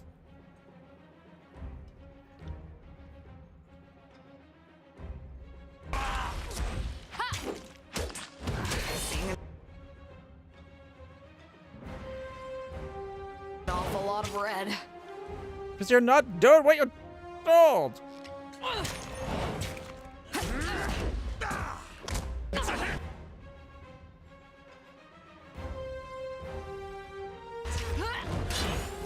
And now she's down. Great.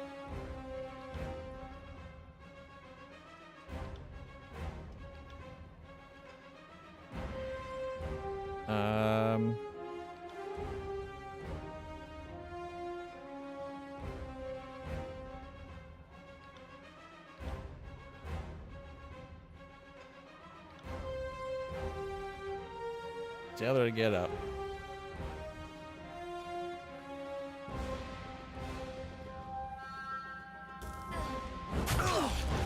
New dent.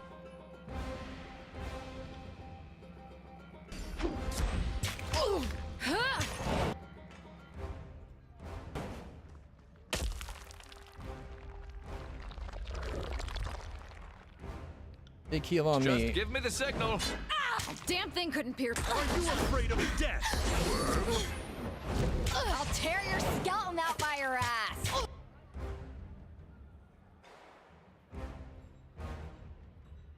Okay, heal me. Kill him. Fireball him. Little heal on her, I guess. No on me. You got it.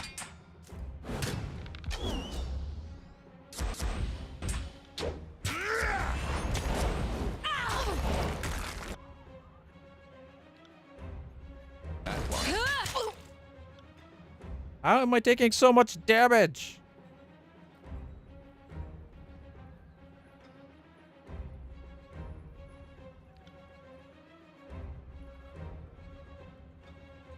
This guy that was close to death is back to like barely injured.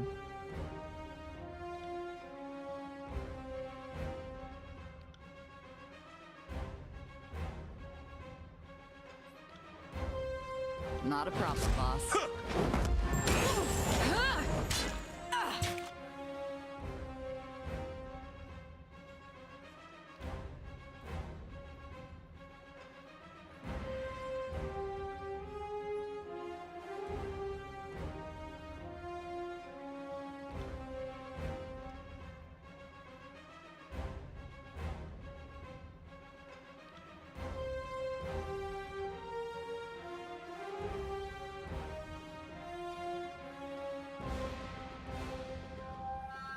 Will do.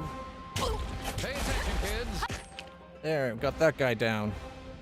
Oh boy, these people are being stubborn. Can you paralyze that guy? And you just attack that guy, and you... Actually, here, you attack that guy together.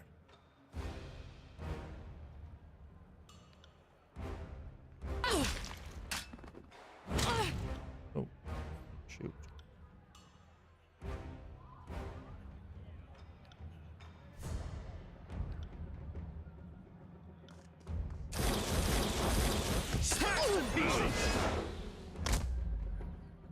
Another one down.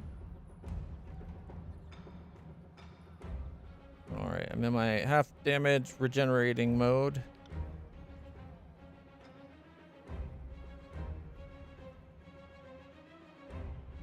Oh, he doesn't have his heal up yet.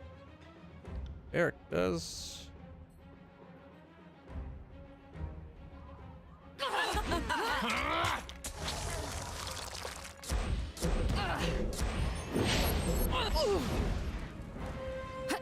I need to try a different weapon. Did I always have this much blood?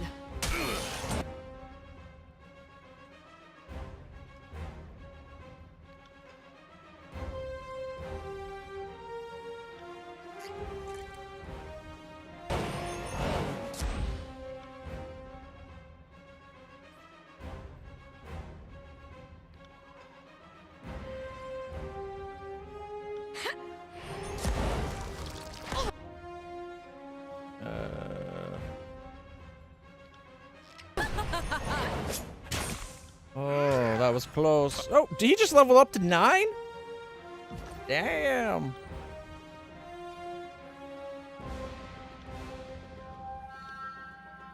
All right, we're not dying yet. We're holding on.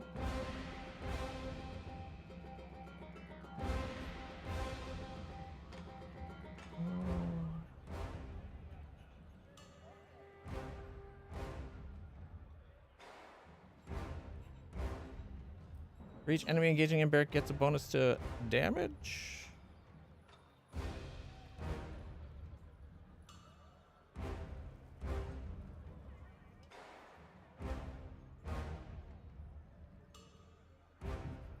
Um.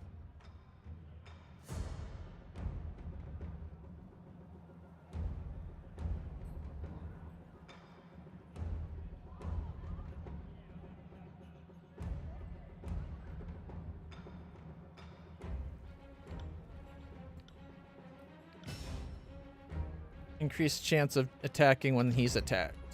Like it's basically a normal counterattack.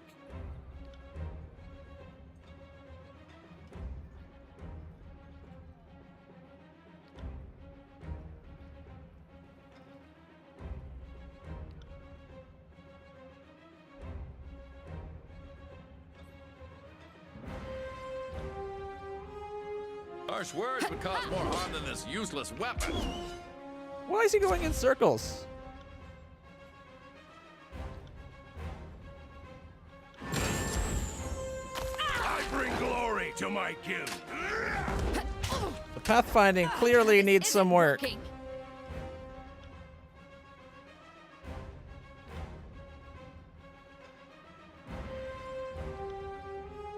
Consider it done.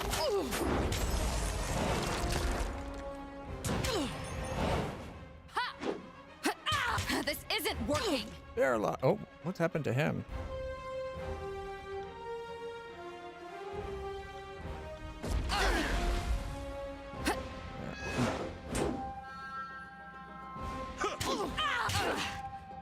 This weapon is entirely worthless. As you command. Pay attention. Kids, you might learn something. Not to stand in a whirlwind of stones?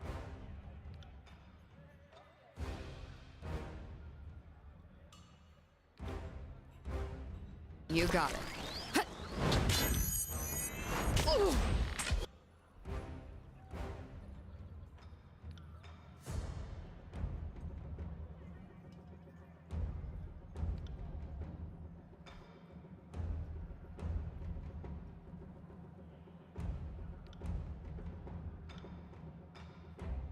I will aid you. This is useless. I should on it. Come and face my iron. Pity you won't enjoy this as On your feet, soldier. No! Damn it, I'm down again. How are they able so quickly to, like... We seem to do, like, little tiny slivers of damage to them anytime we do anything to them. And yet they have attacks that do entire hit point, like... I just dropped in, like, 2 hits.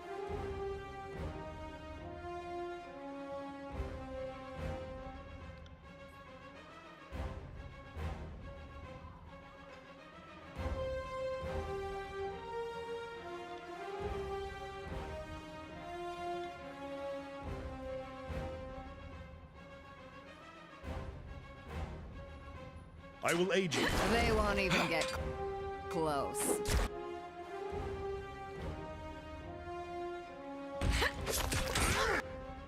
Grovel before.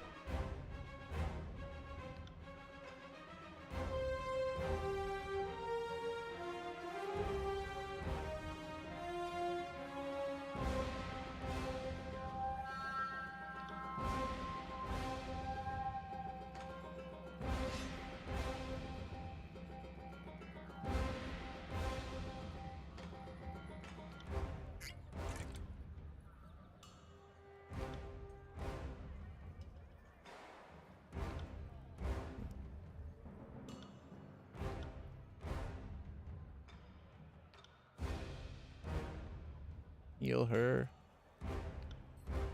Heal her. Consider it done. Did I always have... Heal her. Oh, we got rid of one of them. I will aid you. How could I miss? Hey, somebody else leveled up.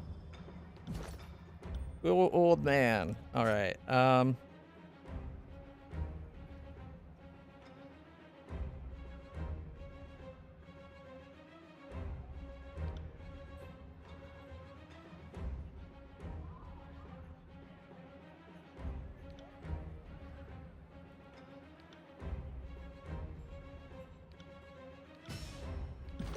right. What else can he do?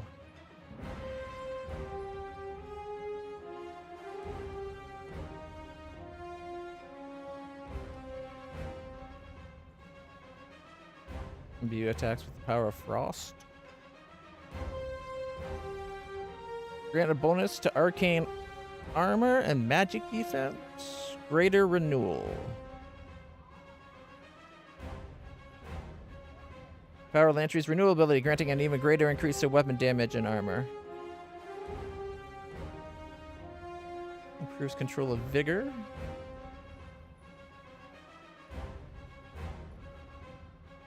Passive subterfuge and dodge skill. Lore master might be get us towards that 80. What's his lore skill at as it is? Lore's a 62.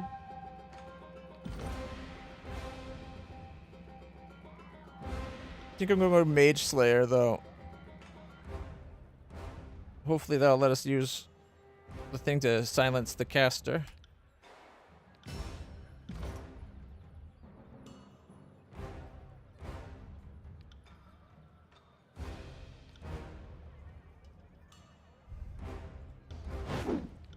See that? I'm not entirely useless.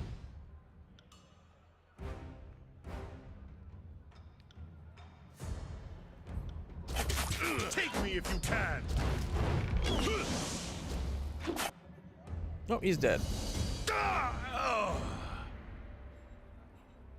As the last of the enemy soldiers die, life returns to normal at Lethian's Crossing. Woohoo! My wounds are slowing me down. I need rest. I got like 3 wounds now. Don't know where the first 2 came from, but...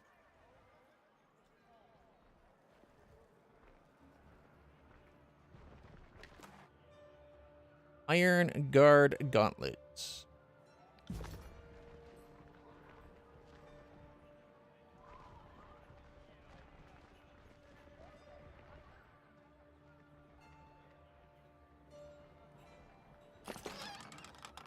Light bronze boots. Ceremonial Fatebinder Tunon.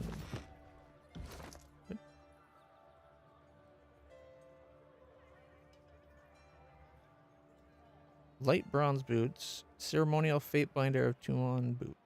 Oh, that's comparing what it's comparing to. So it's 1 more armor, but less disengage.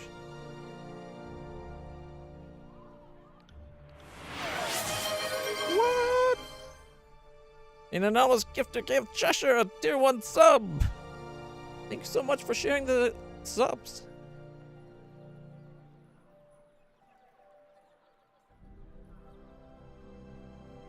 I do so rely on the kindness of strangers. This is the other thing we got here, right? Iron Guard Gauntlets. Superior quality. 2.5 armor, plus 5 pierce frost armor. He's mostly light stuff.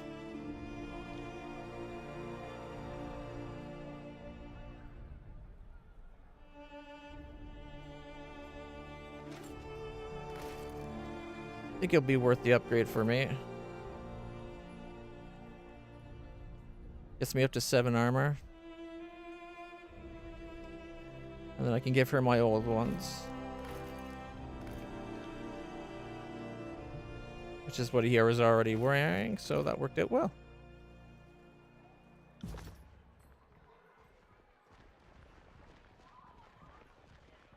Alright. Merchant. Fine day, my friend. Might I interest you in my wares? I have all manner of goods I know you need. you tell me anything about this seal? I found it in Vendrian's well. Sir, I can't help you. I've never seen anything like that before. Interesting. I don't believe her, but okay. Let's see if you can find something you like. Some heavy leathers. That's super expensive. Juggler gloves. Nimble. What does it know? Plus 10 ranged accuracy. Not bad. She does have her bow. Although that'd probably be better for him because he uses his quill at range more than she uses her bow. It's better unarmed damage and an extra precision.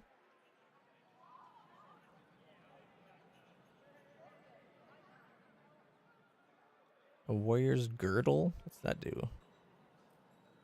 Plus 10 to athletics. It's an accessory. No wonder it's so expensive. 60. Yikes.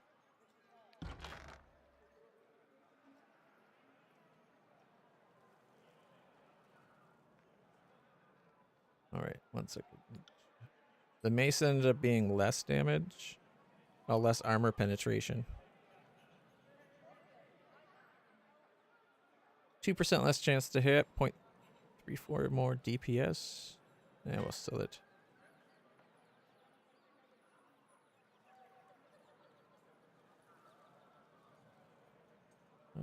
Sundered bronze. Go.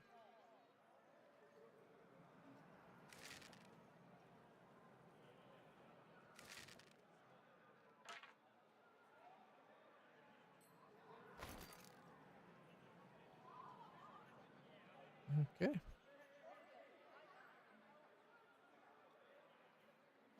Lesser sigil, that we already know that one, so we can sell it. That one we need more lore.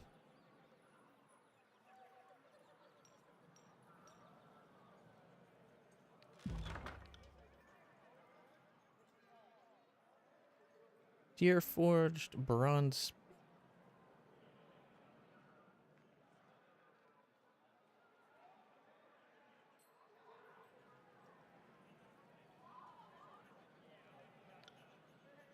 So the keen javelin has jagged, which gives bleeding for 12.4 seconds on a crit.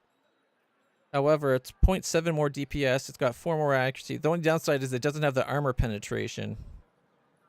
So if I'm fighting a heavily armored person, it's less.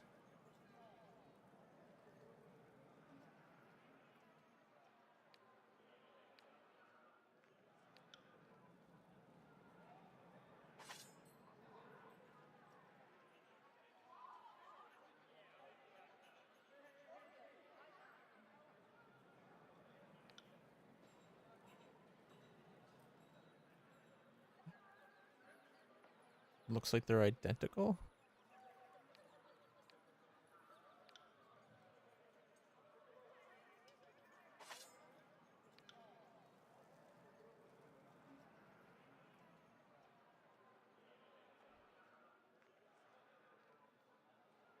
If it explained what that plus 12 to all magical skills actually did, like more comprehensively, I might be interested in taking it, but they don't explain it very well in my opinion. Merchant's hat.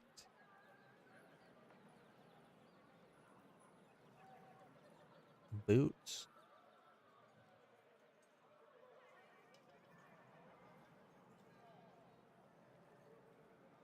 Merchant's tunic. No. Can't afford anything up this high anyway. I guess at least we're selling the stuff off that we weren't using.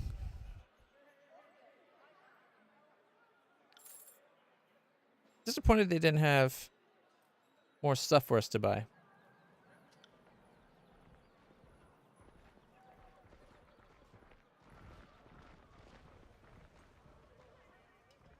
Okay. All right. I guess we start exploring this place. must gather your party to venture forth. I think we'll find something interesting in here to steal. Well met, Fatebinder, and welcome to the crossing.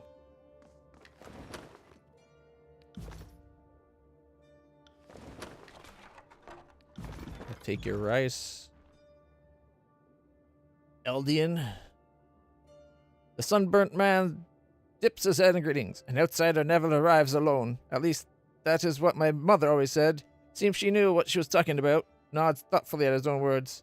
I'm Eldian. Welcome to Lethian's Crossing.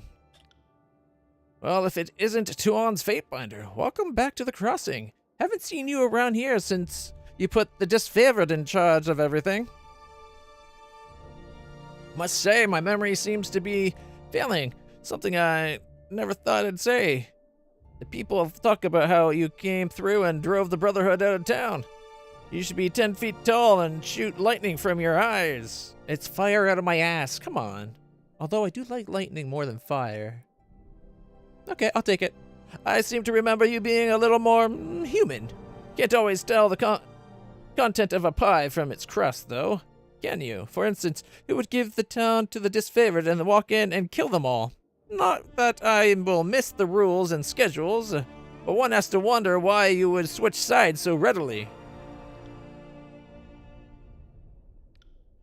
But enough of my prattling. You didn't come here for a history lesson, or to get my opinion of your grandeur. The adjudicator sent you for the Archon of Song, I presume. What can this old fool do for you? What was that about the Archon of Song? Siren, the songbird. Feels like it's half the town she's got mooning over her in that hotel near the river. It's on the first tier, if you want to find her. Feel free to take her with you when you go. But he cants his head slightly, banishing his sour expression. But seeing as you're not here for her, what can I do for you? If you have questions about the settlement, I'm the one to ask. I have the dubious distinction of being the oldest living resident of the crossing. So I've been here for a lot of its history. Eyes, hips, hairs, hearing might be failing, but my mind still remembers everything that happened here. What would you like to know? Pretty sure I'm going to need directions around here.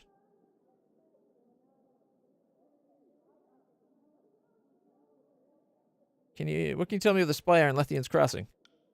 No, getting used to it. You'd think that after years of living under its shadow that your nerves would calm. But that never happened for me. You can only be so relaxed when your neighbors are the bane.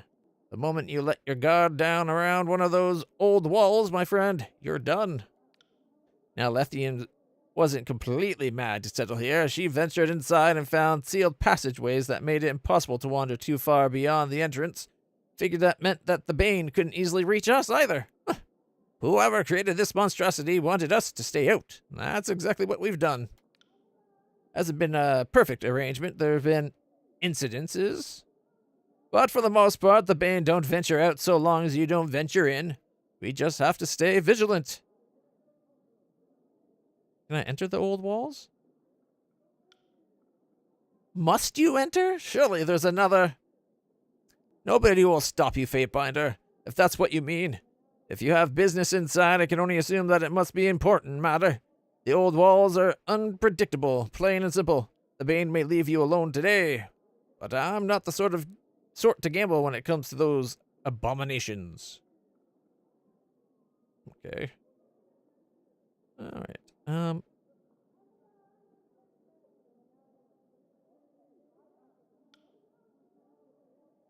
We'll leave for now. Don't feel like going through a million lines of dialogue. Although there was... Yes, camping supplies. So here's an idea. How about we rest to get rid of the wounds. And take that one so we're still at full. It's always best to rest when you can instantly replenish your supplies for free.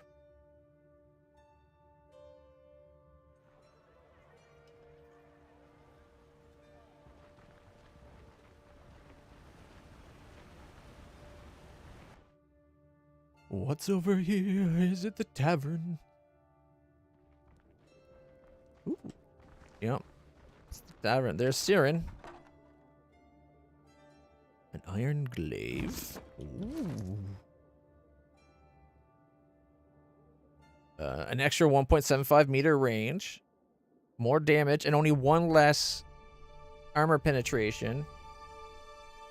But its ranged attack is 6 meters less. Huh?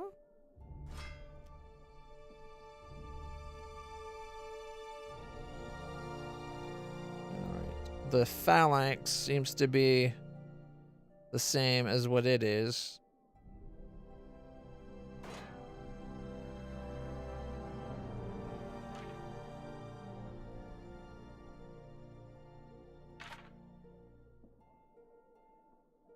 You know, it attacks faster.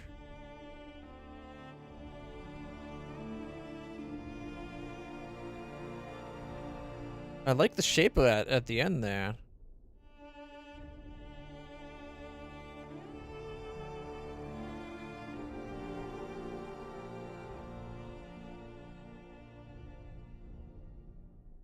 So my keen javelin can be thrown an extra 6 meters. Does that mean that the iron glaive doesn't get range damage at all?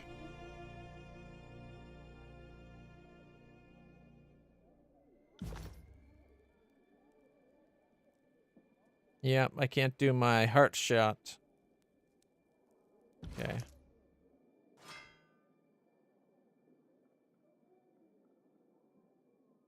So it's basically the replacement for the phalanx, but phalanx got guarded strikes. Whenever I crit, I get +5 parry for 10 seconds within a radius.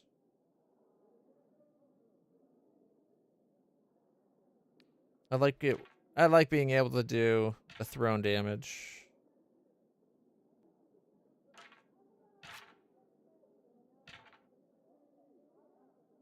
That one doesn't have it either, really.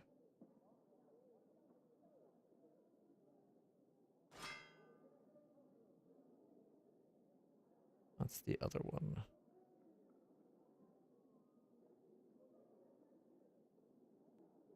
Yeah, just melee. Like it's a long-ranged attack. But this one can be thrown, so I guess I'll keep my spear.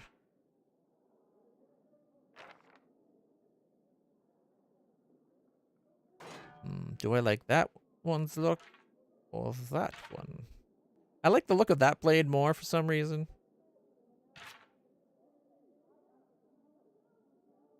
Oh well. I think we already have her using the better looking bow. Yeah. All right.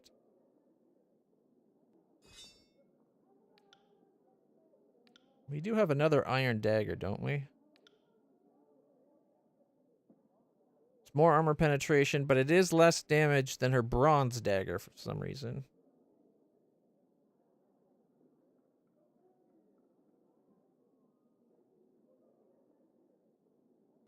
I think probably because of its recovery time.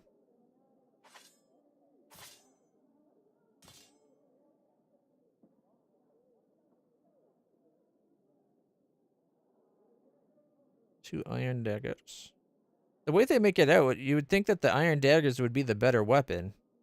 But 0.99 damage per second more with a +4 accuracy seems like important. I guess the iron's just better at getting past armor.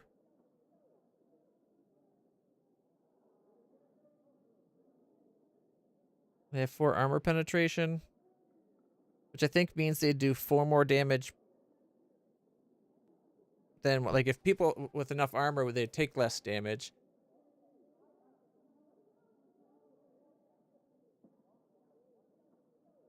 Like, she's got 3 armor there.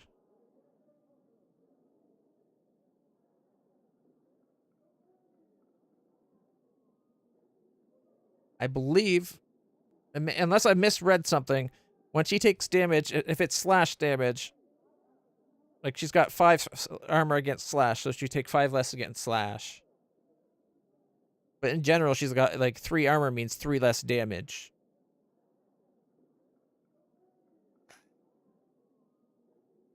So, like, him having 10, he takes 10 less damage per hit.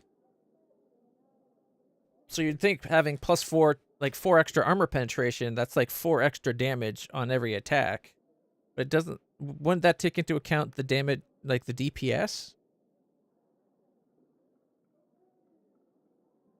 Like, she's got an 86 accuracy either way, so having a 90 isn't, like, one being 90 isn't a huge difference. But it says this one because it's faster recovery.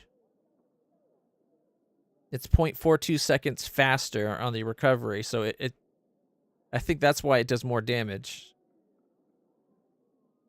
I would have thought that, like, a bronze dagger versus an iron dagger would have just been more damage on the iron. They make it out like iron's so much better than all the bronze, but now I'm not sure. You know what? I guess we'll leave her with 1 of each for now. Because this is a difference of 1.8 seconds versus 2.2 seconds. But they do the same damage, not counting armor penetration.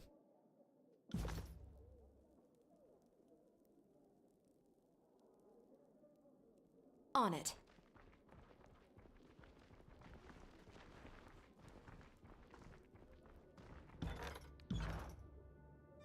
I guess I just wish they explained it a little bit better. Siren stands here, surrounded by a group of villagers. She speaks to them in soft, dulcet tones, holding them hypnotized with her hand motions. Her headdress flashes as she speaks, and you are unable to tell if it's a trick of the light or the gem in it is actually glowing. She is swept up in her oration and seems completely unaware of your arrival. There is a lull in her conversation. She opens her eyes. Well, look who's here. And what brings you to Lethian's Crossing? I can't imagine it's the scenery or the quaint locals. Have you come to spoil my fun? Yes. Maybe. I don't know. What are you doing here? Tunon probably insisted you find me, didn't he? Because we can't let Siren have any fun, can we? Let's control her. Let's tell her what she can and can't do. Let's use her to destroy nations. As she speaks, the crowd around her appears agitated, and the air of the room grows heavy and warm. Suddenly, she smiles. But enough of that talk. What do you think of my followers?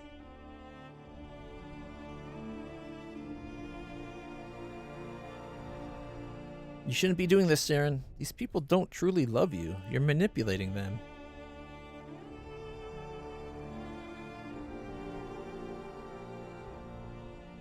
I kind of want to say that. But very nice, as long as you don't let it get out of hand, is also a decent answer. I'm going to go with 2.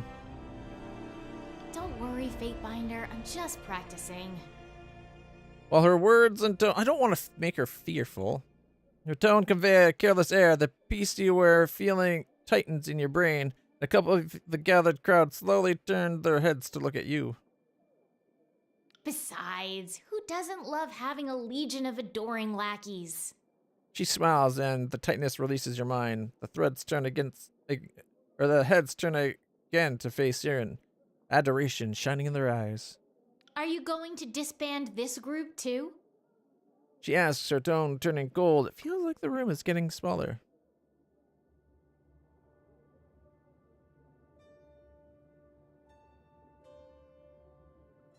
I'll warn you only once. Stop.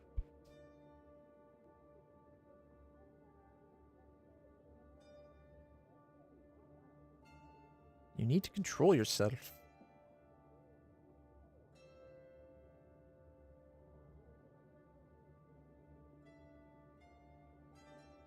Just don't let it get out of hand.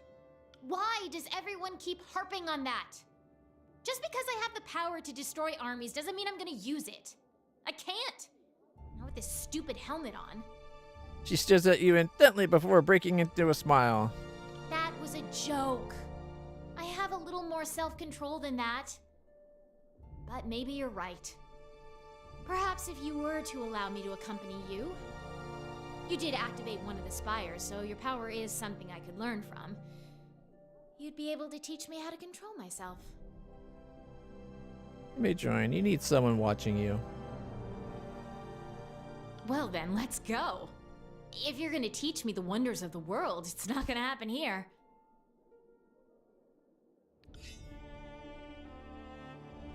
I will return to our holdfast at once.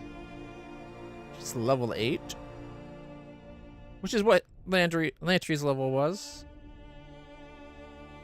Alright, let's see how this goes.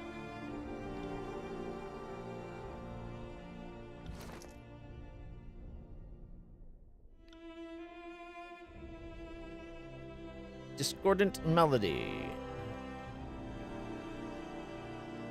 Songbird dress. The hat she can't take off. A complex locking mechanism on the rear of the ornate helm keeps it fastened to her head. When the Archon of Song raises her voice, the gem at the brow flashes with crimson light, as if in warning. No matter how much you puzzle it out, you can't fathom how this gear was assembled or fastened in the first place, much less how to remove it. This item can be improved with the Spire Forge upgrade. Nice.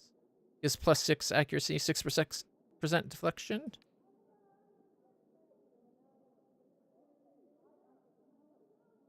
Alright. I guess I can't give her that helmet we found. Let's see what her stats are like. Oh, wrong one. Her lore is only a 46. We're going to have to get her trained up to be better. She gets songs, peace, and war. Aria of Force. Urine releases a quick sonic blast that deals crush damage to enemies, forcefully pushes them away from her. Okay. Resonant Field 1. Maintains a damage prevention field around herself. Any damage, even if prevented by Resonant Field, will briefly stop the field from regenerating. Aria of Resonance? Alright, her voice fractures the armor of her foes. Enemies in the area cannot defend against her voice and have their armor sundered for a short time. Rapid tempo. Accelerates her vocal progression, increasing the speed of her songs, causing her to move through each stanza more quickly. That sounds like it lets you just do like the next verse faster, right? Bolsters the party's resolve, extending the duration of their helpful effects and granting them increased dodge and parry. Causes foes to underestimate her, granting her a large bonus to disengagement. Increases the effectiveness of the party's armor, causes foes that strike allies immediately to have their attack damage reduced for a while. Languorous tempo. Allows her vocal progression, or slows her reducing the speed of her songs, causing the stanzas to last longer while languorous tempo is active. So,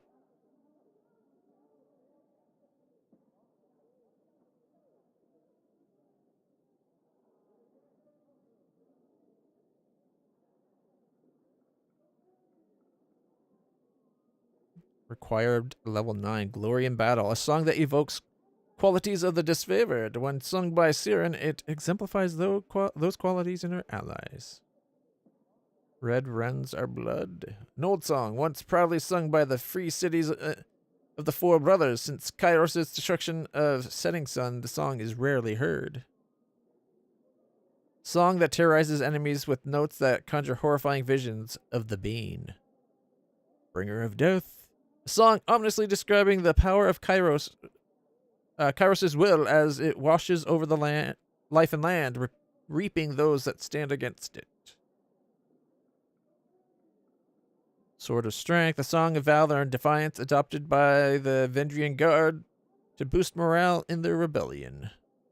A powerful battle chant Siren was forced to sing for the Scarlet Chorus to inspire their victory.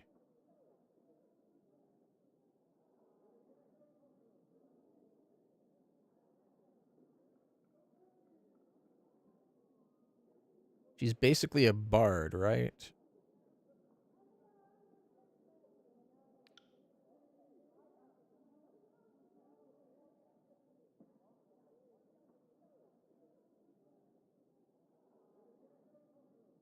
6 more points.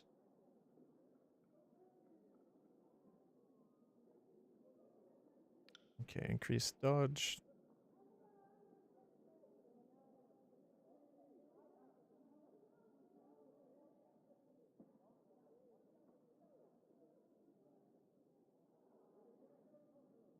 So I think this makes her the effects of her songs adjust song rate by minus 25%.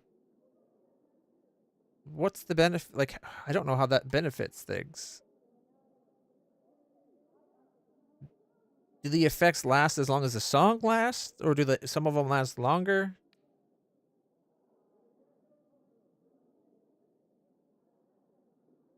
Increase the effectiveness of the party's armor, forces the foes that strike them immediately have their attack reduced for a while. Boost armor and reduce attack damage is a good one. Bonus to disengaging is definitely nice. Inspiration. Her presence inspires the party, increasing XP gained for magic, subterfuge, skills. Inspiration also grants Siren additional spell slots. Okay. Sustained breath. At the end of combat, Siren can retain breath for several minutes. Crystallize. With careful restraint, Siren can safely control her voice over longer distances, increasing the range of her songs. When combat begins, Siren reflexively cries out, protecting her and nearby allies by significantly increasing endurance, will, and magic defenses.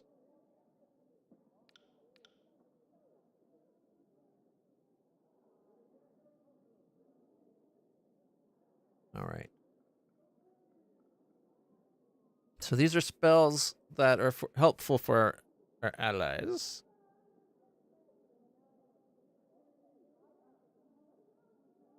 Area of Respite. She sings notes that seep into the minds of her allies, draw them to lucidity, removes a hostile effect from each ally affected. So it's basically like it removes debuffs. Okay.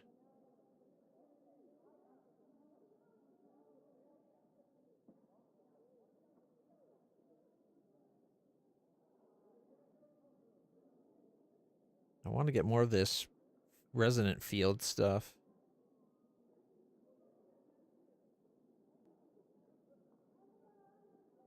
Siren's voice fractures the enemy.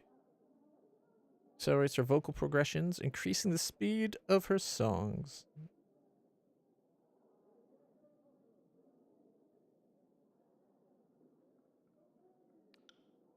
I guess I'll go like that for now, because I really want to get more points in her. Resonant field.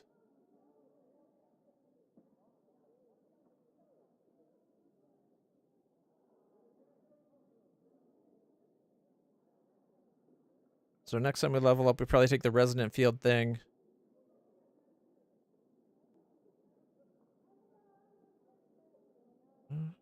Learns to precisely channel her voice towards nearby enemies, gaining an accuracy bonus to her offensive songs. Quick breath might be a good one after that.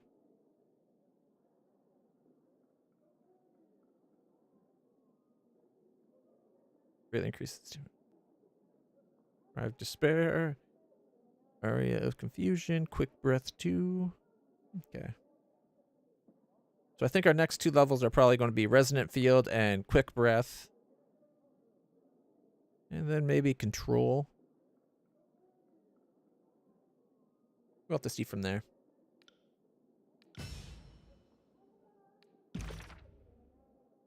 Alright, she's got some spells. Let's make sure she can cast heals. Her heals, she's not as good as that other guy.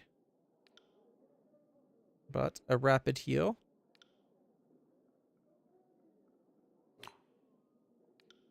Can we do a powerful heal? No. She doesn't have enough magic for that. Alright, what about the other one then? That's a 50. She can't even do the other heal. Wonder Ball.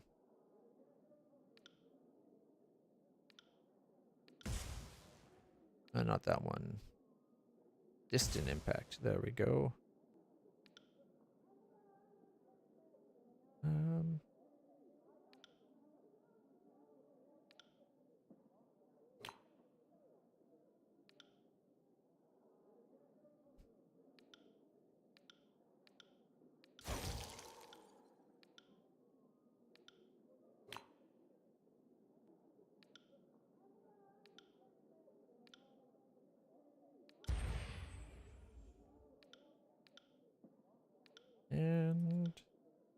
stronger. Okay. And what was the other one? Illusion School, I think. Doing that same thing.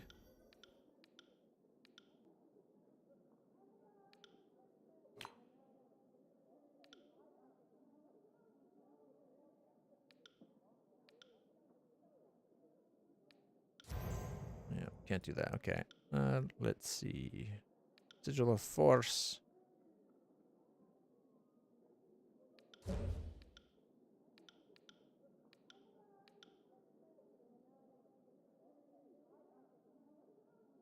That's already too powerful. 30. Can we do that? Nope. Can't add rooted to the days, but we can do it more slightly more often. Her being in the group, probably not as good as having Jantry in the group. For one, she's got less health. For two, she's not as good with her spells and she's untrained. But her songs might be very powerful. So, fingers crossed. Alright, first off, we got what, 7 points?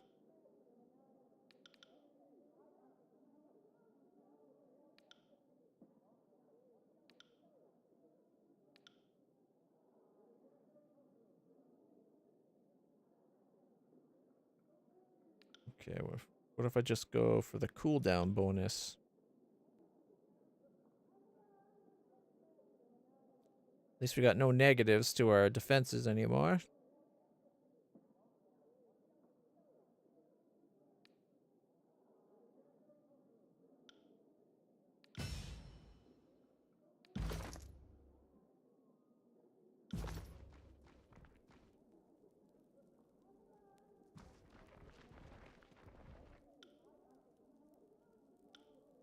Okay.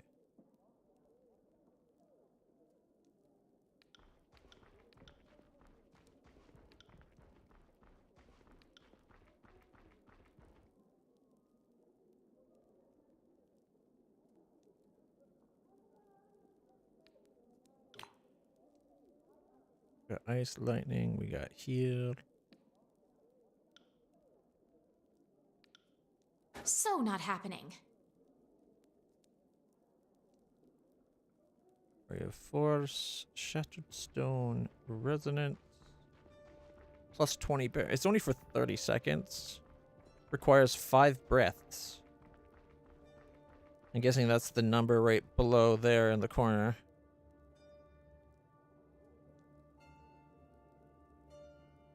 I got it.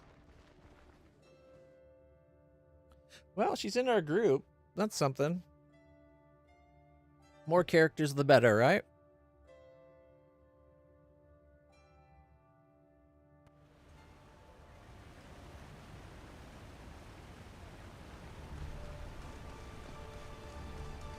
Gotta be a way up there. Oh, probably right down there now.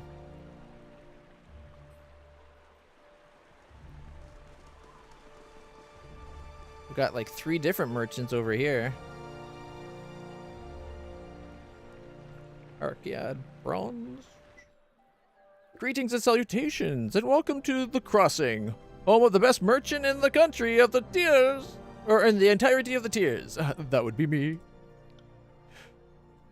Harkyard Bronze, at your service. Can you tell me anything about the seal? Let's take a look, shall we? Takes the seal and turns it over. When he spots the insignia, he quickly deposits it back in your hand and wipes his palm clean. Where did you get that? Came from a merchant caravan that was ransacked. Suspected as much. So far off the normal trading routes, but why there? Why then? Why now? Maybe you could start by telling me about the merchants? He refocuses and nods. Of course, the sigil belongs to the Handover Quill Merchant Company. Your lips tightens to form a violent pucker. What can you tell me about the Handover Quill? They were once a powerful trade organization that, well, he cups his mouth and glances around. Let's just say you didn't want to get between them and a contract. What with Tunon's new laws in the Bastard City, the Quill slunk into the shadows of Kairos' authority, trying to keep a lower profile. If you're involved in any of their dealings, day far away. A shipment of iron and weapons went missing. It was found with this seal in a house in Echo Crossing. He strikes some suspicious, I agree, but war always has its little problems. It doesn't add up. Now, if we can return to the subject of my wares. Weapons were meant for the disfavored, and the vendoring guard suddenly had iron weapons. The guard? Well, this changes things, I suppose. What does the handover quill have to do with the guard? First things first. This will come at a price. If something unfortunate took place and my connections were traced back to me, the consequences would be costly. Have you considered that shaking me down could be even more costly?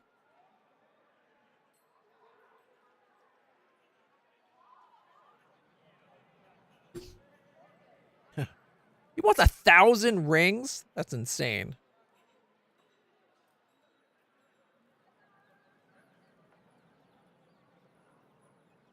Even if that is only probably what, like, well, is it 10 or 100 per like ring to bronze ring?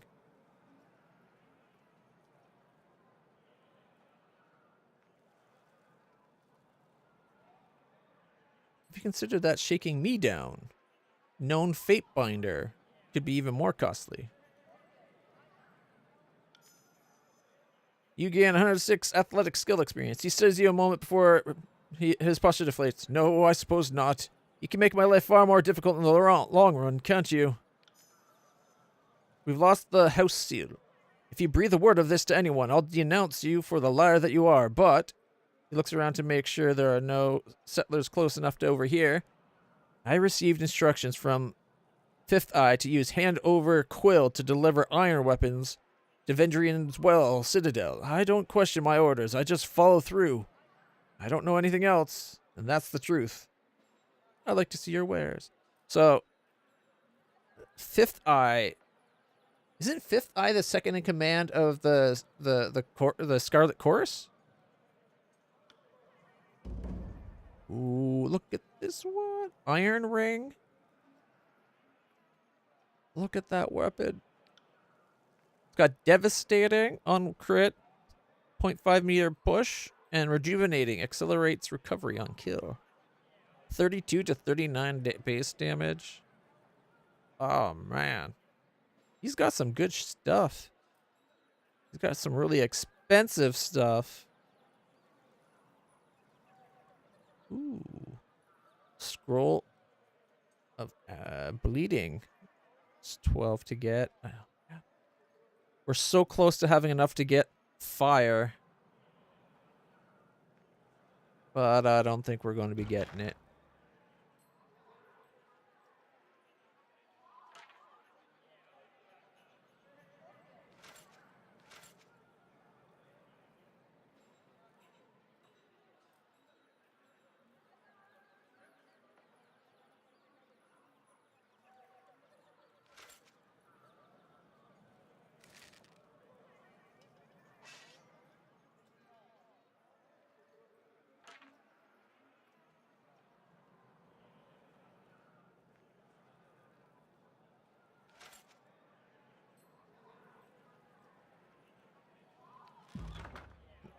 That right there pretty much covers it.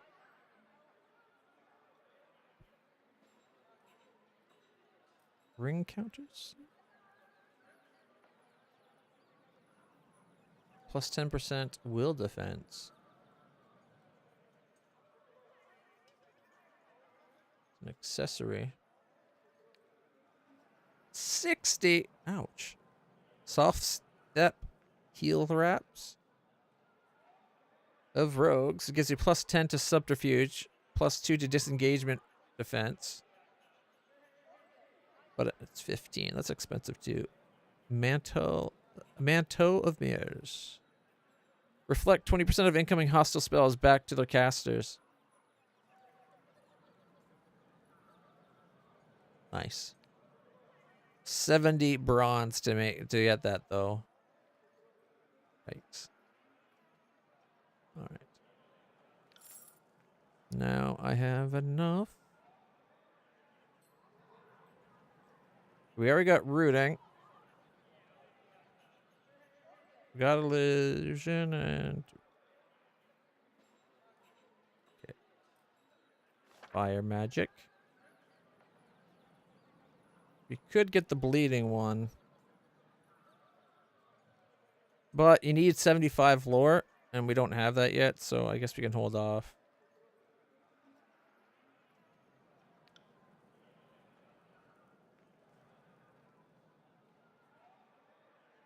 All right.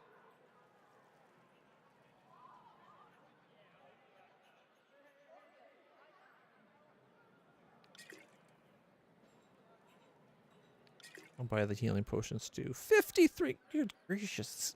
This game is... everything's so expensive.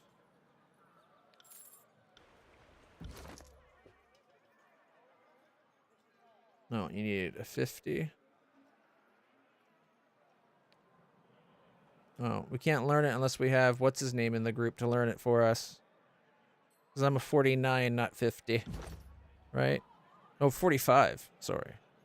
I thought I said 49, but maybe the 49 was for a particular spell.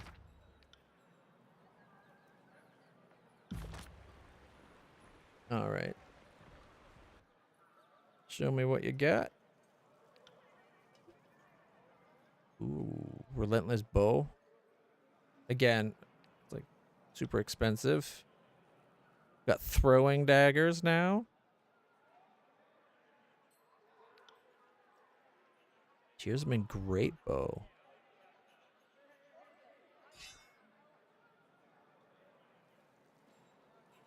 Oh. I would have thought a Tearsman bow would do more damage than a great, or less damage than a great bow. But it seems like fine level Tearsman bow is the same as a bow.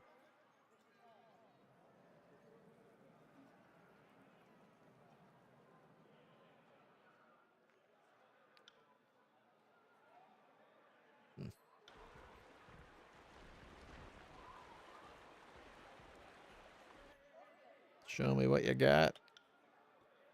Alright, so she's potions and stuff. Frost core we have. Lightning core we have. Beast blood pollen. Lesser healing. Whetstone blood moss. Cairn leaf. +4 armor. All stolen for 120 seconds. +20% endurance for defense. Potion of revival. God, they're expensive. I really want the potions of revival, but damn. We can't afford it. At least not yet.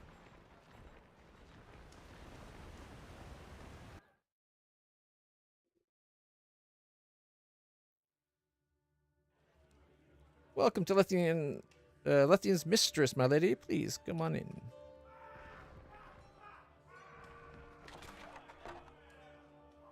Vendrian Guard Bronze Dagger. I think we are in a brothel. That's gotta be why the people are wearing the skimpies and doing a little dance, and there's a whole bunch of rooms off to the side. Right?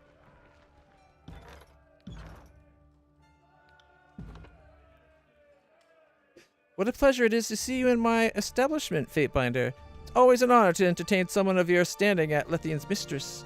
If you have need of entertainment or company for a short time, then we look forward to fulfilling those needs.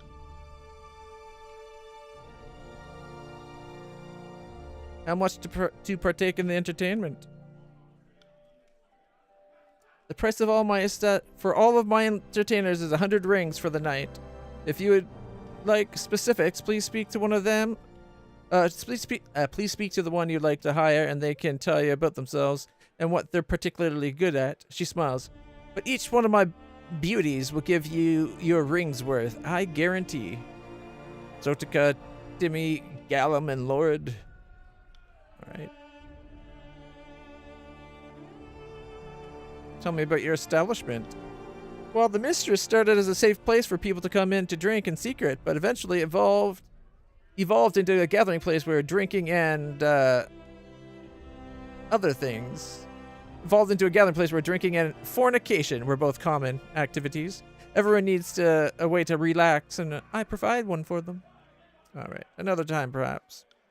So, I was right. It is definitely a brothel. Zodica? The young woman smiles, her eyes widening with innocence. Welcome to Lethian's mistress, Fatebinder, she says, blushing slightly. My name is Zodica. She giggles. Are you here to teach me the ways of the world? What do you offer that the others can't? If you would spend time with me, I'll play novice sage in the burning library. She steps closer, her breasts brushing lightly against you. I'm lost in here, Fatebinder. If I don't behave, I'll be punished. She exhales lightly and looks around. Do I need to be punished? Tell me about yourself. Her face blushes bright red and she turns her head, covering her mouth with her hand. Me? She asks quickly, her voice shy. Why do you want to know about me? I'm a simple girl. I know nothing of this world or my place in it. She looks into your eyes. Are you here to teach me? No. It seems like you might be a little too manipulative. She's a little too good at her job. Good day to you, traveler. My name is Timo. The dancer greets you while slowly gyrating her hips suggestively at your approach. Her eyes flash brightly and she smiles, moving her hand in a welcoming gesture. Are you in need of a companion? Tell me about yourself. Timo dips her head demurely and looks at you coyly. The past has no interest for me. She speaks in a calming, dulcet tone. I like to think about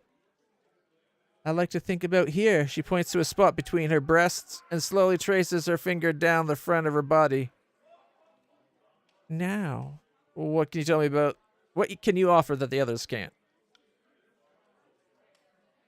All right. Timo's mouth widens to a smile. She puts a hand demurely to her lips. She leans forward, motioning with her other hand for you to move in closer. I'll perform the Oathbreaker for you. She whispers the words, the heat of her breath caressing your ear. I could make a sage give up his books if I wanted. No, thank you. She's even worse than the first. Lord, welcome. Welcome to Lethian's mistress. The large man flexes his enormous biceps, his charcoal skin glistening in the light. What can Laura do for you? Do you need company? Tell me about yourself. My life story? Sorry to say that it's short and boring. I had a happy childhood. Nothing bad ever happened. I grew up to be big and strong and never had any health issues. I approached Mistress Sophia about a job because I like what and who I get to be here. Or I like what and who I get to do here. What do you offer that the others can't? Everything and more, baby. He lets out a hearty laugh. But my specialty is the Vendrian swell. Let your imagination run wild, and it's even better than that. All right. The Vendrian swell. Ooh. I guess that's one wave you really gotta ride. Callum. Good evening. The tall, thin man smiles as you approach.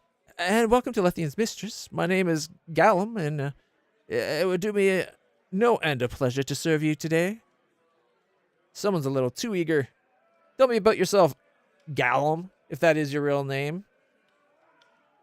Not much to say, really. He muses quietly for a moment. From the north and was traveling with a performing troupe when we were beset by bandits near the crossing. I was injured and lost consciousness, and when I came to, Mr. Sophia was nursing my wounds. The rest of the troupe died in the fight, and I had nowhere to go, so the mistress offered me a position. She knew my performing skills would come in handy. Nudge, nudge, wink, wink. It's the best job I've ever had. What do you offer that the others can't? If you want the ground to move and feel the walls tumbling down, I'm the man for you. I'll give you the Earth Shaker's delight, and trust me, you'll never want to hire another performer again. He's going to rock our world. No, thank you. No, thank you. In fact, maybe Zodica, but nope.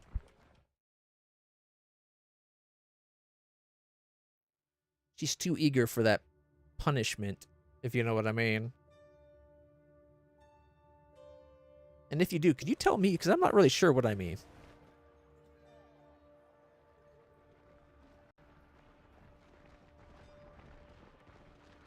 Merchant Praxis. Good day, my fine friend. Could I interest you in all manner of provisions? What you got? Bronze spear. Vile tongue. It's poisonous. We got bronze dagger. Stalwart bronze swords. Yeah, less damage for sure. Bronze tabor axe. No. Bronze shoulder. Bronze dagger.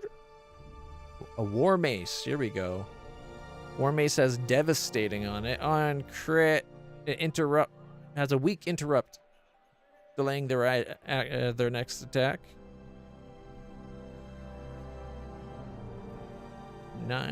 24 to 30 damage. Pair.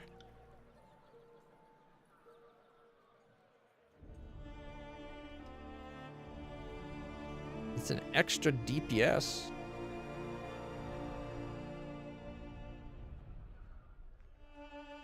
The recovery is 6. It takes a full second longer between attacks, though. So yes, it's doing more damage. Like 10 more damage.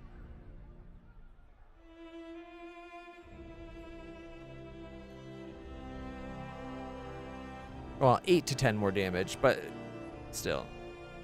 It works out to be 1 more DPS per second.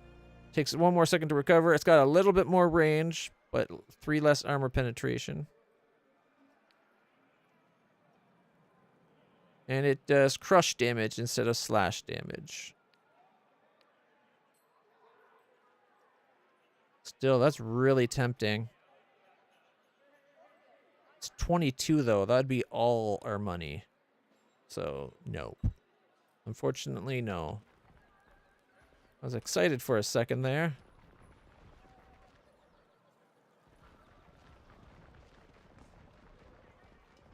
Oh, Sorry, I can't. Well, find a way. You do what I say now.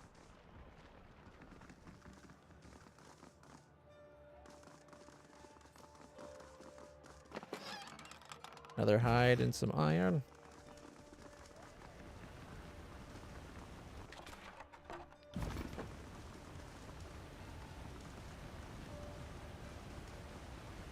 And I didn't come here to kill off the people I killed off.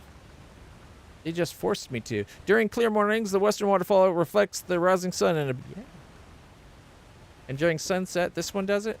You see that? No. Okay.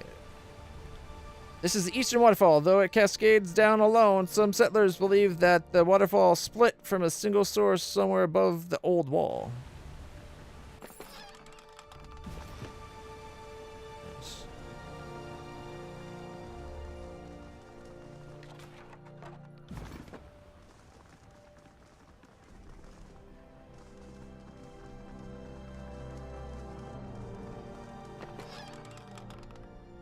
Bronze throwing dagger.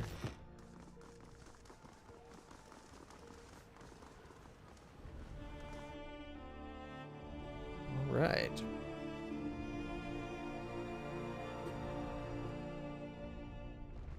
Sorry, I can't. This wall appears to have been damaged years ago, but was never properly repaired.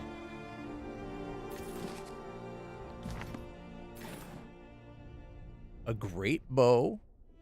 Iron warhammer and a bronze mace. Whoa, was I not just looking at buying a bronze mace? Is this the same one? No, this is not the same.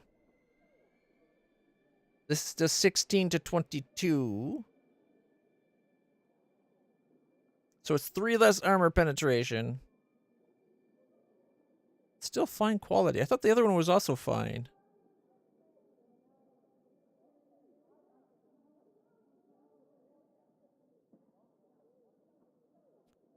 Ooh, here we go. Oh, but it's two-handed. 20 to 25 damage. On crit. Weak interruption and a half-meter pushback.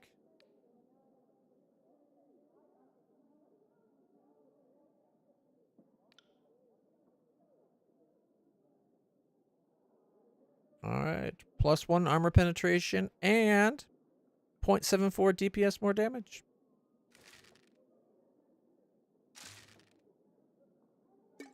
And yet, it looks more basic.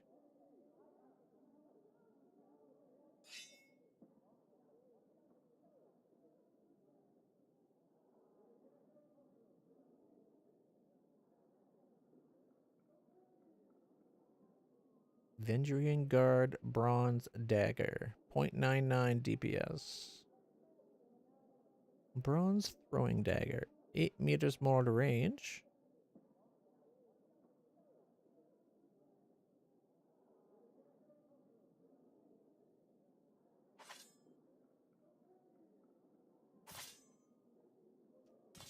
The Bronze Throwing Dagger looks so much bigger. Like, look at the size of that thing.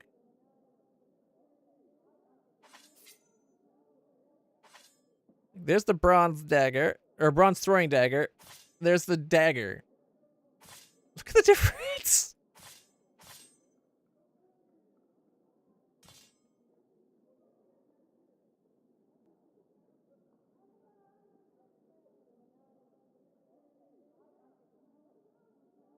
Does it have to be thrown? No, you can still do melee damage with it. 5.14 DPS versus...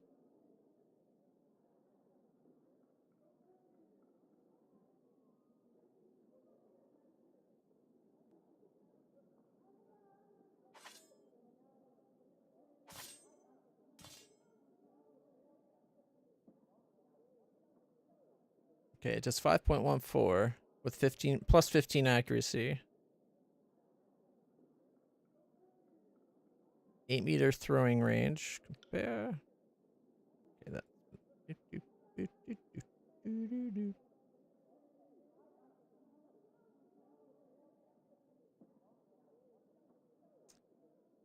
It seems like it should be the same kind of damage as the Bronze Dagger if you use it for melee, and a bit less if you do ranged, but it didn't seem like that was the case. So ranged attack.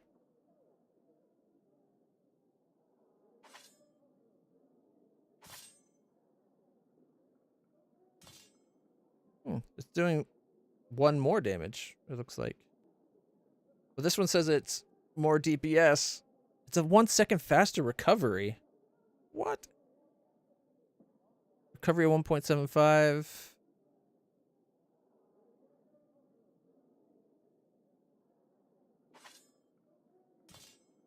Recovery of 1.75.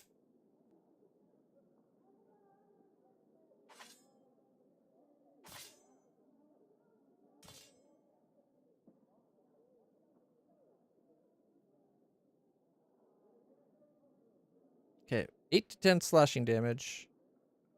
8 to 10 slashing versus parry, right? Yeah, versus parry. 1.75 recovery, just like with the plus 15. 1.75 with the plus 15. The only difference is it also has a ranged attack that you can do an 8 meter attack.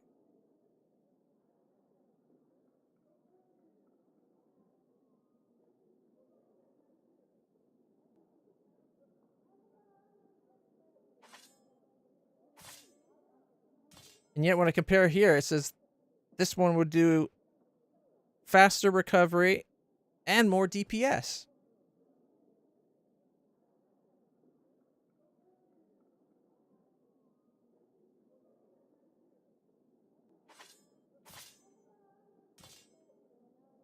.8 seconds. 2.8 seconds.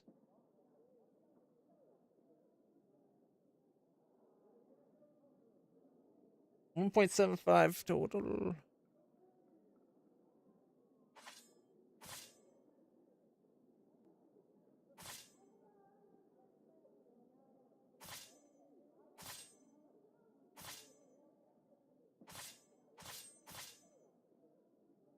All right.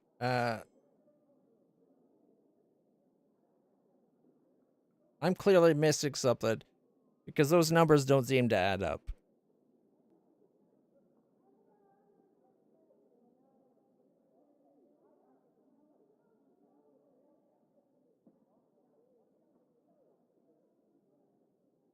Maybe it was citing it as its ranged attack for the timing.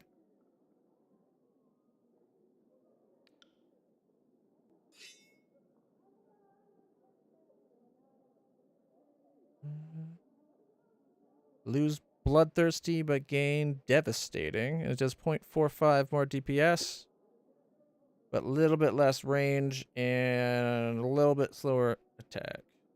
5.7 seconds. 5.9.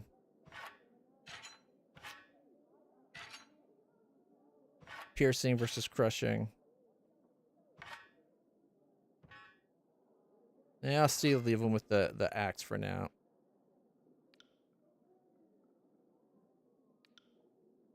I would really like to get her more armor.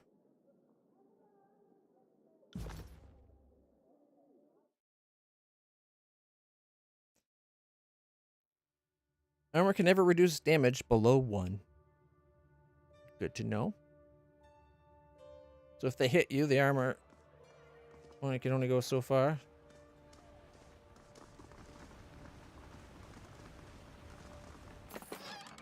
Yeah, an iron Katar.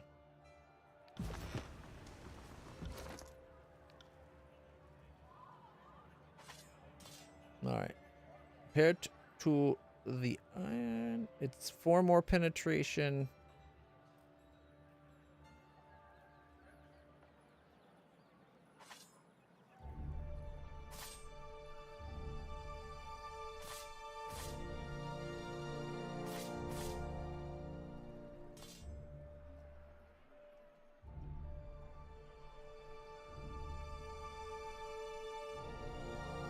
So push dagger versus a normal dagger doesn't seem to change anything. They're both 2.2 seconds.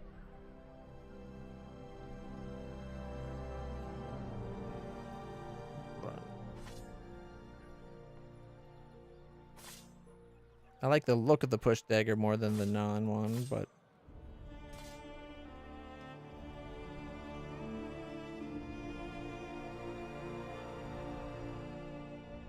I guess if we find another fine quality bronze dagger, I guess maybe we'll switch to that.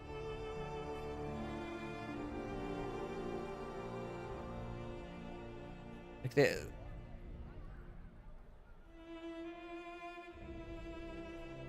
they do the same damage as iron weapons. The game makes it out like iron's like this way better way of attacking, but it doesn't seem like that's actually the case.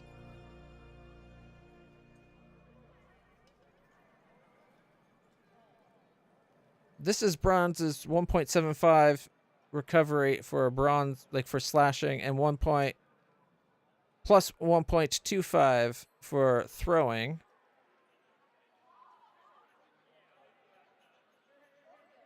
So when it says it's slower, it's got to be when it's got to be talking about, like it says 2.8, but that's got to be at range, right? Basic time is 1 second for melee. Weapon recovery of 1.25. And then armor recovery 1.1. Weapon recovery time is 0 seconds. Armor recovery 1.1.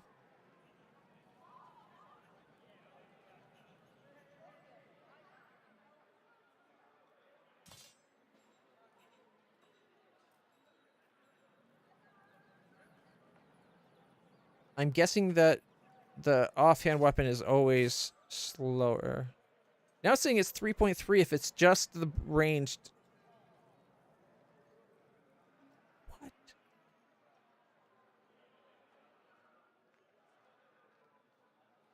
These numbers don't add up. I'm guessing 2.8. I'm guessing her skill at dual wielding makes her faster as a dual wielder. Alright. So just the bronze, 2.1. Just an iron, 2.6. And then, of course, there's the difference of piercing versus slashing.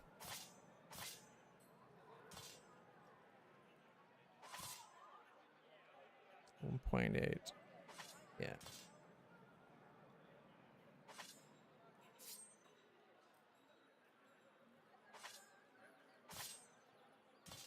I think I'm going to have the one be the iron punch dagger just so that she does slashing and piercing. That way, if we have someone that's resistant against one, all her damage isn't tied into one type.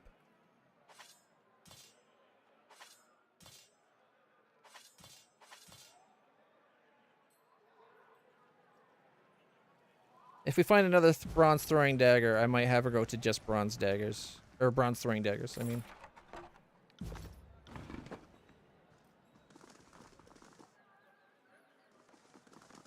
Do you have eyes on this?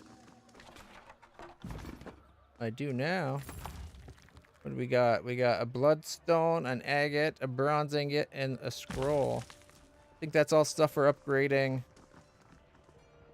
Due to the focus of raids, all the bridges and ramps in Lethean Crossing can be raised to provide safe places for settlers to hide. Okay, we already went in there. That was just the rest. Yeah, okay. What's this one?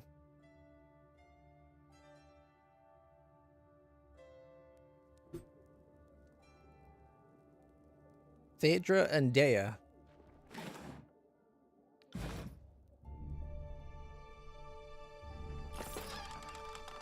Two staggering burn.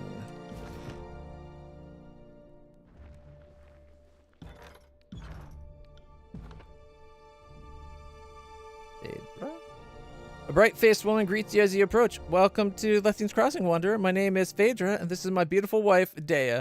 She indicates the stone-faced blonde woman standing next to her, who holds up her hand in a quick greeting. What brings you to town? Is there anything I can help you with? How do you feel about the disfavored? I don't have an issue with them. Their curfew may be a bit strict, and it gets hard to keep track of every rule they invent and all the regulations they've enacted. Otherwise, they've left us alone to live our lives. Anything is better than having the Brotherhood. Give me 100 rules for every Brotherhood member driven from this town. What can you tell me about the town? I've lived here most of my life, but honestly, I'm not sure there's much to say. We're a center for trade and a waypoint for travelers. The walls are a little scary, but you get used to them. What about you, dear? She shrugs, never changing. What is there to say? The town is all right, but living under the thumb of an occupying force makes it hard to relax.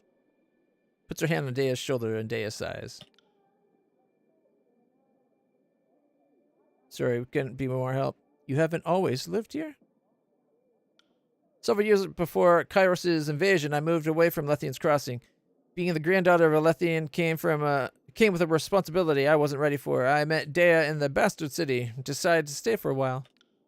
We were living in the Bastard City when we heard that about Kairos' forces moving to the tiers, so we took that as our motivation to move, and I think we got out of there at just the right time. We've traveled a bit with a couple of caravans, but nothing really seemed like home until I returned to the crossing. You never realize how much you can miss a place until you've been away for a while. She wraps her arms around Dea and squeezes. But I could live anywhere as long as this one's with me. It's true that trade hasn't been as vibrant here recently, but I'm sure it's simply a temporary setback. The merchants will sing and dance for you, trying to convince you their suppliers are unaffected, but everyone is feeling it. Have faith that the world will set itself right soon enough. People call me a fool, but I don't see the benefit in bemoaning your fate. You take what life hands you and make it work. You're Lethean's granddaughter. One of many, I suspect, but I'm the only one anyone knows about, and before you ask, no, Eldian is not my father. Maybe you haven't heard, but my grandmother wasn't exactly the settling down type. Alright, thank you for your time.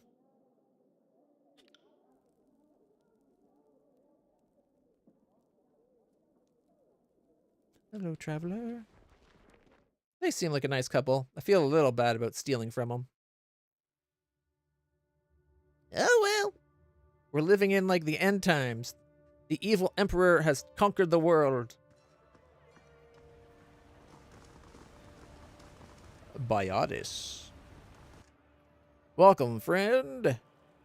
What brings you to my humble trading post? Have a certain something in mind? Just browsing. Here we go. An iron javelin. 5 more penetration and 1.24 DPS more. It's a little bit slower, but it's 62. Yikes. Forge bound hammer. We got iron axe and a forge bound hammer. Iron gauntlets, sigil of fire, volcanic weapon accent.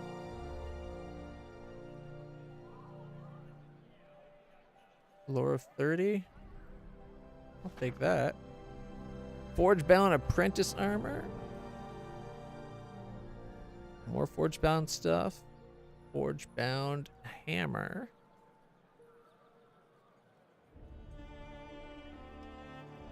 It'd have to be at least fine quality, probably. A little bit slower, a little less accurate. Tiniest bit more armor penetration and more DPS. Alright. Nothing too great, but at least he's got us another accent, so.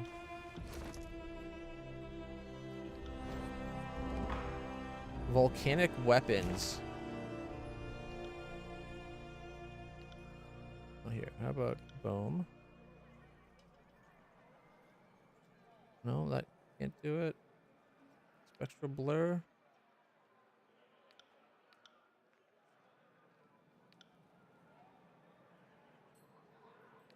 That's the rooting.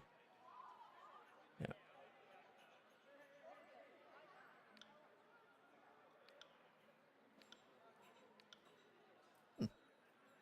We have accents that don't seem to be popping up on here. Select chain, duration, interrupt. Unless that's its own thing, maybe? We got focused intent, distant impact, and channeled strength.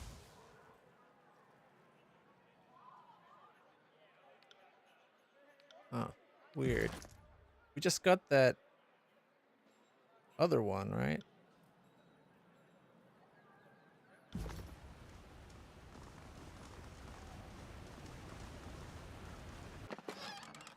Some water. Alright, 2 houses still on this side. It's a lot more places to go in this city than I was expecting it to be. I thought it'd just be like a small gateway to... It's all in the reflexes. Forge plan. Good thing I keep a torsion wrench handy. Ooh, forge bound hammer of fine quality.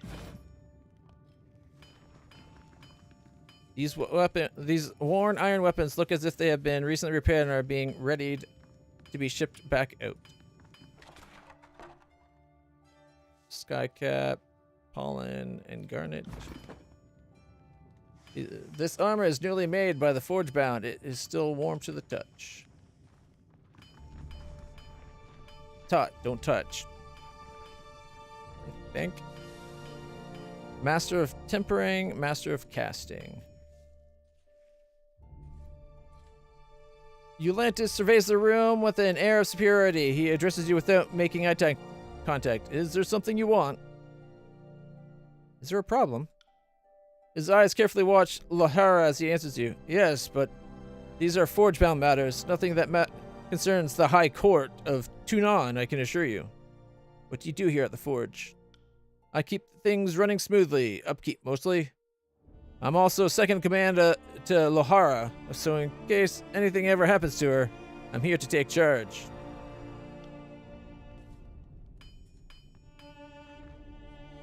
Muscular woman stands upright from the forge and turns to look at you, the light of the fire playing across her face, making her eyes dance dangerously.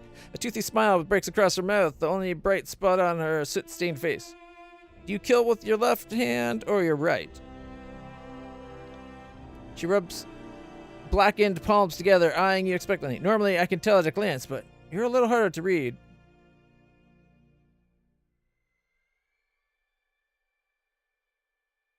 Right. Noted. She clears her throat and wipes her blackened hand on the canvas of her smock. I am Lahara, Master of Tempering and Forge Master of Lethean Crossing. My task here exceeds the hours left in the day, but there's no harm in pausing my work if it means speaking with the Fate Binder. Gain favor with the Forge Bound. I want to thank you personally for your help with the help you gave to the Forge Bound when you visited the crossing before. The workers you provided us were a great boon. We're grateful to you for it. How can I be of assistance? Why did you want to know if I killed them on the left or my right? The gauntlet is the hardest piece of the panoply and the most rewarding to work. So many scales of so many different sizes. Then there's the rivets. She slides her thumbs and fingers together, shedding flecks of soot and iron dust. I imagine you see a lot of metal in your line of work. One gauntlet is invariably going to wear out before the other. My mind's always thinking on what will need repairs first. Simple as that. Are you well? You look weary.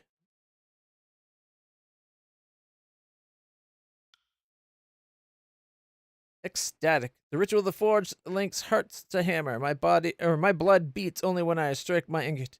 My forge runs too hot if my breath becomes too hurried. The bond is both fatiguing and exhilarating.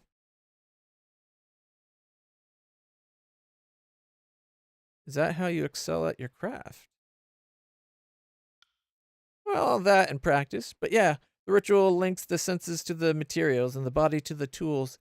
My hand becomes a joint, the hammer the true end of my arm. I feel the heat of the forge as if it were the weather of the room. Under such circumstances, true focus can emerge. Couldn't that kill you? I should hope so. Better than being defiled and killed by brigands, poisoned by grain rot, or slain by childbirth. But not a soldier wished to die in battle. Fascinating. Let's speak on other matters. Can you make something for me? Can. Most certainly. Will? Well, Kairos invented cues for a reason. I have every Iron Walker and every Scarlet Chorus ringleader sending me bribes and flattery in hopes that I'll work off schedule and make them some special this or one of a kind that.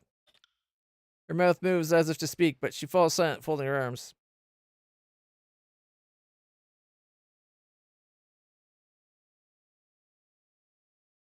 I did not realize the request was so thoughtless. My apologies. Gained favor with the Forge Bound. Woohoo!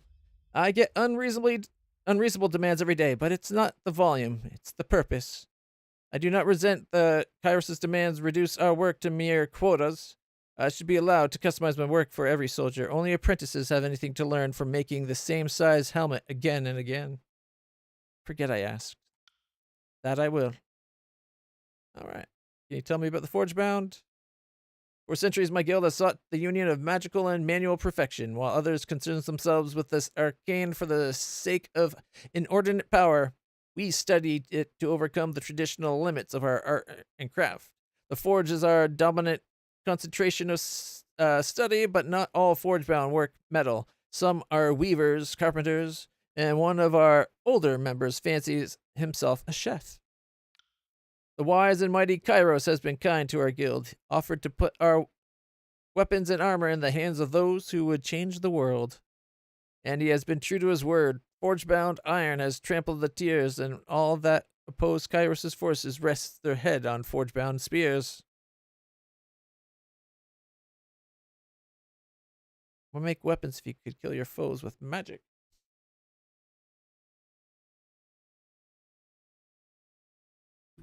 All right. What can you tell me about the Forge-bound Master? Zendaya is the best leader I have had the pleasure of working under. She guides the Forge-bound with a steady yet stern hand, guaranteeing all of our work is of the utmost quality and peerless in every regard. I am Zendaya's second, which is why I am the Forge Master for Lethean's Crossing. She points at Eulantis. He is my second. Should anything happen to me, I haven't worked with him long, so I don't know much about him or the true, long-lasting qualities of his work. But he was appointed by Zendaya, so he must be good at what he does. He seems to be thinking that maybe if he kills you, he'll have your job. I don't trust that other guy. All right.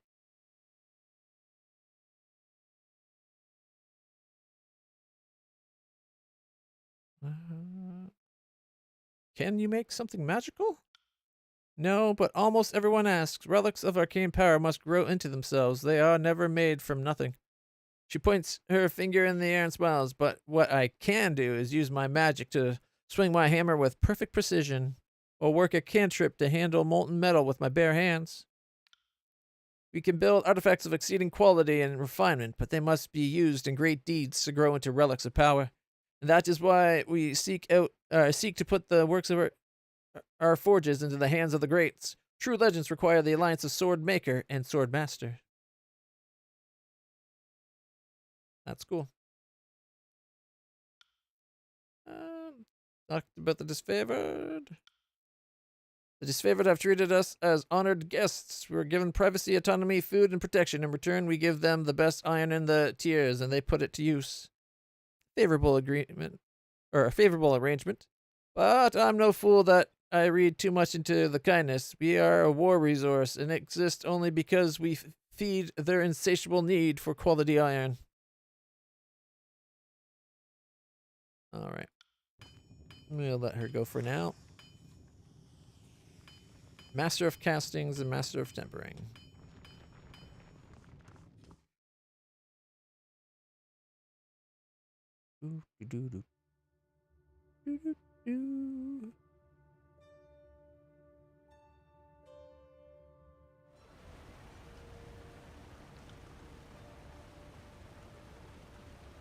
Is the Sunrise District? Melita? Oh, there's the entrance to the old wall. And there's the spire.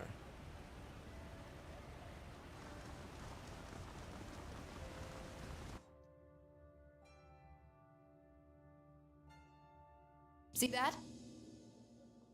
I do, thank you. You got Ravenshaw. It gives you increased subterfuge. Nice. And some water. The back wall of this home has long since crumbled away, revealing the old wall behind it. Aren't you worried about sharing a wall with the old wall?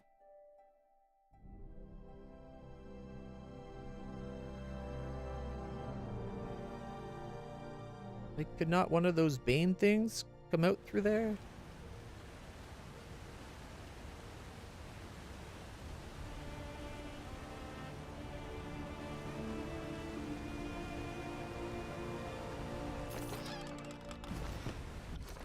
All right.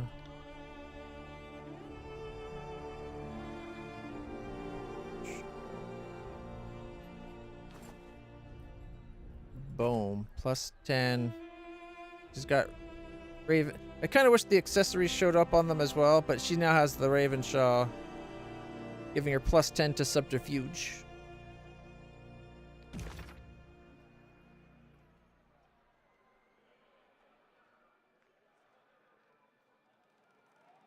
Oh, here's the extra. There's the volcanic. Adds 25 to the lore cost. Accent that uses fire and brimstone to cause material force spells to damage foes in a line. The rooting is obvious, and the deflecting, also 25. Perform spells to reduce the damage a target takes from critical strikes.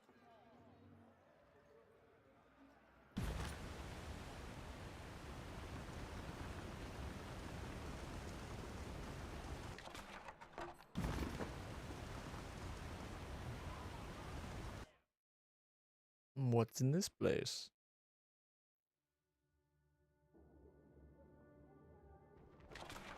Some cheese. Bronze ingot and scroll. Callian and Kalia. Sorry, I'm not interested in whatever you're selling. If you want to talk to someone, talk to my brother. Greetings, Fatebinder. Apparently we don't talk to any of them. Rude! And after I broke into their house, like, come on. Don't they know how to be a gracious host?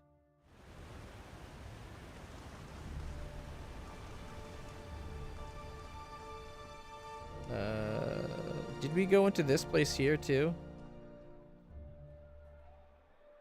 Can't remember.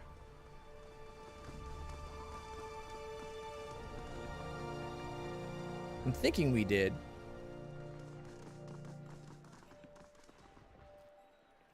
I might not have because I was still doing, at the time I was focused on the merchants and that.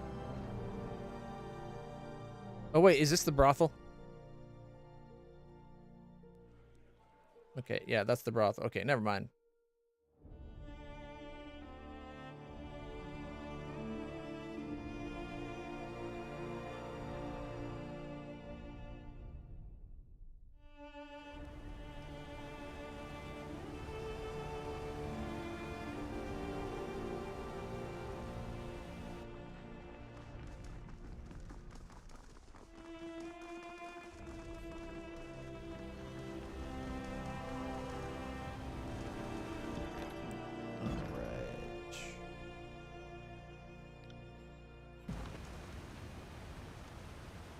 Good day to you, Melita.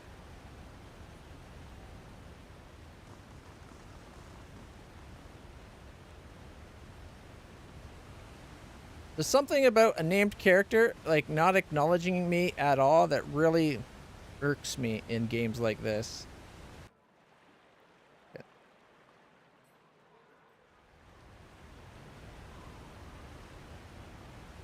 All right. Oh.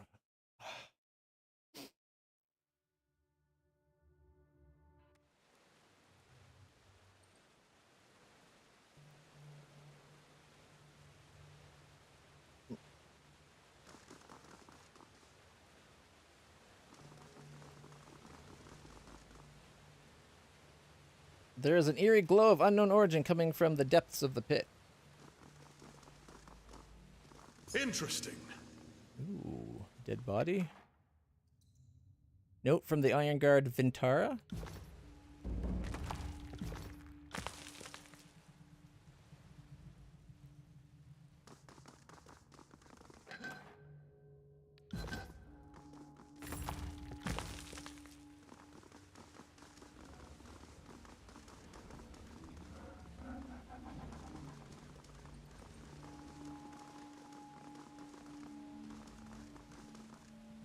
These floor stones have been broken recently. Bits of metal nearby would suggest it's the result of careless something or other. Nothing I can't handle. A bloodstone. A bronze spear. Oh, I'll be right back, guys. Apologies.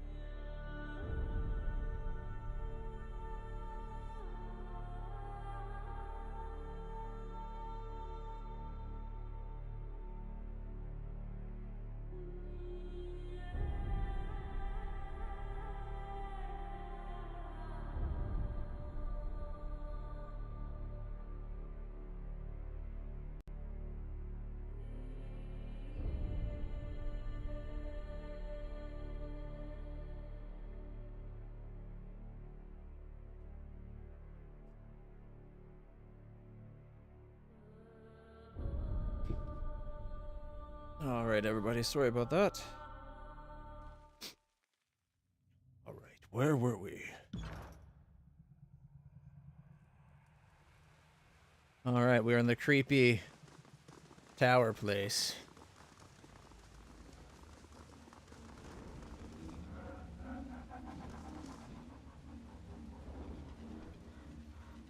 The door creates a near perfect seal with the surrounding walls.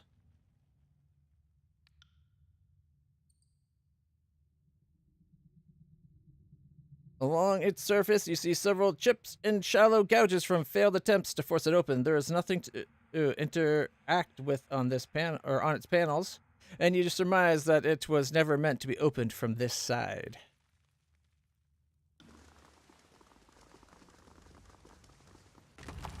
All right.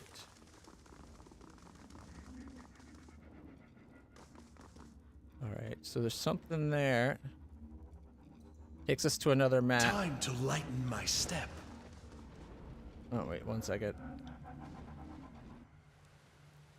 think there was a thing over here. Yeah, right this. We'll see what this is.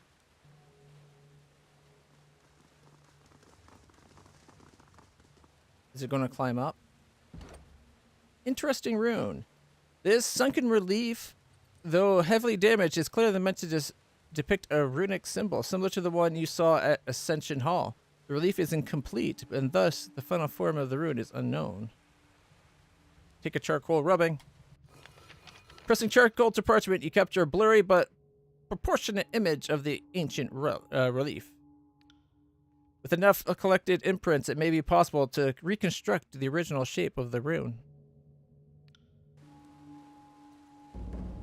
I don't know. Is it just me, or is it like a curve like this, and then we got the two things like that, and a little bump in the middle? Like,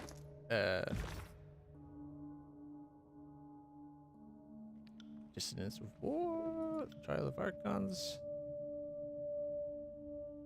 Oh, Voices Around was using this guy to funnel weapons to the Vendrian Guard. So he was betraying it. Oh man, I might be on the wrong side. But then again, pretending to be his friend could be the way I get all the evidence we need, right?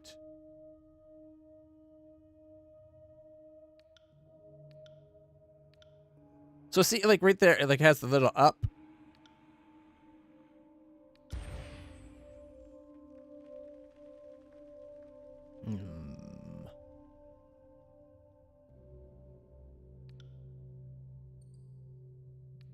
I wish the accents actually affected the shapes too.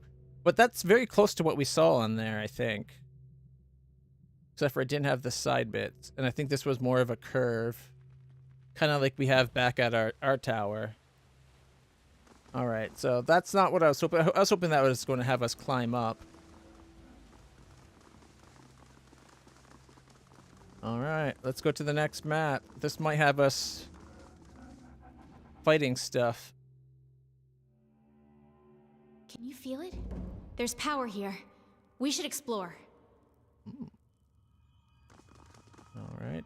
If she's all for exploring.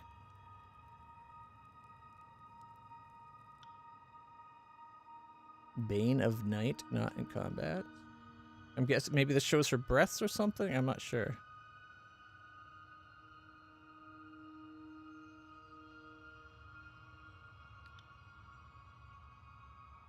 Okay,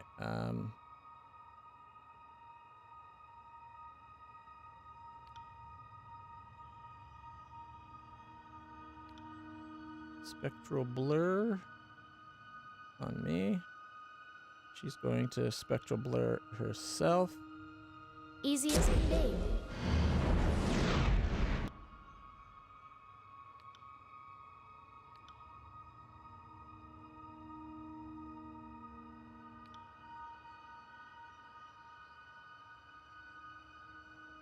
I wish we had another Spectral Blur we can cast. I might have to teach myself that spell. Just so we can have everybody guarded up. Such a simple task. I got it. The chamber immediately reminds you of the Ascension Hall, an intricate rune Yeah, running along the floor can only mean one thing. You stand at the feet of a great spire. Each step you take echoes across the great distance.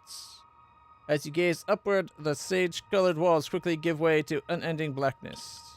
The rune in the center of the floor is inactive, and the silence of the hall offers no clues as to its use or function. You feel a slight tug in your chest, a faint echo of the energy that enveloped you at Vendrian's well. Watch where you step.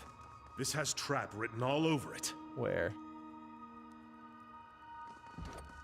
Alright, take another rubbing.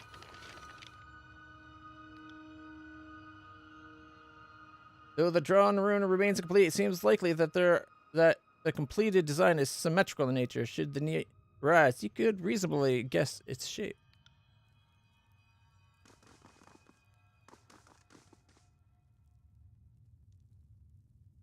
Alright. The grooves on the floor are inlaid with a dim incandescence. Material that glimmers upon closer inspection. They appear to intersect at various angles, forming a myriad of potential shapes similar to the rubbing you found. Alright, so we gotta pick the shape, then press the button, is my guess. Alright.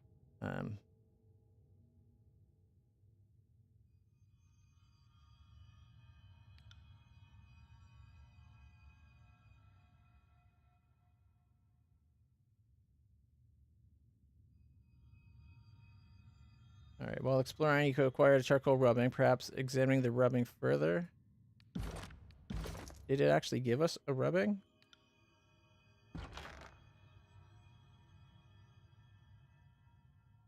Okay. Oh, that reminds me. We got a forge hammer now. Is it worth it? 17 to 23 crush. It's 0.44 DPS and one more penetration. You know what? He's a 93.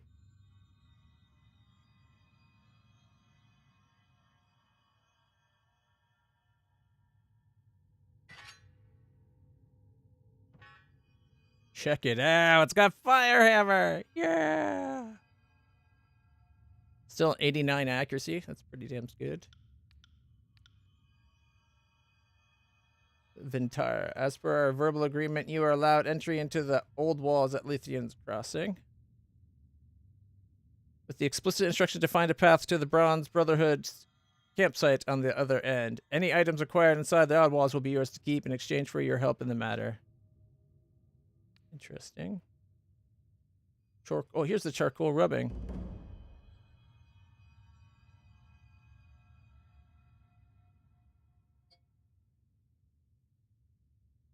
Okay, so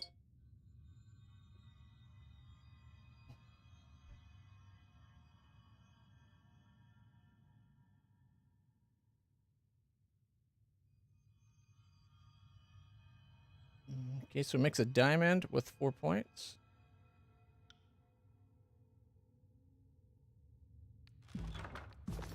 Oh, sweet, you can leave it open. Okay.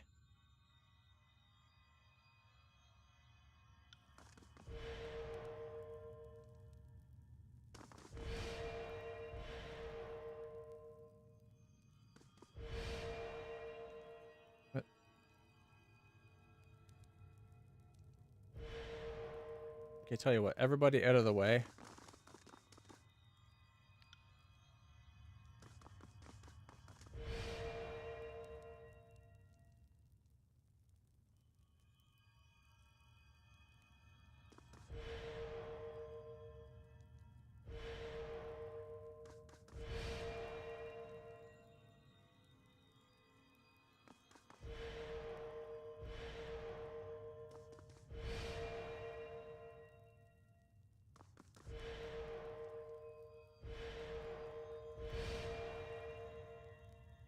Okay, so we'd be like you to there. You to there.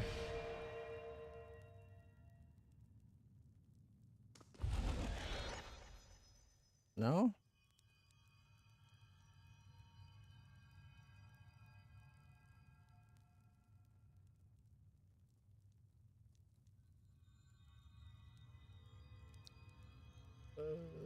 But it has to be.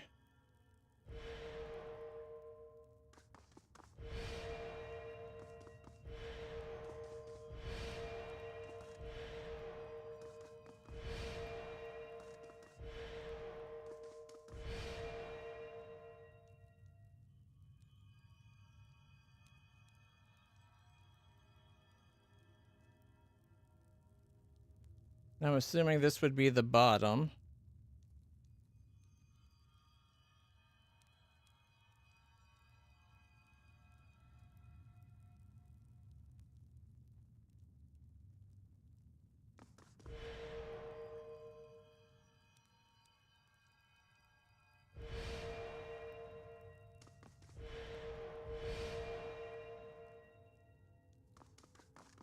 Maybe it's got the entire arc at the bottom here. Right.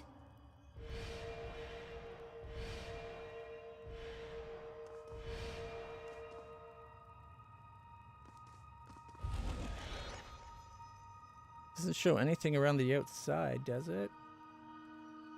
I guess it does, kinda. Okay.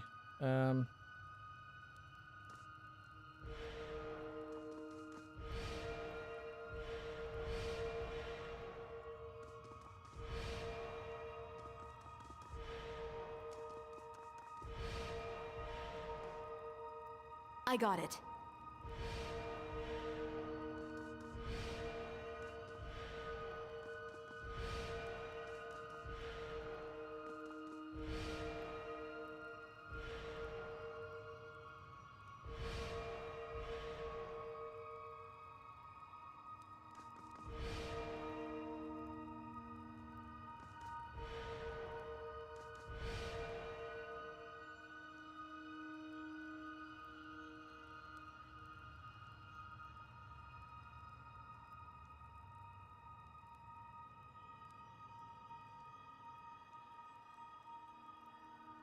I don't know if it includes it. It kind of looks like it does.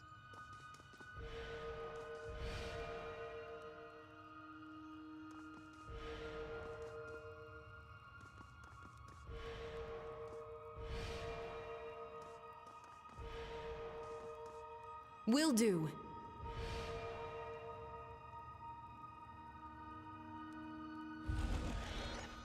No. I'm assuming this is to, like, confirm. Maybe that's just the reset button, though.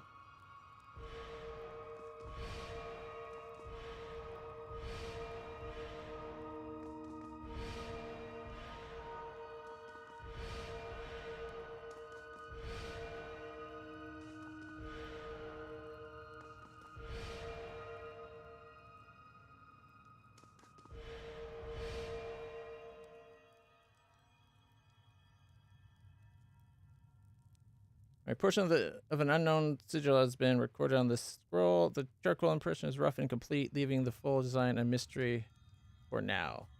But didn't we find a piece that was like, seems like it's symmetrical?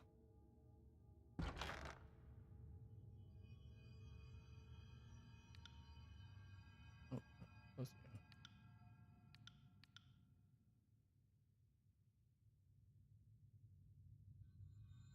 This old book is fragile and hard to read, but there's legible plans in it for locked iron gauntlets. The item can be created with access to a spire forge. Ooh, nice. Dagger plans.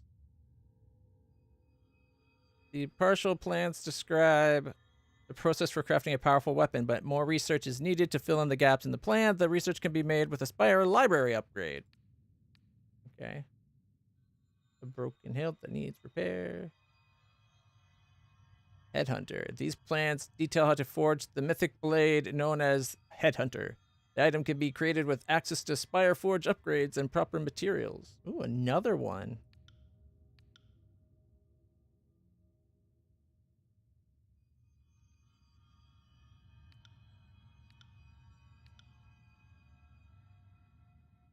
Quest items.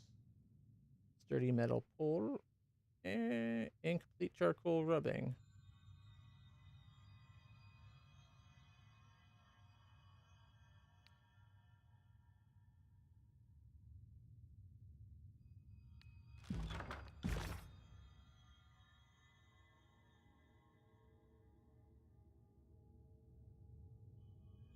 Continue to search your determine what.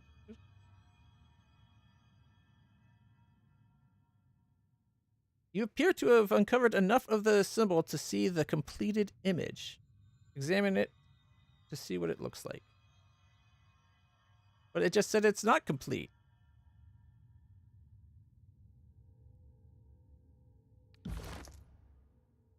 I'm confuzzled.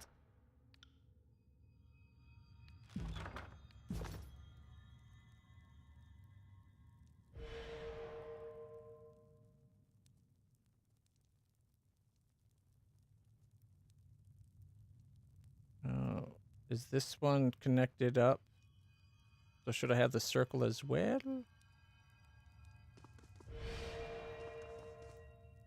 I tried that one though, didn't I? Like I hit the button with that.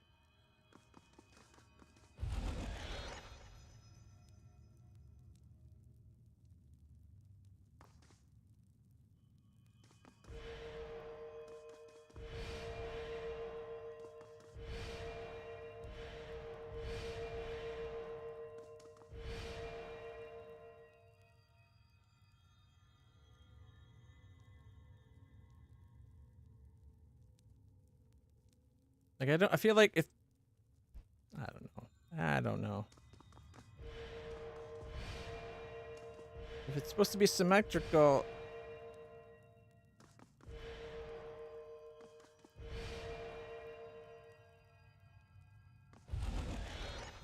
Definitely not that.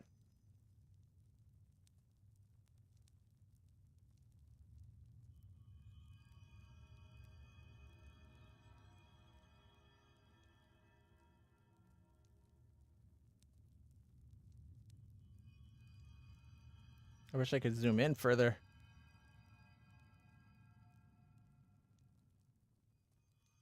This drawing here makes me think that it does have all of it. You know what? It's time to call it for the day. We'll finish this up next time. We're really close to making a breakthrough. We did not get a lot done for playing for 6 hours. But I guess we had that whole trial. The game takes a lot of talking. But guys, hopefully you're enjoying this game as much as I am. It is an interesting game.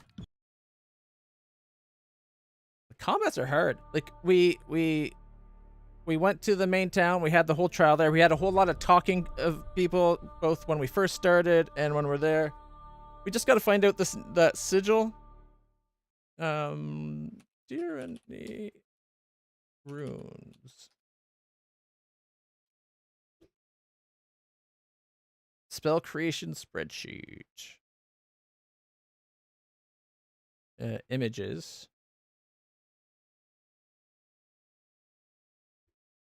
Like, so that one.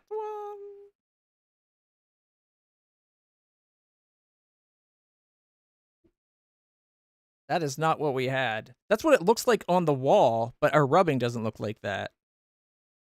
I think this is the one. All we had to do was add the circle. I was wondering about that because you could kind of see the circle on this part here really faintly. But if that's the case, you would have needed more of the circle, wouldn't you? I should have just tried it. And the other one is right there, which I thought about doing because that's what it looks like on the drawing in the world. But our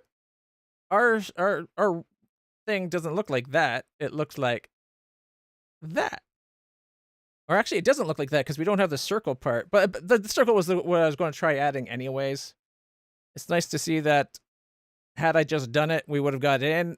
But that's okay. I don't want to look at it anymore in case we get things given away. For now, guys, thank you so much for stopping by. If you haven't hit the follow button yet, please do. It means a lot. Today was Tuesday, so tomorrow will be Witcher 3, and we'll be playing more of this on Thursday. I think going forward, this will be the Tuesday, Thursday for sure, and maybe one extra day per week, depending on what else we have to play. But for now, guys, thank you so much for stopping by. I need to go take my meds and get some supper in me and change my patch and maybe do a little crying. I kind of feel like crying. A good cry might, tire me out, get me some good sleep tonight. Who knows? For now, guys, again, thanks so much for stopping by. Thank you for all the bits and the subs and the gifted subs. That was awesome, everybody. Thank you so much. Until then, everybody, stay happy, stay healthy, stay awesome. I'll see you all in the future. And maybe do that Solar Wind real soon, too. Just because now you got me curious about it. So many games, never enough time.